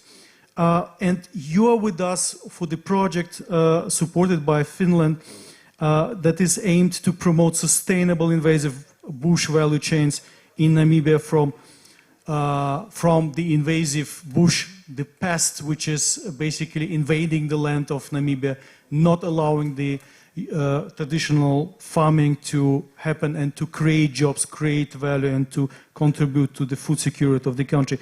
May I ask you, from all this perspective, from where you've been to private sector, institutions, government, what value added do you think the project is giving to Namibia, and what specific form the umbrella braiding have taken the place in order to turn the past into socio-economic enabler? The floor is yours, Dr. Homoindo. Thank you very much, and appreciation for inviting us to the Brand Global Summit 2020. In terms of context, our agricultural sector in Namibia is heavily afflicted by a problem of bush encroachment, what we call invader bush encroachment. And that roughly affects 1/3 of our land space, around 30 million hectares, and the country has around 82 million hectares in terms of land size. And therefore, it seriously affects not only the agricultural sector, but also water management activities, as well as efforts to ensure that we that are in a dry country manage our water sustainably. So in terms of the actual project itself, then what we have done with UNIDO is to start a project in 2017 that is entitled Promoting Sustainable Bush Processing Value Chains in Namibia. And that focus on local economic and export potential stemming from the exploitation of encroacher bush as a raw material. Because although it is an invader bush, it can actually be turned into opportunities for animal feed, charcoal, and food industry value chains opportunities. So overall goal of the project is to ensure that we then promote value-added incomes, jobs, and exports generating activities by exploiting the invader bush.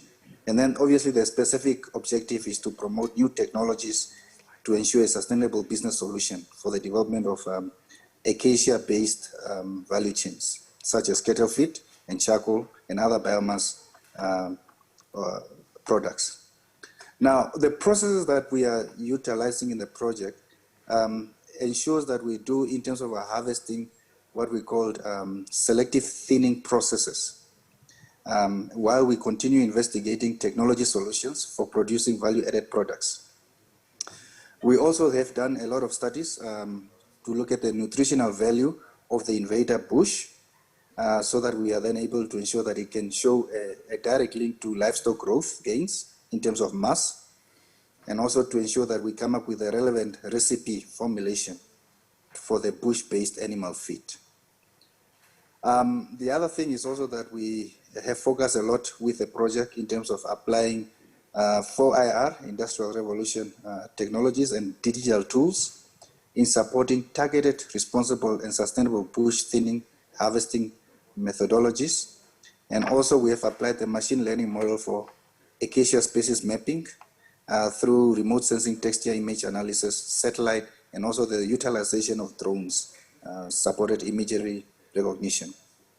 Now, institutionally, in terms of time, institutionally we have created a special purpose production plant, which is called Namibia Green Gold Processing, and that is in partnership with one of our agencies here for industrial development, which is the first of its kind to convert invasive bush species into livestock feed and charcoal. This is also a demonstrable example of a successful PPP in Namibia, public-private partnership, which was facilitated by UNIDO, and therefore it brought together governmental efforts, foreign technology, as well as private sector funding, because the project has secured funding from the private equity space, and to address this pertinent problem of invader bush. We have also produced substantial results in terms of the project. We have delivered a strategic action plan. We have delivered a feasibility study that shows that the production plan can be highly feasible, and that obviously attracted the private equity funding. And then also a market intelligence that ensured that the transfer of the Finnish technology, one of our key partners is the Finnish government, then paved the way for the operationalization of the production plant. Now, finally, in terms of the brand, that's what we are here for, in terms of branding aspects. What we have done there is that we have recently acquired a brand name, Bush Sustainable Harvesting, Nutri Pellets, and Bush Sustainable Harvesting, for bush BQ. So respectively, the NutriPellets are for the animal feed, and then the bush Q is for the charcoal. And we also have ensured that we look at how do we develop end-use products by utilizing this branding. We also must ensure that the branding embodies eco-branding philosophy underpinned by the triple win solutions.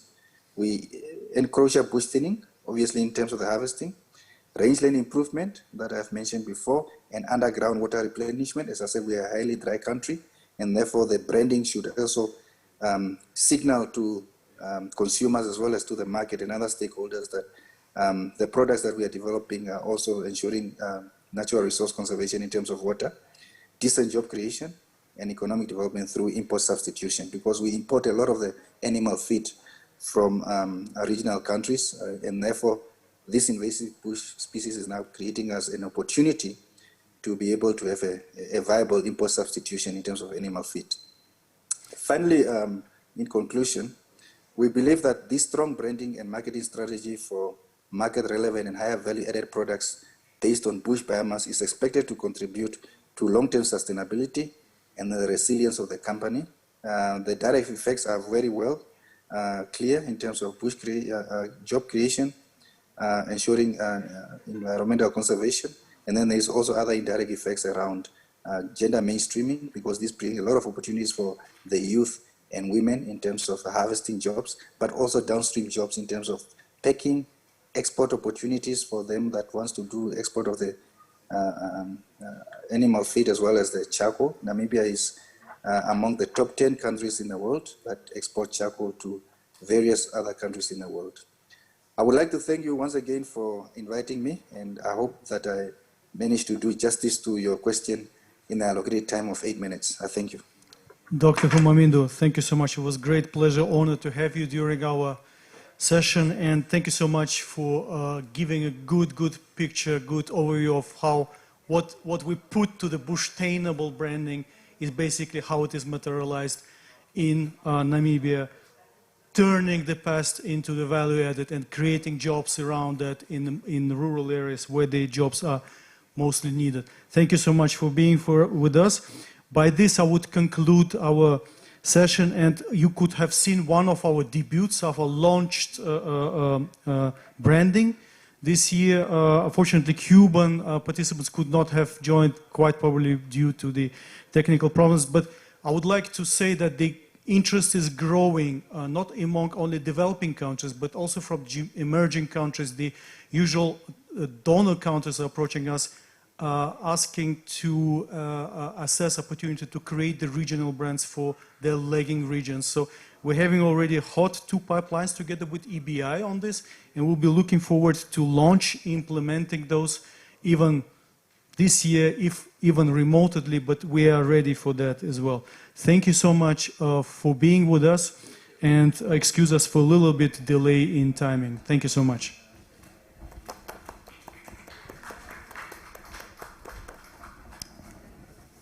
Thank you so much, Farouk. That was really great. Brands for competitiveness, creating sustainable growth. Thank you so much, Farouk.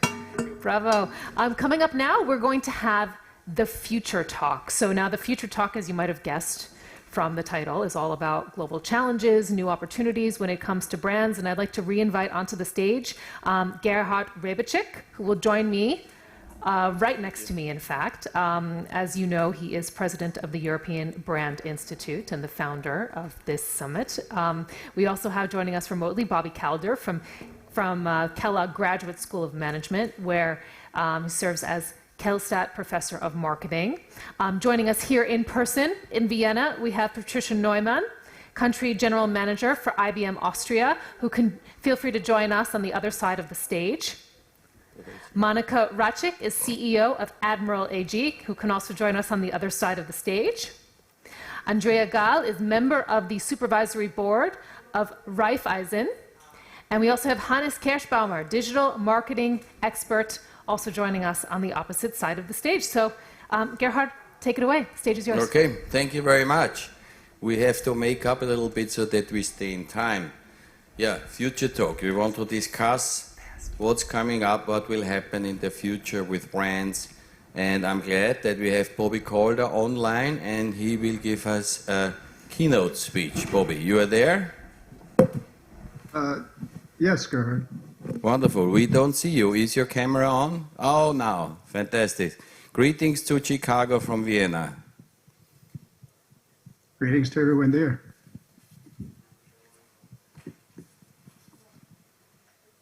Okay, Bobby, you can start. Okay, I'm trying to share my screen.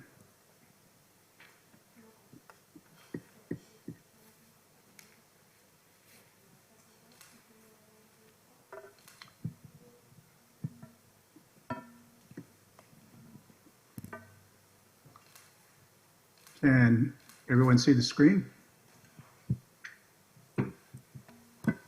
Yes, we see it, Bobby. Okay, great. But maybe great. you don't, because we see also the second slide, maybe you change the mode. It's the presentation mode when you go to the... Okay.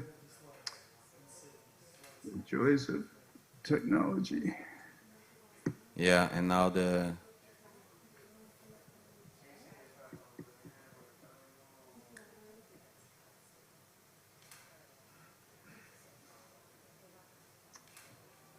Well, why don't we proceed? You can see the main Yeah, slide. sure, Bobby. Let's go ahead. Right.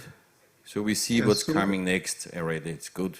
It's a future talk, so we should look into the future of the slides Okay, also. so the future, exactly. So what I would like to talk about is the future of brands, and what I'll say is based on the fact that not all brands will be able to brand themselves in terms of sustainability, rich as that is for branding purposes. Brands have to be many more things to many more different kinds of people. And so marketers, especially big companies, and I think in the future, many more companies have struggled with the idea of adding sustainability to brands where sustainability is not the core of the brand, but it's added to the brand. And to do that, we've come to the notion of brand purpose. And what I would like to argue today is that brand purpose is really part of the future of brands, where purpose is added to all brands, not just purely sustainability-based brands. So let me show you what I mean and how I get to that position. We have to always recognize to start with that brands create value for consumers. That basically is what brands do. They go beyond the objective value of the product and really add additional value in the mind of the consumer, which is real, and that the consumer values the product even more than they would otherwise without the brand. So traditionally, brands do this by persuading consumers to recognize the value of the product, the design of the product, the name, the logo, the visual identity, all the things we're familiar with, as well as the advertising messages, focuses the consumer's attention on the most valuable benefit of the product. An easy example that everyone knows is Coca-Cola. For instance, it's a refreshing beverage that has made people all over the world happy for generations. And everything Coca-Cola does is predicated on that branding, getting people to recognize the refreshing quality of the product and the fact that that's reinforced by its being well known for generations. Branding causes persuaded consumers to recognize the value of Coca-Cola compared to a competitive product. Now, today, competition is everywhere, right? Competition in the market puts increasing pressure on brands to become even stronger by creating more value for consumers. We have ad blockers, we have consumers that resist advertising. It's harder and harder to create strong brands. Stronger brands must create value above and beyond the value of the product itself, and that happens when the consumer's experience for the brand adds value to the product.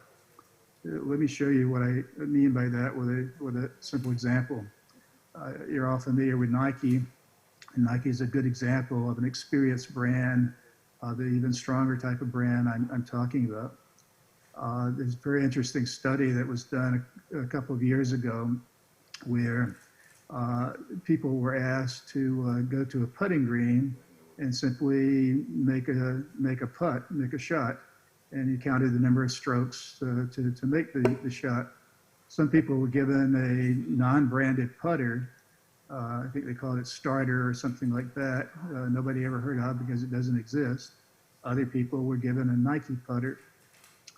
In all cases, the putter, of course, was the same. But in terms of the shots to make the putt, markedly fewer shots for the Nike product. That Nike brand actually affected people's performance, their experience of making the putt. That's what a really strong brand can do, and that's really the goal of really marketing in the future, to create experienced brands of that kind.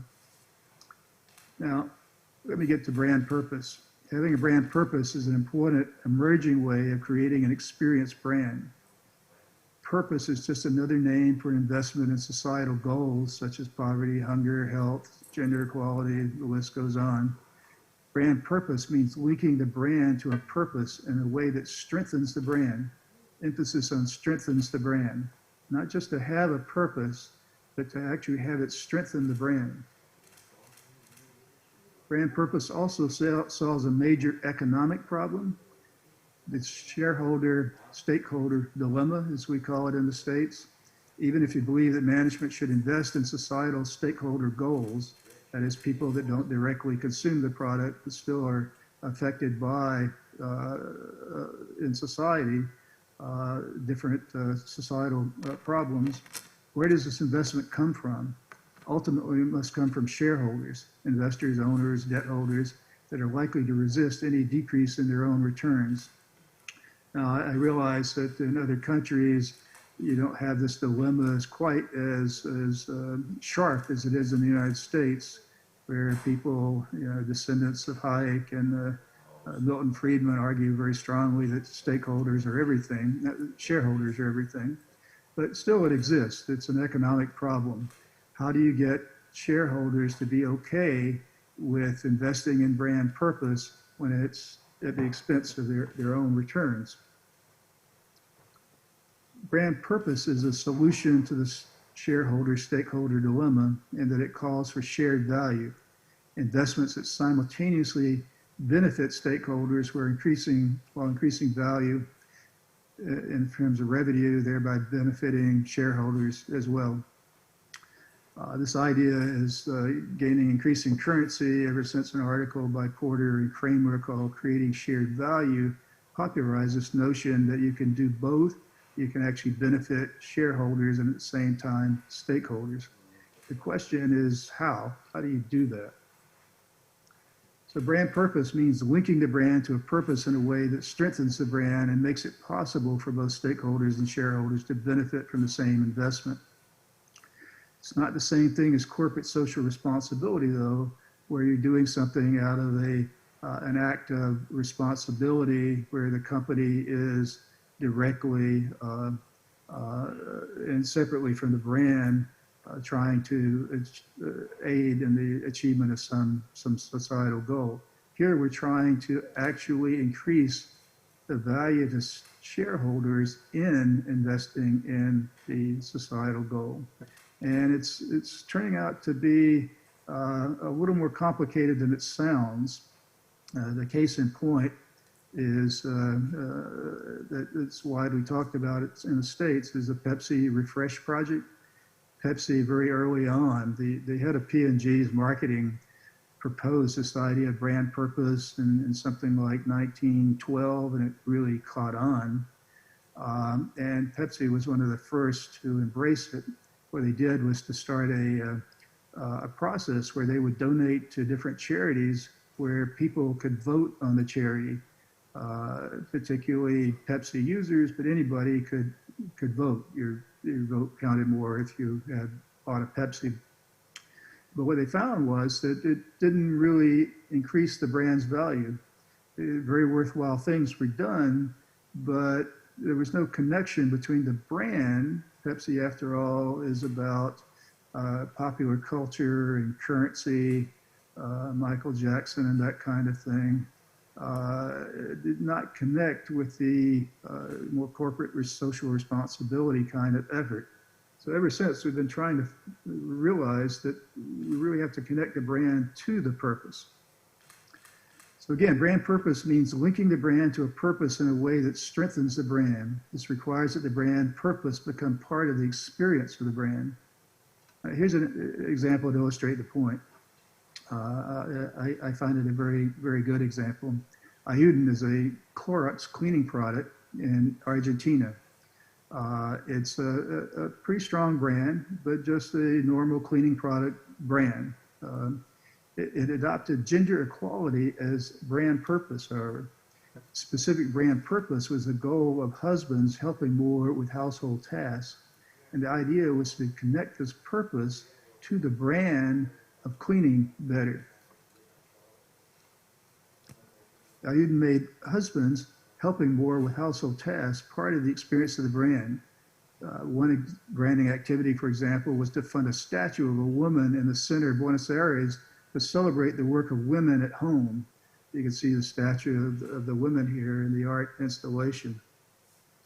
Now notice this is an experience. This is a live experience of the brand connected to brand purpose. The statue, interestingly enough, also included a man, but the male statue was only half complete.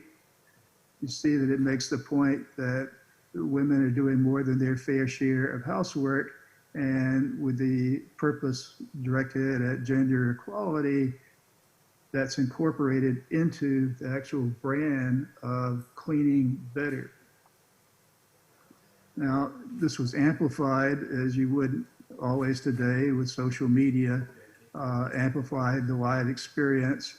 Other content took the form of instructional articles on how to share the load, which actually was directed at men in terms of explaining to them that they could participate in household activities such as laundry. This type of a gender equality purpose has been incorporated in a number of brands at this point. P&G in India did this with their cleaning product. They actually went so far as to print special tags for clothing that was put on clothing for sale that says washable by men and women. So you get the idea. Incorporating the purpose into the brand and the brand's activities. Now, one last point. For sustainability, branding activities such as this should not be treated as expenses. And in most cases, they are from an accounting point of view.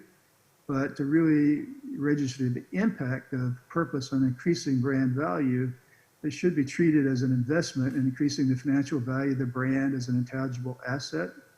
And for this purpose, a number of us, including Gerhard, have been involved with ISO and trying to create standards for actually measuring brand value as an asset that then could be used to evaluate efforts like this, such as increasing brand value through brand purpose, and even eventually certifying brands for having done this is per the certified brand that the European Brand Institute is conducting.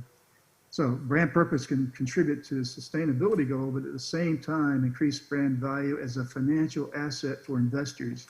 And if you can communicate that to investors, that gives them a basis for supporting the sustainability effort.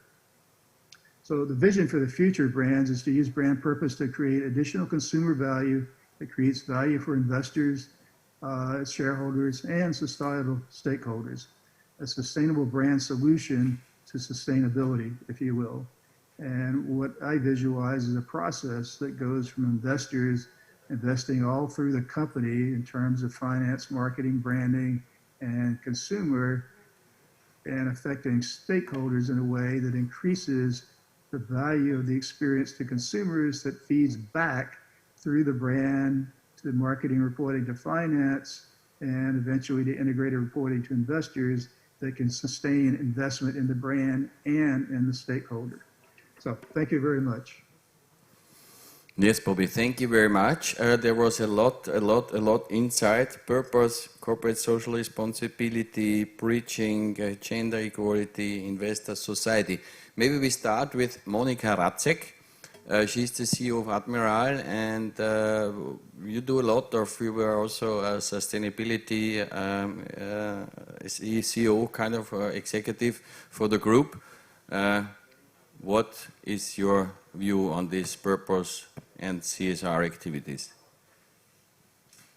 Yeah, thank you, Gerhard.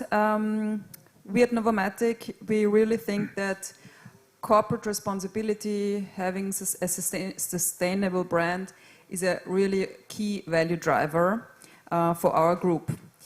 Having a sustainable brand means having a trustful brand, and this is very important in our industry because this also means securing our own market position. We are depending on licensing. We are operating in 5 provinces in Austria, slots, and you only are allowed to do this if you obtain a license. And a very important part of this licensing process is having a very comprehensive and very good player protection program. So this is the heart of our CR activities at the group, to do the utmost possible to protect our customers. So really have to do a good job concerning responsible gambling.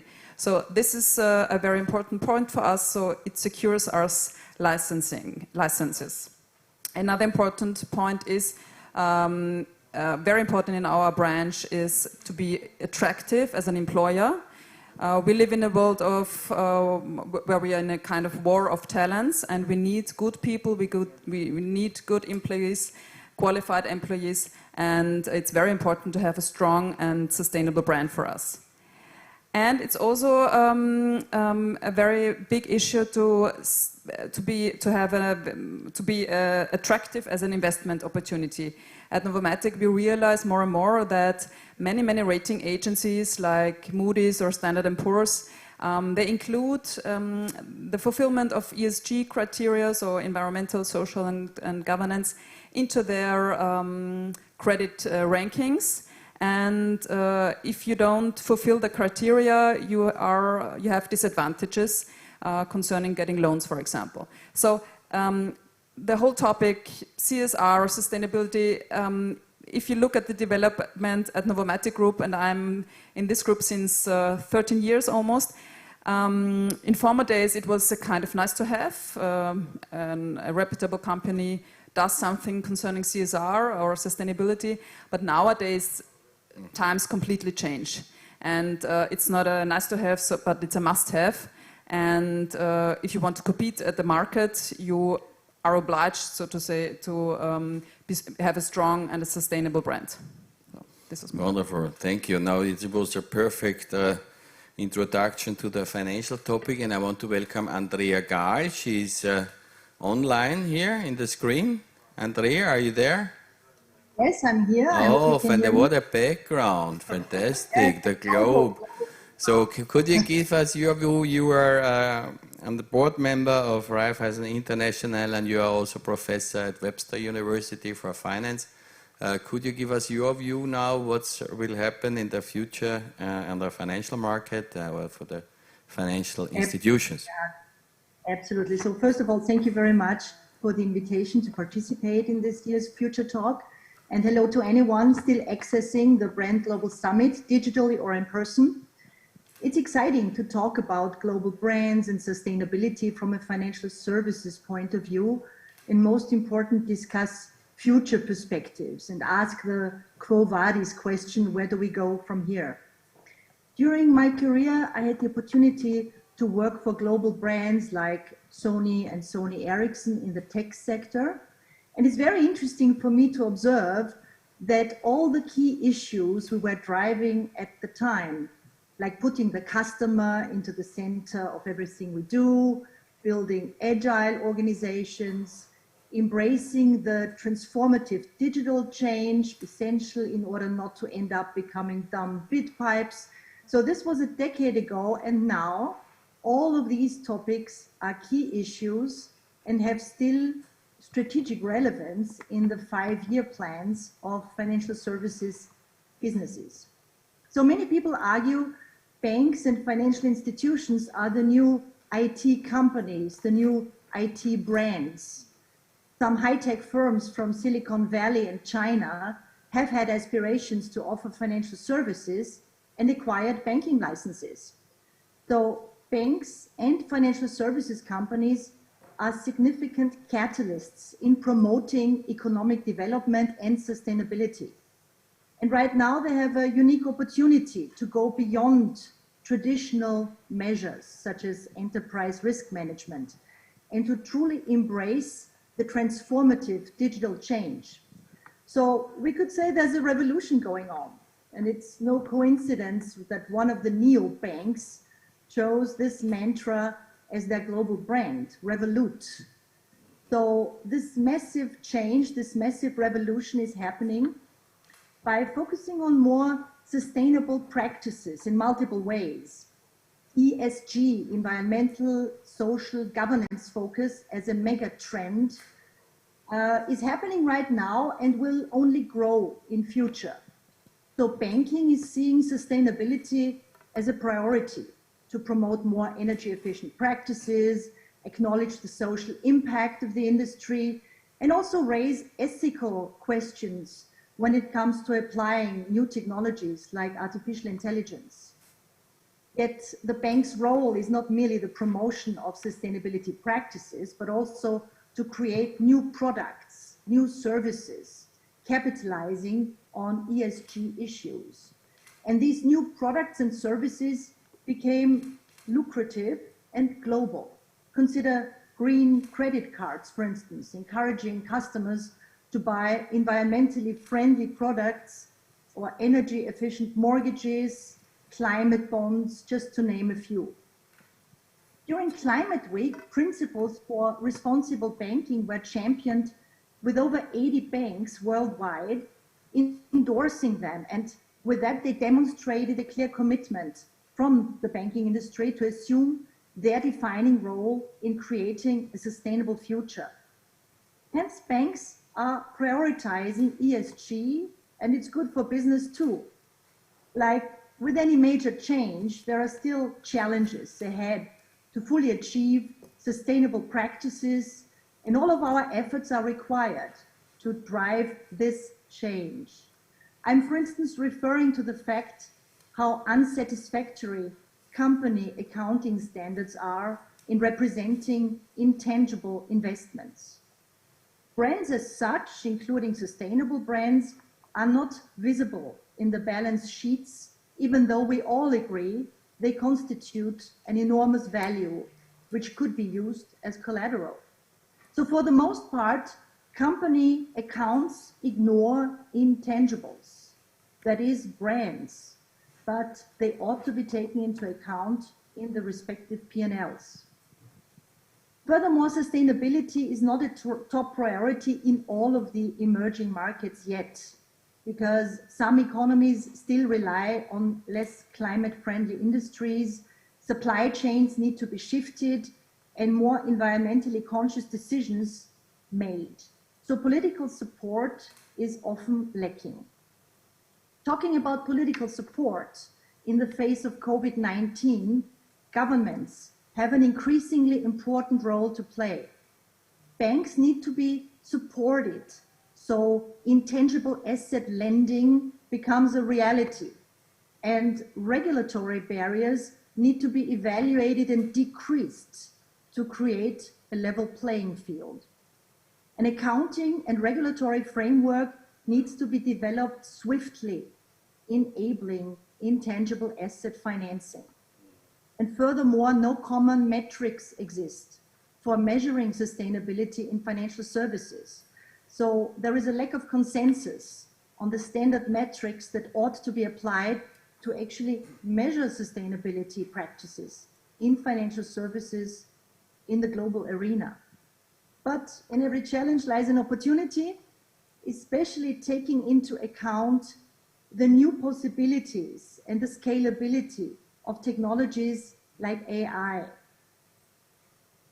Thus, we urgently require systems, we urgently require tools, we require platforms allowing us to determine a baseline for success. These platforms need to be trustworthy. They need to be easy to use with an appealing user interface, an appealing UX, providing a rich experience of usage. And they need to be comprehensive with the ambition of a global reach. With the implementation of such new platforms, relevant brand data by sector, by industry could be accessed so that players in the field of sustainable banking and ESG could be clearly identified and, most important, brought together. And by doing this, form the basis for new business in the respective sector. This innovative approach is going to create new jobs, also in the SME sector, which took a dramatic hit during Corona, provide new sustainable investment opportunities, and most important, drive economic growth and prosperity, which the whole world is so urgently in need of right now. Thanks very much for your attention. It's Andrea, wonderful. Now we come back from orbit to the UN headquarters again.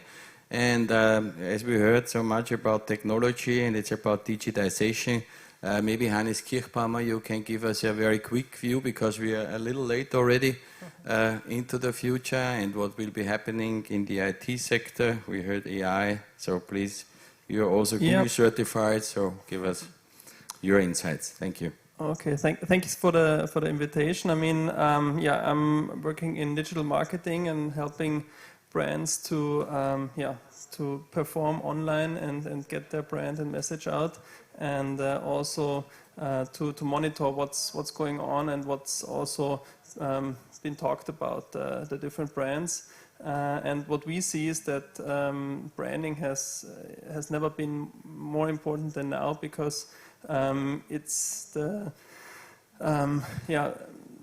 brand and the client are much closer than ever before, and it's definitely something that the case that transparency and sustainability becoming more and more important, and we see it also in efficiency and performance of online campaigns, and so it's the factor is rising, and we also see that brands are more and more aware of how important not only the digital marketing but also the discussion on online media is, and especially with COVID this year, most of the attention is digital now, and so we are now developing a lot of solutions to help monitor what's going on, see what brand effects different campaigns can make, but also to manage the community and see what's helping the brand to develop in the right direction, and also what you can do if anything not so positive happens, and find the right solutions there. So it's databases, different monitoring systems are rising, and the awareness also with the big brands is bigger than ever before. And and for me, always the best example is if you have more or less a similar same product, and you have two brands, you will definitely see which see the effect of the better, more sustainable and better recognized brand, and so that's something that's getting more and more important, and also the solutions around that, different brand lift studies where you see, okay, how did a certain campaign, a certain communication affect the brand, is something that's getting more and more important and bigger. Okay, Hannes, thank you very much. So it's all about data, combining data, as already Andrea said, doing information out of data, artificial intelligence. And I think here comes IBM in. IBM itself, a very, very long-time brand, 109 years old. And Patricia Naumann, you want to tell us a little bit about the ethics in this new system, ethics, responsibility, where you see the challenges in the future. So hello everyone, thanks for the invitation. Yes, 109 years, that's the company's age I'm working for. And everyone who knows IBM, we have changed our portfolio, so to say, several times. So from things like scales up to now artificial intelligence and quantum computer. But things that are combined with the IBM brand, the values remained very stable over the years. And one of the values is, for example, innovation that matters. So really our commitment to continuous research and development and innovation every year for the good purpose, so to say, is that what drove IBM's business model over the years, and that's what the brand stands for. So we have the privilege to serve clients across the world in all the industries. It's the banking industry, the retailers, everyone. And the thing is that what we try with technology is to help clients on their way, and there I think where you can combine business and sustainability to become faster, to become more service-oriented, more client-focused, and to do things that really help to solve the big problems of the world. And few of them have been mentioned today already.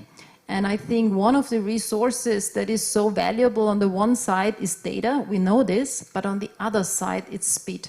And that's again where technology comes in. So when we talk today, for example, about quantum computer, then it is because you will need the quantum computer in the future on top of today's computer power to solve problems around research. Where's the next best medicine? Yeah? How can I do material research for the best battery we need in our cars?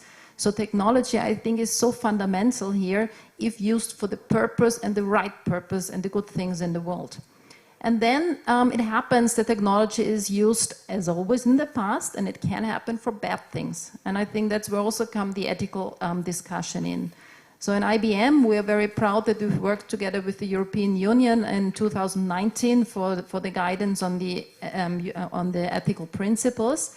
So that's one thing. The other thing is, yes, we try to serve for the good purpose, but the important thing is that as a technology company, we also provide tools that can help to find out where in the artificial intelligence is a bias, where is a pattern that does not fit to the human rights we all want to follow, or be a role model in the world. So an example from IBM, we have withdrawn from the market a software for facial recognition, because it was used for a purpose which was not for the right purpose we believe in. So we said we step away from this business. We don't want to be seen providing facial recognition software.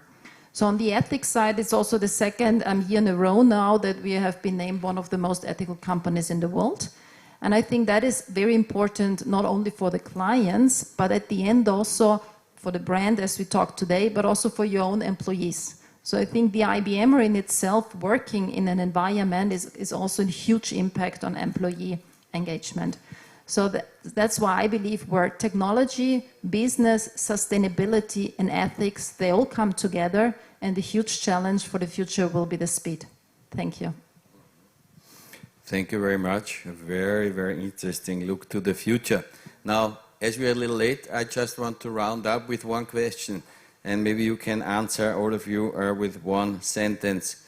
What do you think will be happening in 10 years, or should happen in 10 years, with brands in relation to sustainability? Maybe we start with Monica, then comes Bobby, then Hannes, and in the end, then last but not least, Patricia. Okay?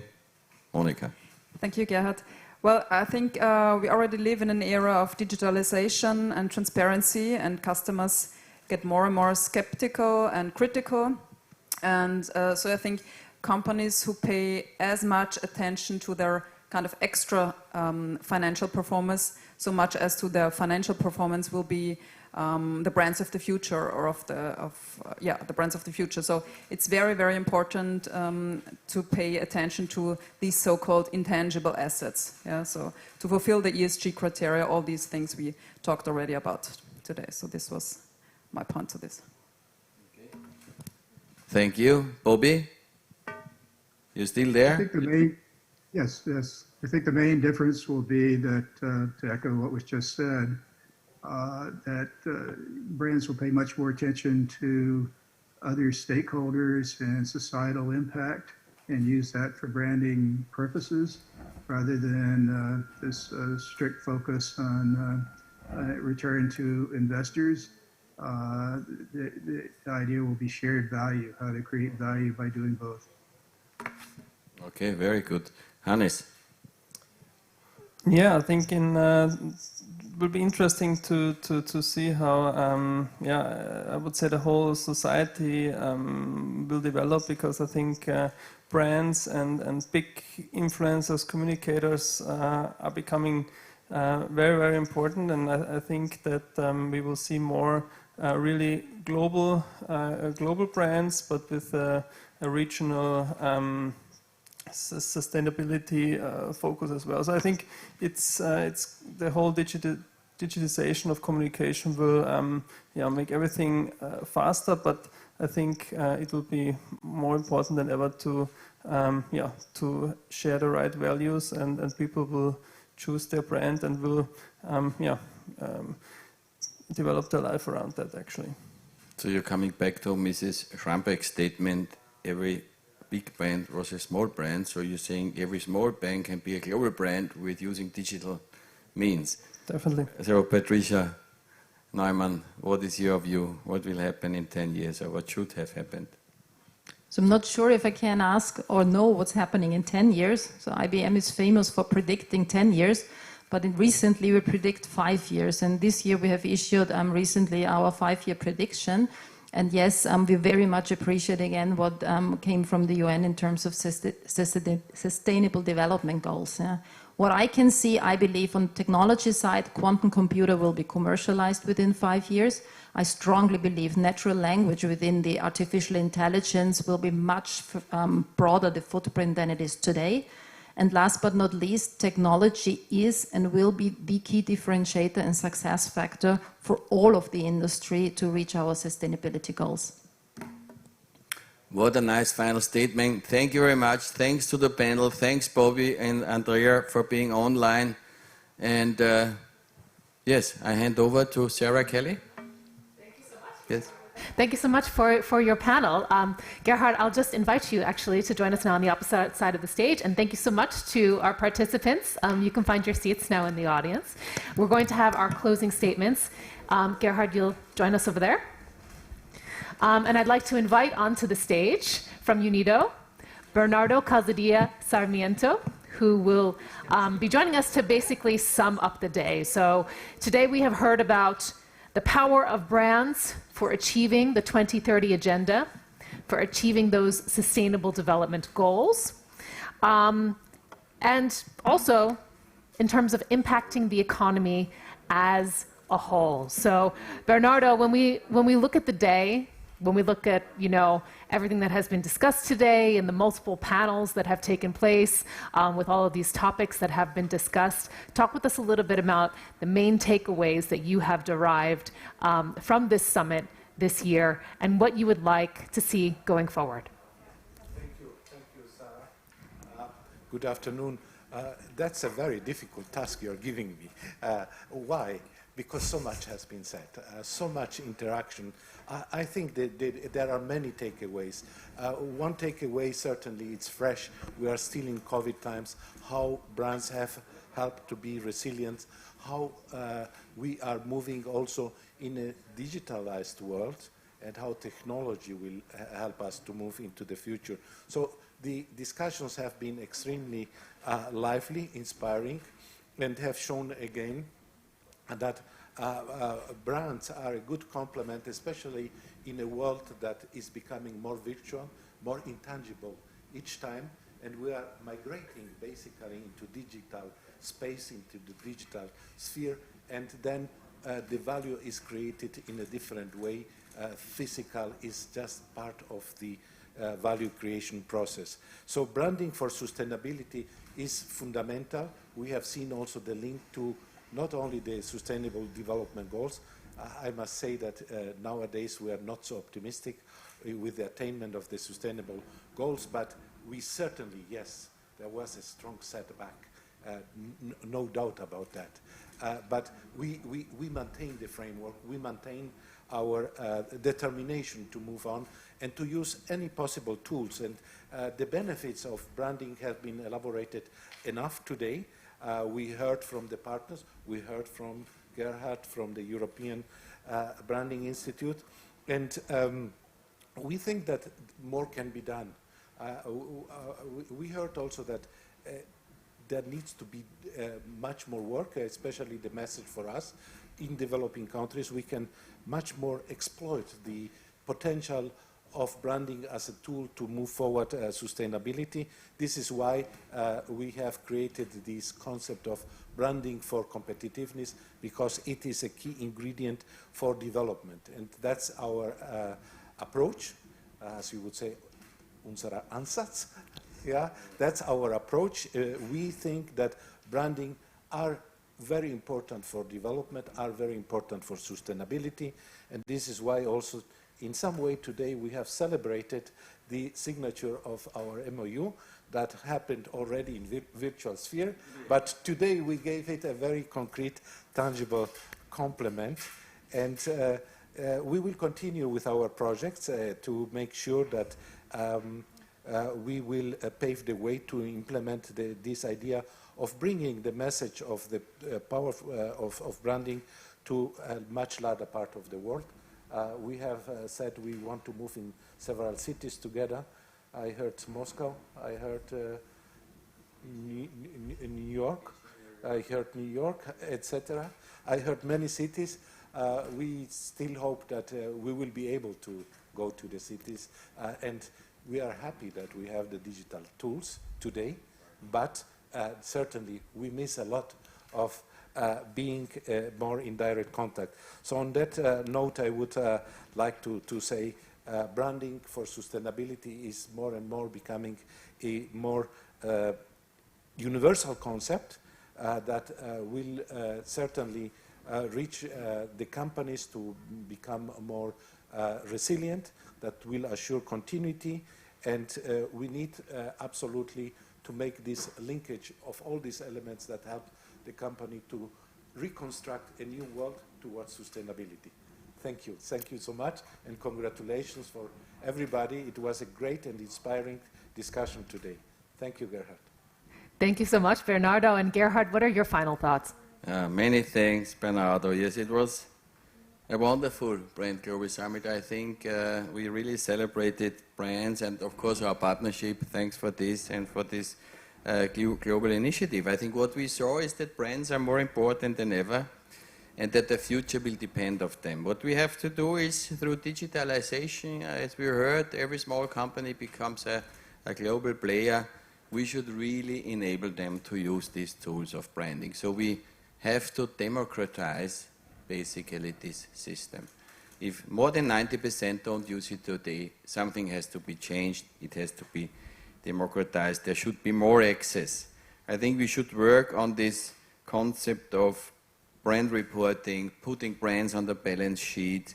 We should use them for access to financing. We should finance also brand projects. As we saw, they are very successful. They have very good returns. As you mentioned, yes, we are planning an initiative with you, the global initiative. So I think next year we should have summits in Vienna, in Moscow, in Beijing, New York, Middle East, and of course wherever we invited to. So if you want that we hold a summit in your home country, please tell us.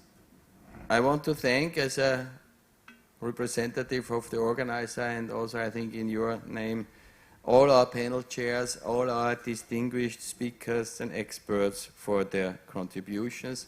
I also want to thank the organizing team, the project team, Milena, Iana, Tamara, Maya, Renate, Oliver, Ruben, David, all the diligent people behind this event, the project manager, Farouk Alimchanov. Thanks, Farouk. It was not easy with all these COVID changes and all these preparations, very special, but I think it was a great day. Also, of course, last but not least, many thanks to our wonderful moderator, Sarah Kelly. I think we should give her a big hand, even though we are not many people here. Sarah, you did a very good, a great job, I think. I think you can become our brand ambassador. You can definitely should join us on our global tour. And to all our participants from the world, did you get this one idea, what I mentioned in the morning? I hope you got this one idea and you can implement it in your business or private life. And I think what we can state is that we are committed to work towards this democratization of brands. We will have several initiatives, this global tour, this world tour. We want IP and brands and especially SMEs to do better. Also those 90% who don't have access today. We want to create a more inclusive and better world and to leave no one behind, actually. So we want really to contribute something. So please join our initiatives, establish projects in your countries, and see you at our next event. Thanks, goodbye, and keep on branding. Thank you.